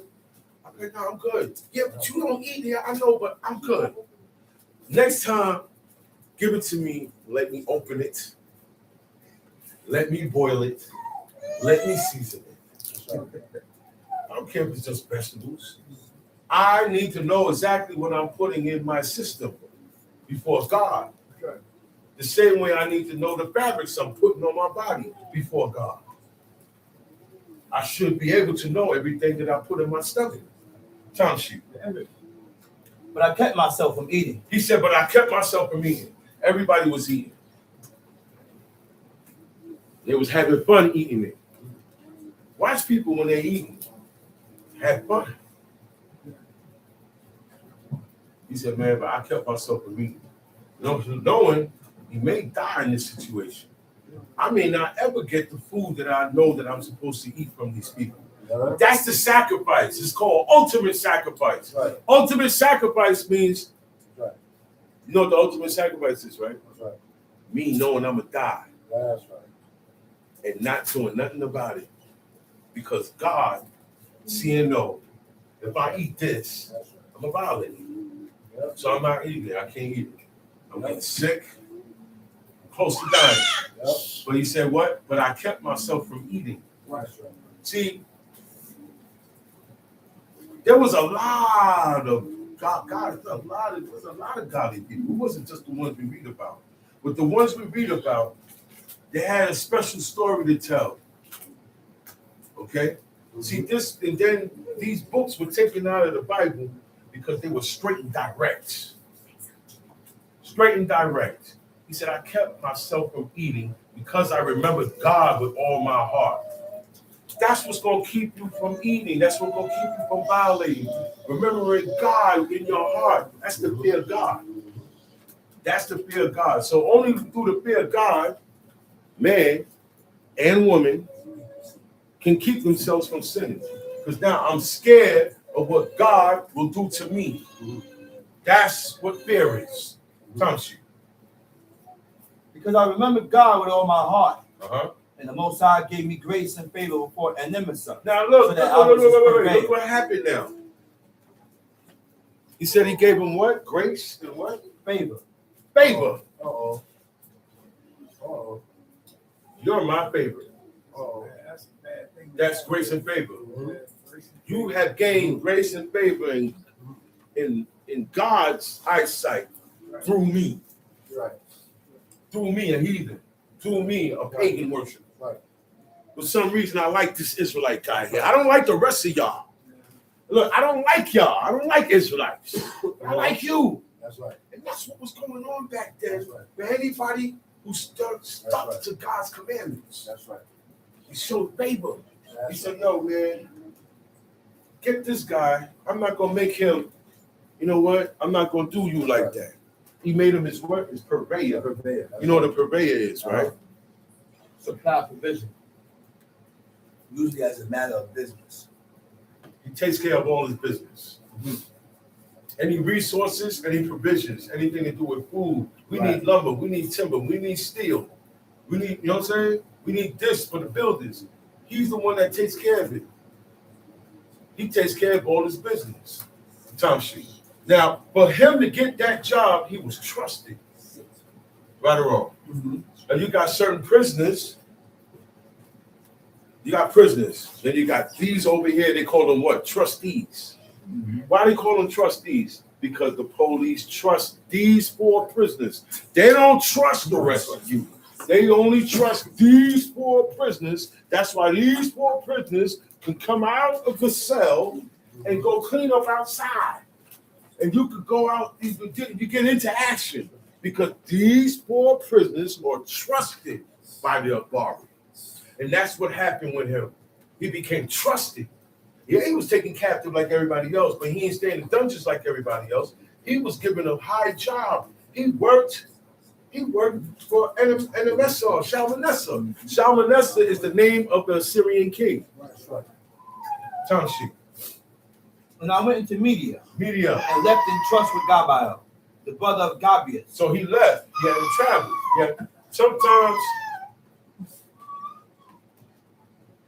business takes you far from home sometimes. Am I right or wrong? Mm-hmm. Yeah. Sometimes you gotta, I gotta go to Denver. This job requires me to go here, go there. Right? So he left, and he left in trust with Gabael, the brother of Gabrias, at Rages, a city of Media, 10 talents of silver. So he left 10 talents of silver with Gabael. Township. Now when Enemesa was dead, Sennacherib his son reigned in his stead. Now, a new king has arisen. Sometimes the son is worse than the father. Sometimes the son come out better than the father. Okay? This guy, Sennacherib, he was worse than his father. Well, we're going to see why I say that. Township. Whose estate was troubled, and I could not go into Media. And in the time of Enemesa, I gave many Now, alms. the reason why Sennacherib's estate was in trouble, he was at war. He went to war with a lot of people who his father was friends with. Okay? You see, these are the Syrian kings. Shalmaneser was cool with a lot of people. After he died, his son Sennacherib took over. Sennacherib was cruel. He was more cruel he wasn't as kind as his father. Okay? So he did a lot of nations dirty. He subjugated a lot of nations. And in doing that, it was a revolt. And a lot of these people went to war with him. So he was in wartime. That's why he couldn't go back home, because his estate was troubled. He said he had to stay in Media. Okay, Toby couldn't go back because it's war now. It's undecided what's going on over there. So he had to stay. Yeah, he had to stay where he left back. Township. In the time of Enemesai, I gave many alms to my brethren, and gave my bread to Alms is donations. He looked around and he seen all his brethren. You know what that tells me? Even in captivity, some of these brothers did good. Because he said he looked around and gave many alms to his brethren, and he gave his bread to the hungry. A lot of them didn't get a good job like he got. Okay? And he looked out for them. Nobody had to ask. He saw where it was needed, and he had it. See, now it's different. I see where it's needed, but I ain't got it. I can't do nothing for you. You can't get mad at that. You can't get mad at me for that. Come on, man. I don't have it. That guy got it. I got just enough for this here. So I could, but you know what I could do? I could put in dedicated work. Right. I don't have the money. Right. So you could replace it with work. You could replace it with honor. You could replace it with deeds. Because everybody's not on the same level. I can't expect from you what he can. You and him got two different jobs. Okay? Y'all got two different paychecks. Sometimes a person want to help, he can't help. He can't even help himself. But if he had, everybody would be happy. Yeah, man. He said, I gave my bread to the hungry. He said, my clothes to the naked. Time sheet. 17. Gotcha. And if I had saw any of my nation dead, or cast about the wall of Nineveh, Verse 17. and my clothes to the naked, and if I saw any of my nations dead, or cast about the walls of Nineveh, I buried them. So, Sennacherib, all right, he was a cool dude. The Israelites were getting slaughtered in Nineveh, in the city of Nineveh. Let's say you go outside right now, you walk to the store, you see an Israelite. You don't even know this Israelite. You saw another camp somewhere. But you see Israelite, he's dead on the ground. And people walking over him, and it's like nothing. People walk and say, hey, buddy, you got a dead body. Yeah, that's the Israelite. You don't want to be none of them. That's what was going on. They were leaving our bodies out in the streets on purpose. This is what happened when we turn against God. All right? So he took it upon himself, and when he see his brethren, they don't have clothes, he put clothes on them. And if we saw any of them dead or cast about the wall, some of them weren't dead on the street. Some of them was hung. Some of them were speared and stuck to the wall. That's how you was dead on the wall. Okay? He would come and take them down. He would get his brethren and he would bury them. He wasn't supposed to be doing that. It was on the king's commandment that if you slay an Israelite, keep that body there. We don't bury Israelites in Nineveh. That was the law there. Sennacherib hated Israelites.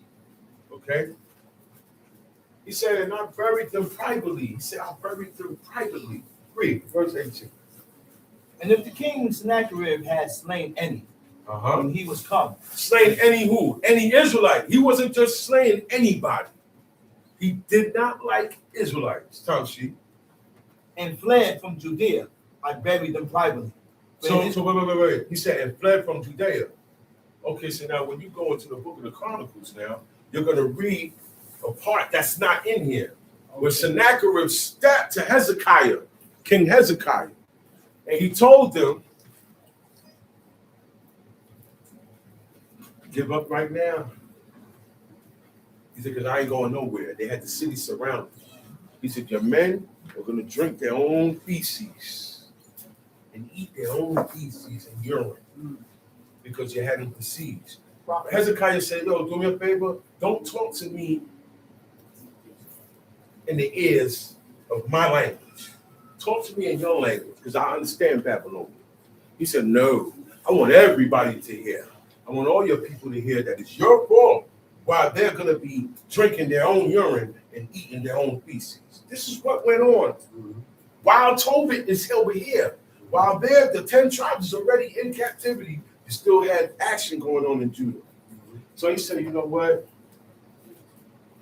He also wrote a letter defying God. He said, look, man, did the gods of Seraphaim help them when I pulled up on them? Did the gods of Egypt? He said, so who is this God of Israel? That's what did it. Wrong thing. That's what did it. He spoke personally. Now it's not about us no more. God said, no, you talking about me now. I'm God. What? All right, I let you do this to my people because they turned, but now you're going too far. All challenges, see, and those men thought they were God. Their religion told them that they were God. That's why he said what he said. It's the gods of this one. These guys doing it, they're not going to do nothing. So when he did that now, the game changed. Hezekiah went before the ark of the Lord with the letter, right? And he turned it so that it's, if I look at it, it's upside down to me. But God reads it. That's belief. He put it on, he said, here, God, read it. Read the letter. Read this. Read this chunk. Talk about you, God. Yeah, I like that. That's ancient. You know what happened after that? You see, it said, Sennacherib, when he came and fled from Judea, guess what happened? When they had Israel surrounded, it said the angel of the Lord came in the form of mice. It said came in the form of field mice. So when you look up those type of field mice that's in Israel, they look like little small kangaroos. They got short arms and longer, and they stand up like this. And their teeth are bigger than the biggest rats. It said the angel of the Lord went through them and destroyed the camp of Sennacherib to the point where Sennacherib had to run back home. So this is when he ran back home. He just ran from, he was trying to take over to Judah, where the Israelites sat. So he ran back home. He's angry at all Israelites now because of this. So that's why he was killing up all the Israelites. And he told them, he said, if the king Sennacherib had slain any, when he was come and fled from Judea, I buried them privately. Because I'm not supposed to fix what the king messed up. Right. Like if the king did this, I'm supposed to leave. You know, just like Ima Abba, I'm supposed to leave it that way. They wanted to stay that way to make, this is an example to everybody. Yeah, do that alone. It's something that belong in this house. When you come to the house, my Abba will wait for everybody that belong in the house to come. And say this is the violation. I don't care what. It's sitting right here. And he said, oh yeah, such and such here. Yeah, call everybody here. And when everybody come, they know what the issue is about. You see the violation. It's something that you ain't supposed to be eating. It's something that's not supposed to be in the house. It's something you ain't supposed to be wearing. Or something that he don't like. But this is the violation. And he points it out to us. Okay? So the king called all Israel violators. So he came back and he's killing them. And he wants them to stay there. He wants to make an example out of us.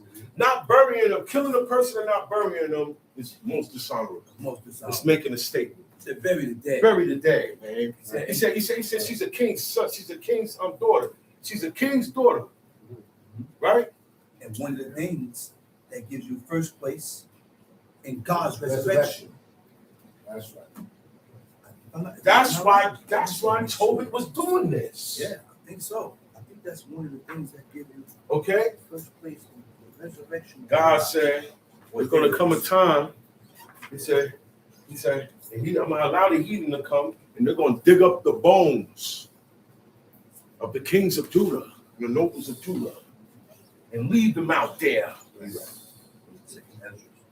Oh, the things that give in the first place. He said, do right to the widow. Uh-huh. These are the things that these are the things that cause you to come back. You'll be first in line to come back To and be live forever. resurrected. Okay? You come back and live forever. That's what resurrection means. After you done been dead, if you do these things before you die and stay true to them, he said, do right to the widow. Who's the widow? Who's the widow? The widow is the woman that was left behind from her husband who died. And she stayed in her state. She didn't remarry. That woman is a widow. For some reason, look, God looks out for all widows. Strangers. The strangers, as well as the he look out for them, man. Okay? He said, do right. Do right. You know what that means, do right? Do right by Don't do her no wrong. Yeah. Don't do nothing to her that's gonna make her grieve. Don't do nothing to this widow that's gonna upset her. You know how much women I know lost their husbands? I deal with them very delicately. You know what that is? For a woman to commit herself to her husband and walk after her husband all her life, sacrifice everything, and then he leaves. You know what that is, man? She by herself, man. God knows what's in her heart. He said, don't do her no wrong. Do right by that widow. And that's everybody.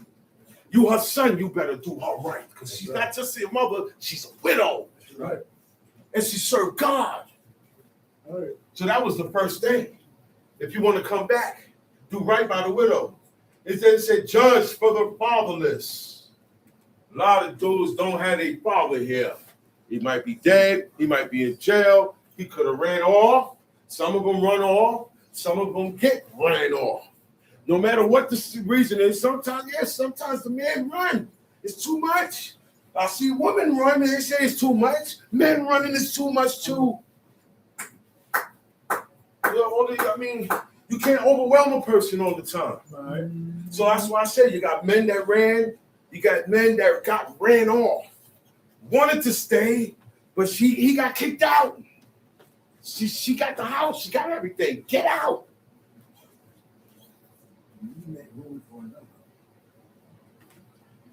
For another that's worse than you, because she's gonna look for something better than you and she ain't never gonna find it. I'm looking for something better than her, and I'm not gonna find it because this is what God gave. God gave me her. God gave me her.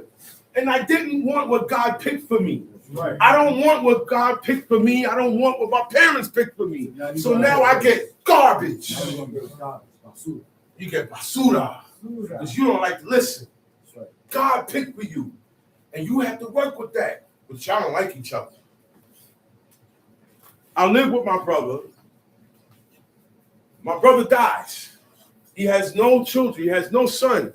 I'm supposed to go into his wife one time and have a baby. Son. Then I name him after my brother. Who gonna do that? Righteousness. I'll walk out the apartment and come back. I ain't gonna have an answer. Right. Who is gonna actually do that? What woman is gonna say, okay, look, bro, we're gonna have to do this and accept that? What woman gonna accept that? What man gonna say, well, man, that's my brother, right? He ain't attracted to me. Because the men too, you only gonna deal with what you attract with, what look good to you. Righteousness. She ain't ever look good to you. That's his taste. Wasn't my taste, but it's not about taste. Yeah. It's not about that. It's about dedication now to my brother. If I really love my brother, as I said I did, and in this situation, and if you really love my brother, as you said you did, we got to do this law that God commanded us, right. And it's righteous. Right. Oh, but I don't understand. But isn't that? Listen, man. Whatever God says is okay to do, do it. I got another one. You can eat grasshoppers, right, and beetles, but then when I say that, people go like this. Don't do that. Don't do that. You know why? You You don't frown on nothing that God give us privileges on. Because God accepted it. God said it's okay. That's right. It may not be your cup of tea, keep it to yourself. That's right. You got more work to do. That's right. I'll bring up these certain things because naturally people go ill to it. That's right. We cannot go ill to what God says okay. Yeah. Say ill with chicken. Say ill to Chick-fil-A. Say ill with chicken. Say to fast food, to oxtails, I eat a grasshopper right now. to walking around naked, That's right. man and woman. Yeah. And the beetle. The nakedness of a woman is different to the nakedness of a man. That's right. That's right. Okay? But still nakedness to be shown. Tom shit. Oh, let me finish this. He said, judge for the fatherless. Give to the poor. That's on you. Let me make this clear. I look to give to my people more than other people out there first, right? But there are people who don't serve God who would do anything for me. That's right. They would do anything I asked them. If I'm out there and I'm in trouble, or if my mother's out there, or my brother's out there in trouble, they're gonna stay. Look, if they can't help, they're gonna call. Yo, man, I look out for those people. Okay? So that's on you. They're poor. You're giving them food. You're not doing nothing else but giving them food. God allows that. Like a few Lakeisha's out there. Yeah. And he was the Yeah, look. And I don't do so much. I need all I can get. So you poor, and I can feed you, I'm gonna feed you. And the one thing you don't do is turn on anybody who fed you or is feeding you. If they fed you in the past, okay, if you lived under their roof in the past or now, you should deal with those people different just because of that. Because God's saying, hey, don't you abhor an Egyptian. Why? Because you was a stranger in his land. That's right. And ye know the heart of a stranger. You know the vibe. You know the deal. You know how it felt. You was there. So don't you turn around and do the same thing to what was done to you. What kind of Israelite are you? What's up with you, man? We can't be that way. It said, defend the orphan. Who's the orphan? No parents. Not the fatherless. At least the fatherless still got a mother. Orphan ain't got nobody, man. You know what it is not to have a mother and father in your life. I know people who grew up without a mother and father in their life, man. Appreciate your mother and your father, man. I know brothers, man, their father's not here. And they cry when they talk about their dad, man. And they lost it from young. They didn't get to know their father. They didn't get to know their mother. That's the orphan. So watch out for the orphan. Because the love that he was going to get from his parents, ain't nobody out here to give it to. That unconditional love, look, your pops and your moms, they the only ones going to think about you for you. I'm not supposed to be able to say this, but this is true. Okay? Your parents love you more than your husband and your wife. There is no divorce with your husband, with your mama and your daddy. There's no divorcement between us. There's no breakup between us. So if I got food and I'm serving food, and my mother and my wife here, I serve my mother first. Then I'll give my. I don't mind giving my serve my. So I cook. I like for them to sit down, and I'm not henpecked or nothing like that. Sometimes I tell my man, sit down, man. I got it, man. My Ima told me how to do the kitchen. I got this. You good. I want you to rest. Take care of everything. Come on, ain't nothing wrong with that. That's not my job. But if I feel to give you a break, I can do that. I should be able to give you a break because you're working hard, girl. I know you would be with these kids all day. Sit down. Don't worry about it. Hey, leave your mother alone. Come on. You're not proud. She helped me. I gotta help her. My Abba did it. Ain't nothing wrong with that. Right now, I'm on family time right now. My family is what's important. If this is who I serve God with, that's why. And if my family don't serve God, I can't live with them. And they ain't gonna be able to live with me because somebody's rules gonna run it. How you live? Look, cuzzo. Nah, you can't do that here, cuzzo. I'm sorry.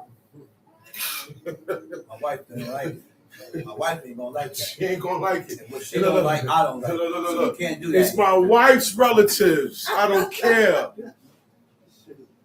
I don't care. My relatives could get it. Your relatives could get it too. Everybody gonna respect how we live. You don't like it, I don't care. Time will tell. I don't care. This is what it boils down to. I'm not telling everybody to handle their situations like that. I'm talking about me. I'm to that point. I've been around for a very long time. I've been experiencing a lot of things for a very long time. Family, friends, marriage. I know how most of this go already. Look, they told us how it's going to go. Yeah. This is the counselor. Look, Hey, man. look, hey, woman. Uh-huh. That's my wife. Don't disrespect Don't her. disrespect my wife. Hey, boy. Hey. That's my wife. Don't do that. Don't disrespect her. Because now you got to deal with me. Now you gotta deal with me. You forgot? Facts. You forgot she got a husband? And this husband, and not all men are the same. They handle things different. That's what I'm saying. Not all men are the same. We handle things different. Judas Maccabees, they said he was ferocious in war, but godly. So I could be godly and still handle my business on the violator. And ain't nothing wrong with that. And then turn around and look at this and say, no, you know what? Nah, no bloodshed today. I'm going to show him mercy. That's what righteous, that's what godly does. You got to know when to do these things. You got to know when. It said fit. You said fitly. A word spoken fitly. It's the time for me to say this. That's right. Even though I'm right, even though you're wrong, and I remove my pride, this ain't the time for this. Right. You know what? I'm not the one to come to him. Talk to him. I'm not spreading. The intent is so that you listen to you more than he listens to that you are his man. You're not Frank Sinatra? Man, son. You're not Frank Sinatra. Sinatra? Talk to him. Talk to your brother. You ain't spreading the news? I'm not spreading the news. Frank Sinatra? Man, you see what he doing? No. I'm gonna go to one that I know you're gonna listen to. All right, right. Yo, don't go to him like that either. Don't even tell him I said it. Just talk to him. Sometimes you gotta be that way. And I said, man, you know what? If I come, you'll say, man, get out my face, man. Listen. So I said, okay, I know who you're close to. Ain't that what somebody did in the garden? What? That's right. God passed Adam and went to Eve. Yeah. The goal is to get to Adam. That's right. But he ain't gonna talk to me because of who I am. I'm the adversary. Yes, and the adversary means adverse, means against. It is also the title of the devil. People say he don't exist. Israelites say he don't exist. In the book of Job, God had a conversation with who? Fill in the blank in for me. All you scholars and wise people. Who was God talking to? When he said, you see my servant Job? And he said, hey, man, let's pray. Touch his blessing. Who was this conversation going on with? God and who? It wasn't an angel and it wasn't a man. Who was God having this conversation with, man? Why y'all read this book? It's not even, it's past the law. You read the stories. You read this. You read that. And you say it didn't happen. You're not supposed to serve God. That's what I'm seeing now. The cutoff is real. Yeah, it's real. It's real. No. Cut off is real. We don't really realize the cut off. We're not looking at it. Oh, man, he crazy. No, he cut off. People think he's fake. You man. bald because you cut. That's right. You eat that because you cut. You hit it on the head. You say the Shabbat is a different thing because you cut. You hit it on the head, man. Plain and simple, Plain man. and simple. You are cut off from God. Cut. That's why you say you're Israelite, but you don't do nothing that an Israelite do. That's right, brother. Every law is being violated today by Israelites. All camps, everywhere, are violating. Just the laws of the Shabbat alone being violated right now. That's right, bro. Right now, at break time, you're going to see furniture moving. Poof. That's right, bro. Some are smoking. That's right, bro. Yeah. That's right, bro. Some are drinking. That's right. There's no difference. That's right, bro. Talk about it. No difference. Talk about What it. makes you an Israelite? Talk about What it. makes you a servant of God? You're not doing nothing, and you don't believe nothing you read, man. These things that happen in here really happen. Samuel's spirit really came from out of the ground and spoke and prophesied. And he said, you're going to be with me, you and your sons. Was not him and his sons with him? Next day. So why you don't believe this? Next day. Because you're not meant to. Not meant to. Not everybody, sad to say. I'm going to bring it back to people in the book. The Israelites that we read about in the Old Testament, not everybody made it. You think they all made it? Not everybody made it. Then we read about some going to the pit. Not everybody make it. So not everybody making it now. You think everybody gonna make it now? And they didn't make it. They were there to go through the fire and filter. Fire and filter. Fire and filter. And we cry when we get put to it. Take it like a man and a woman, man, because you ain't supposed to be alive. Yeah. Sometimes you're going to get it soft. Sometimes you're going to get it raw. When God give it to you, you get it fiery. Be glad sometimes you get it soft. He said, defend the orphan, clothe the naked, heal the broken and weak. Laugh not a lame man to scorn. Stop laughing at people. That's right. Stop mocking people. That's right. We don't make fun of people. No. We gotta watch our humor. We gotta change. We gotta really change. That's right. Cause we like to tease people. Look at him. Look at him. We gotta start getting off that. Clowns. We like clowns. Not everything is to be laughed at. And that's why we mess around with God's law, because we're not serious enough in life, man. We want to laugh when we're supposed to be crying. That's right. We want to cry when we're supposed to be serious. That's right. I want to be angry, and I'm supposed to be happy. Mm-hmm. I'm supposed to be happy with this, but I'm angry. We're backwards, man. We're cursed. Y'all don't see it? Yeah. That's the reason on the head, brother. Good things come to you, and you reject it. You're cursed. Dang. Check myself on that. Me too, man. I started, everything that's evil, I had a problem with.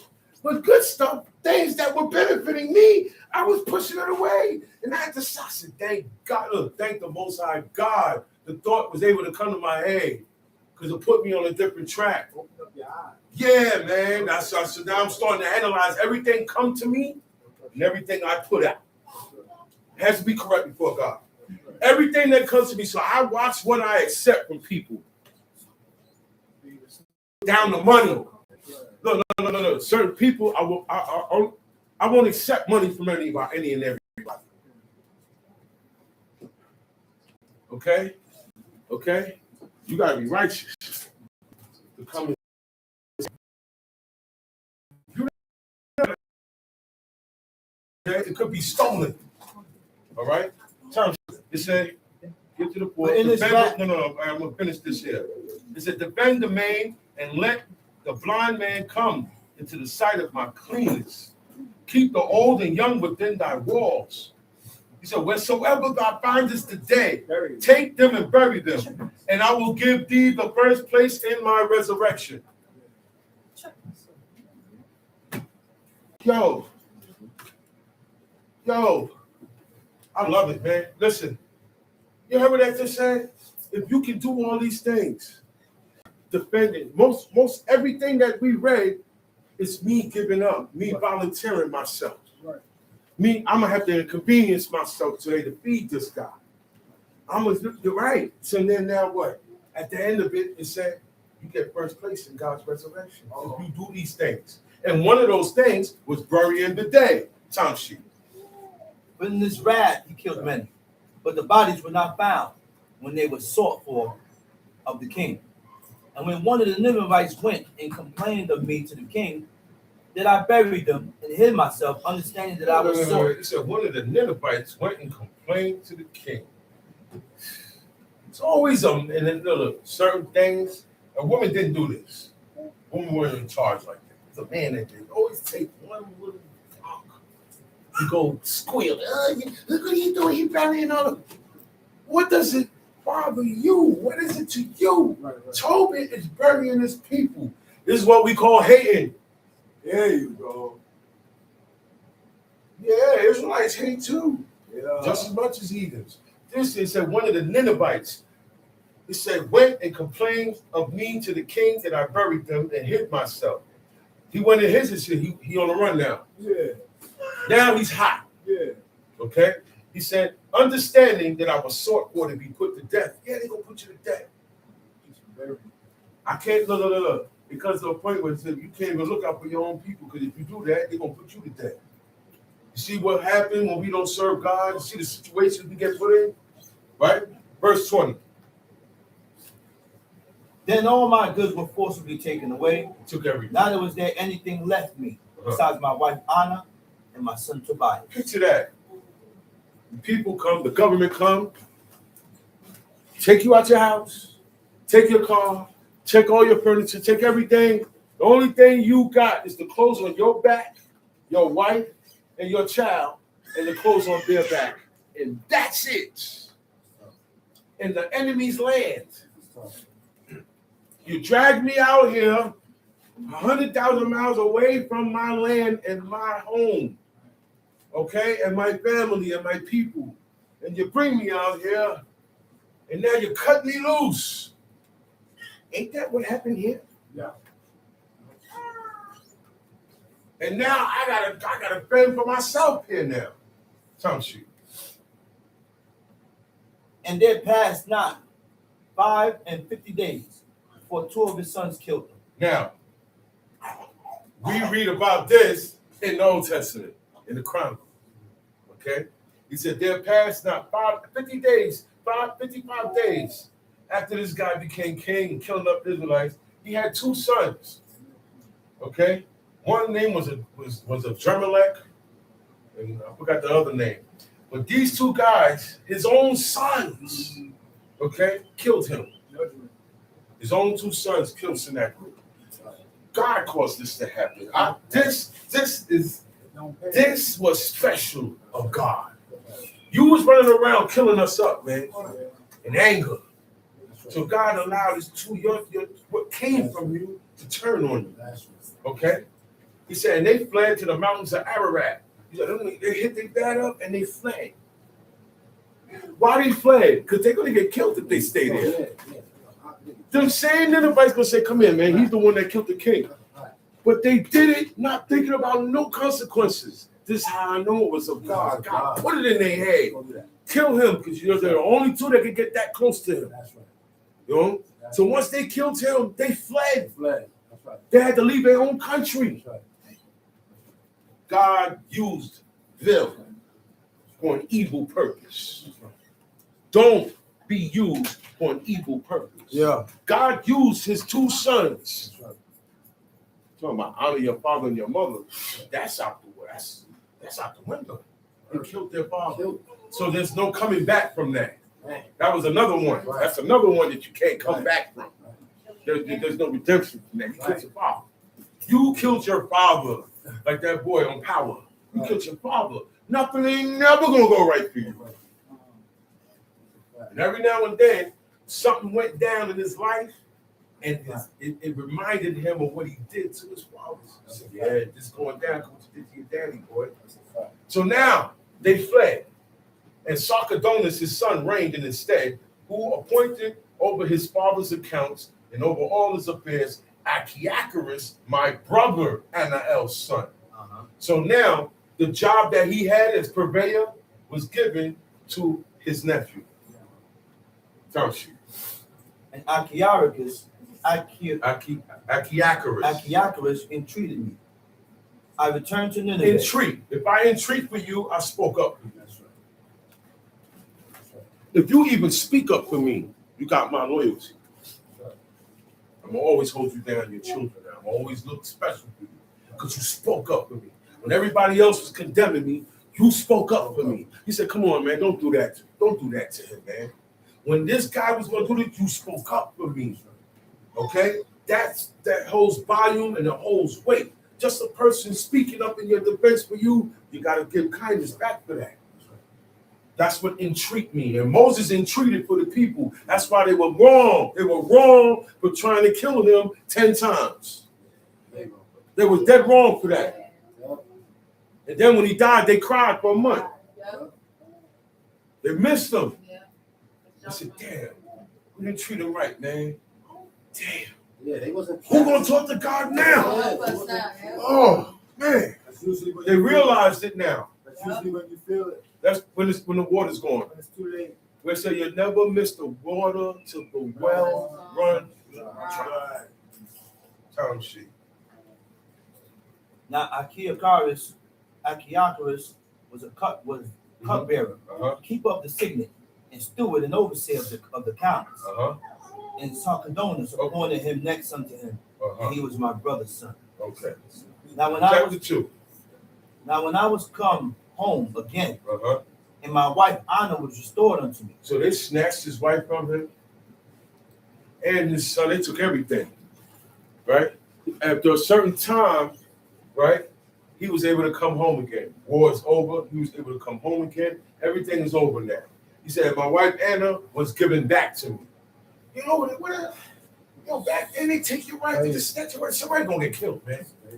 Somebody gonna get killed. They like snatching. Why? I noticed that in this world, men like to come and snatch, mess with your wife.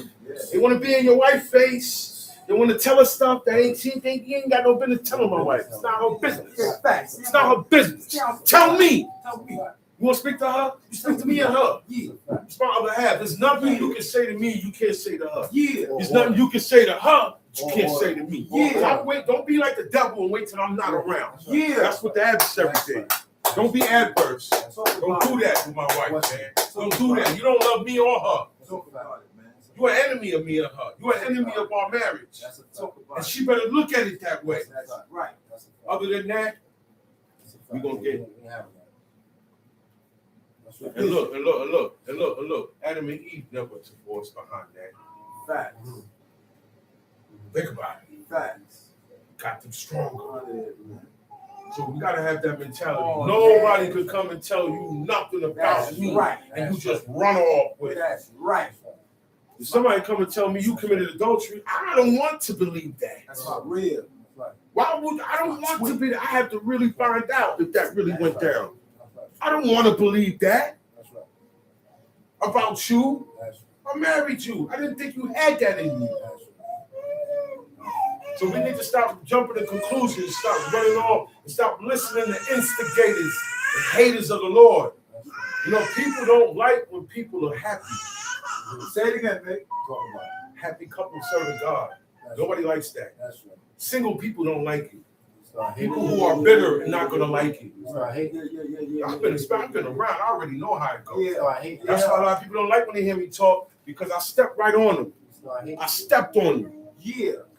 I step on men. I step on women. Talk about it. Don't get mad. People get mad. I be seeing the chat. They be getting mad. Change yourself. Become better before God, and you won't feel like you're being stepped on. If the shoe fit, wear it. Time sheet.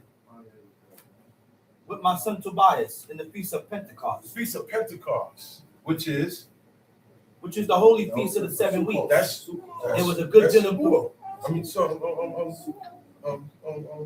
Feast of Weeks. That's Sukkot. That's Shavuot. I mean, Feast of Weeks. That's after the counting of the Omer. That's right. So he was in Nineveh, and he was still observing the Feast of Weeks. But he can't go to Jerusalem, can he? No. But he still observed the day. Gotcha. You understand me? Read. Let's see what he did. It was a good dinner prepared me. That's it. That's it. That's it. In That's which I it. sat That's down to it. Nothing else. He fixed a good dinner. A dinner he wouldn't usually fix during the week. Right. He fixed something special for the occasion For the occasion. of the Feast of Weeks. Right. Even though I can't go That's right. to Jerusalem. So yes, still celebrate these days when they come. Still gather and have a holy convocation, and still have a feast. Still keep the rules of the day, because Tobit did it, and he's coming back because he's doing the things that we read in the list here in Second Ezra. He's clothing. He's looking out for the orphans. He's clothing the naked. He's feeding the hungry. He defends the poor. He defends the widow. And most of all, he's burying the dead. He said, these are the things that get you buried. Now, besides, you've already got the law covered. You can't just do these things and that's it. No. Everything else is covered. But you do these special things here. You know what it is? To cover all of that and inconvenience yourself to do that list. Because to do that list, you got to inconvenience yourself. That's what Shamo. That's why he brought the story about the woman asked for sugar and wound up shopping on it. God tested him. God sent that woman there to see where he at. How much can he endure? How much patience he got? And how much of this he got? But someone don't know. That's why God has rules for strangers. Right. Abraham was a stranger first. That's a fact. Those people weren't strangers. They became strangers when we got in the land. Before that, we were the stranger. Abraham, Isaac, and Jacob were the strangers that walked the breadth of the land. They were walking through people's cities that was already established. So that's why God said, ye know the heart of a stranger. You come from the home of a stranger. Because this man, I took him away from his relatives. Because if he stay around his relatives, he's not going to fully get these commandments under his belt. Y'all gotta understand, this is why we teach this. We're not telling you hate your parents, stay away from your relatives. You got phones, you got things, you can still go visit them, just not on Shabbat. It's not on Exodus. Just not on Exodus. Just not on Thanksgiving Day. See, back then, they came from a far land to across the Euphrates and came into this land. So, baby girl, once you come with me, you might not see them no more. So don't get the idea now that you got to hate your family. No, but you got to hate your family, what they worship. You got to hate how they live now. That's right. And that's why you can't live with them no more. Right. Because when they put the Christmas tree up and you live there, you celebrating that by being there, by living there, by there. When they burn the Yule log, you burnt it too. Wow. When he's outside singing Christmas carols, you go, no, I'm staying inside. You might as well go out there. You did it too. Because you dwell with them. Deck the halls. Decking the halls. And the first The of all, halls of fire. man, listen. Look, there's a very brutal beginning. You hear me? To that Christmas stuff. That Christmas stuff is a brutal beginning. Yes, it is, And graphic. It's like a horror show. Body parts are involved. Yeah, I just don't even know, man. Start checking out the origins of the days that God did not prescribe for us, like your birthday. Everybody should go into that. Study where origins of birthday come from. That's right. One thing I can guarantee you, it ain't come from the Lord. Thompson. And when I saw abundance of meat, I said to my son, go and bring what poor man soever thou shalt find out of our brethren, who is mindful of the Lord, and lo, I tarry for you. Okay, mindful of the Lord. All Israelites are not mindful of the Lord. How are you mindful of the Lord? All my brethren ate and I didn't eat. You're mindful of the Lord. Okay? When the thought comes to your head to steal and you stop yourself, you are mindful of the Lord. When your mind comes for you to lay down with this woman, whether she married or not, she ain't married to you. You ain't supposed to be laying with her. Talk about it. And you're pulled back. Talk about Oh, man.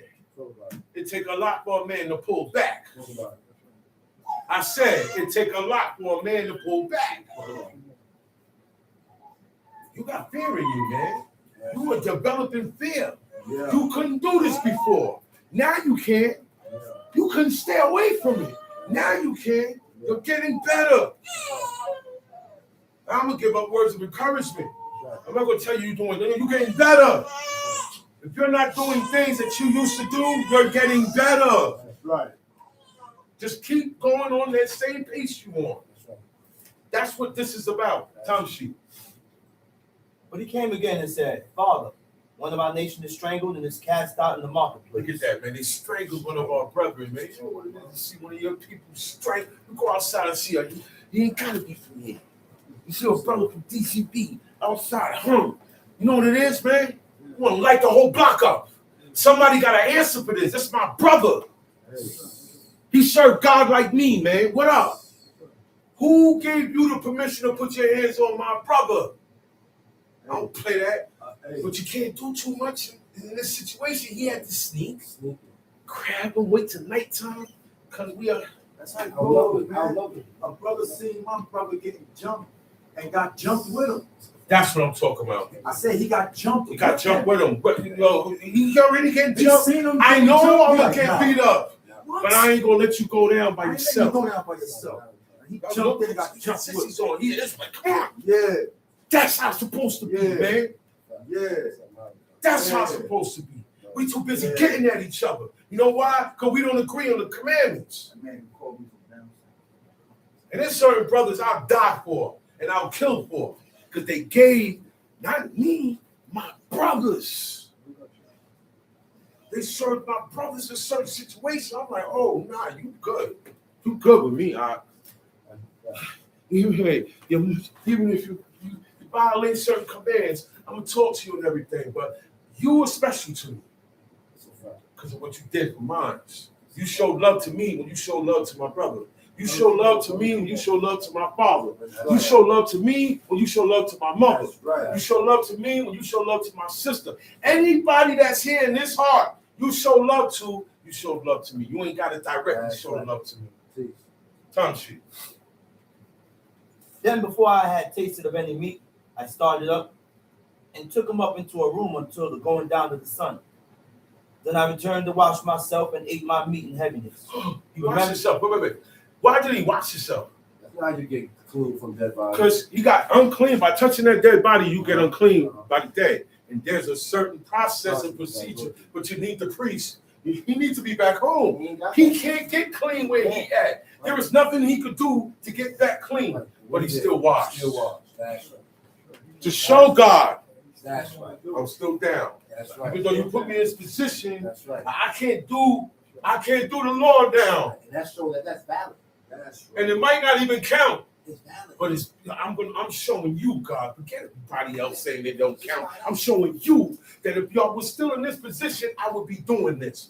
That's why I follow these people and not you. When we touch a dead body, we do the same thing. You do the same thing. You touch a dead body, go and wash. Yeah, but you're not really clean. So what? God is seeing your mindset. Right. It's a mindset. You're showing God, if I wasn't in this position, this is what I would be keeping. I would be still doing this. There's nothing wrong with that. Time sheet. Remembering that prophecy of Amos, as he said, your feet shall return into mourning, Whoa. and all your mirth into lamentation. So, wait a minute. You read. The book of Amos, Tobit You read. is talking about the same book of Amos. You read. So he lived after. We're reading about a man who lived after the prophets and read the same books we're reading now. You see his mentality and look at yours. He said, remembering the prophecy. Yeah, now remember the prophecy of Amos. He was there. He was alive at that time. And that problem, when the prophets put a prophecy out, it spread. Yo, man, you heard, the prophecy of Amos, he spit it in the square today. It spread. And when he heard it, he heard It's going to be a time where your feast shall be turned into mourning and all your mirth into lamentation. And then later on in life, it happened, and he was reminded of it. He said, "Damn." He said he ate his meat in heaviness. He just sat down and ate a good dinner, celebrate Easter, you know what I'm saying? Easter weeks. And then his son came in and said, one of the oldest strangled, going out there, getting your brother there. You know what it is. No, if a person is being strangled, however, whatever face they have on their face when they die, that's what stays there. That's what stays there. You can't change it. The muscles in the face, it stays that way like it's supposed to. If you die like this, like you look like he was in pain, that's what you're gonna be dealing with when you pick this guy up and bring him down. Yeah, you're gonna be crying, man. Yeah. I hope you got what was brought, what is to be brought for the rest of the day. Oh, Shmo. Remember, today is the Shabbat day. Watch our words, watch our actions, watch our thoughts. Shabbat Shalom. Shabbat Shalom, God. Oh yeah, we're gonna finish this next week. Chief, remember we were talking about the,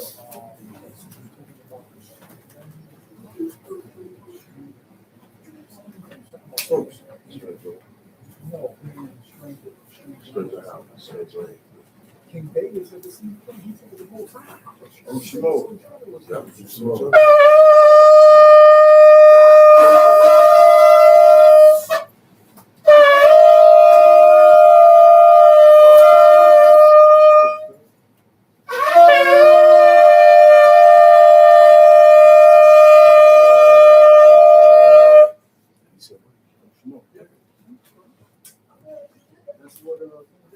No, usually you used to tell me. No, you used to tell me. You used to tell me that. You said cut it wide. You said that. Cut it. Yeah, yeah. You said one time I was waiting till you finished, and you said no. You said, no, what the hell? I said,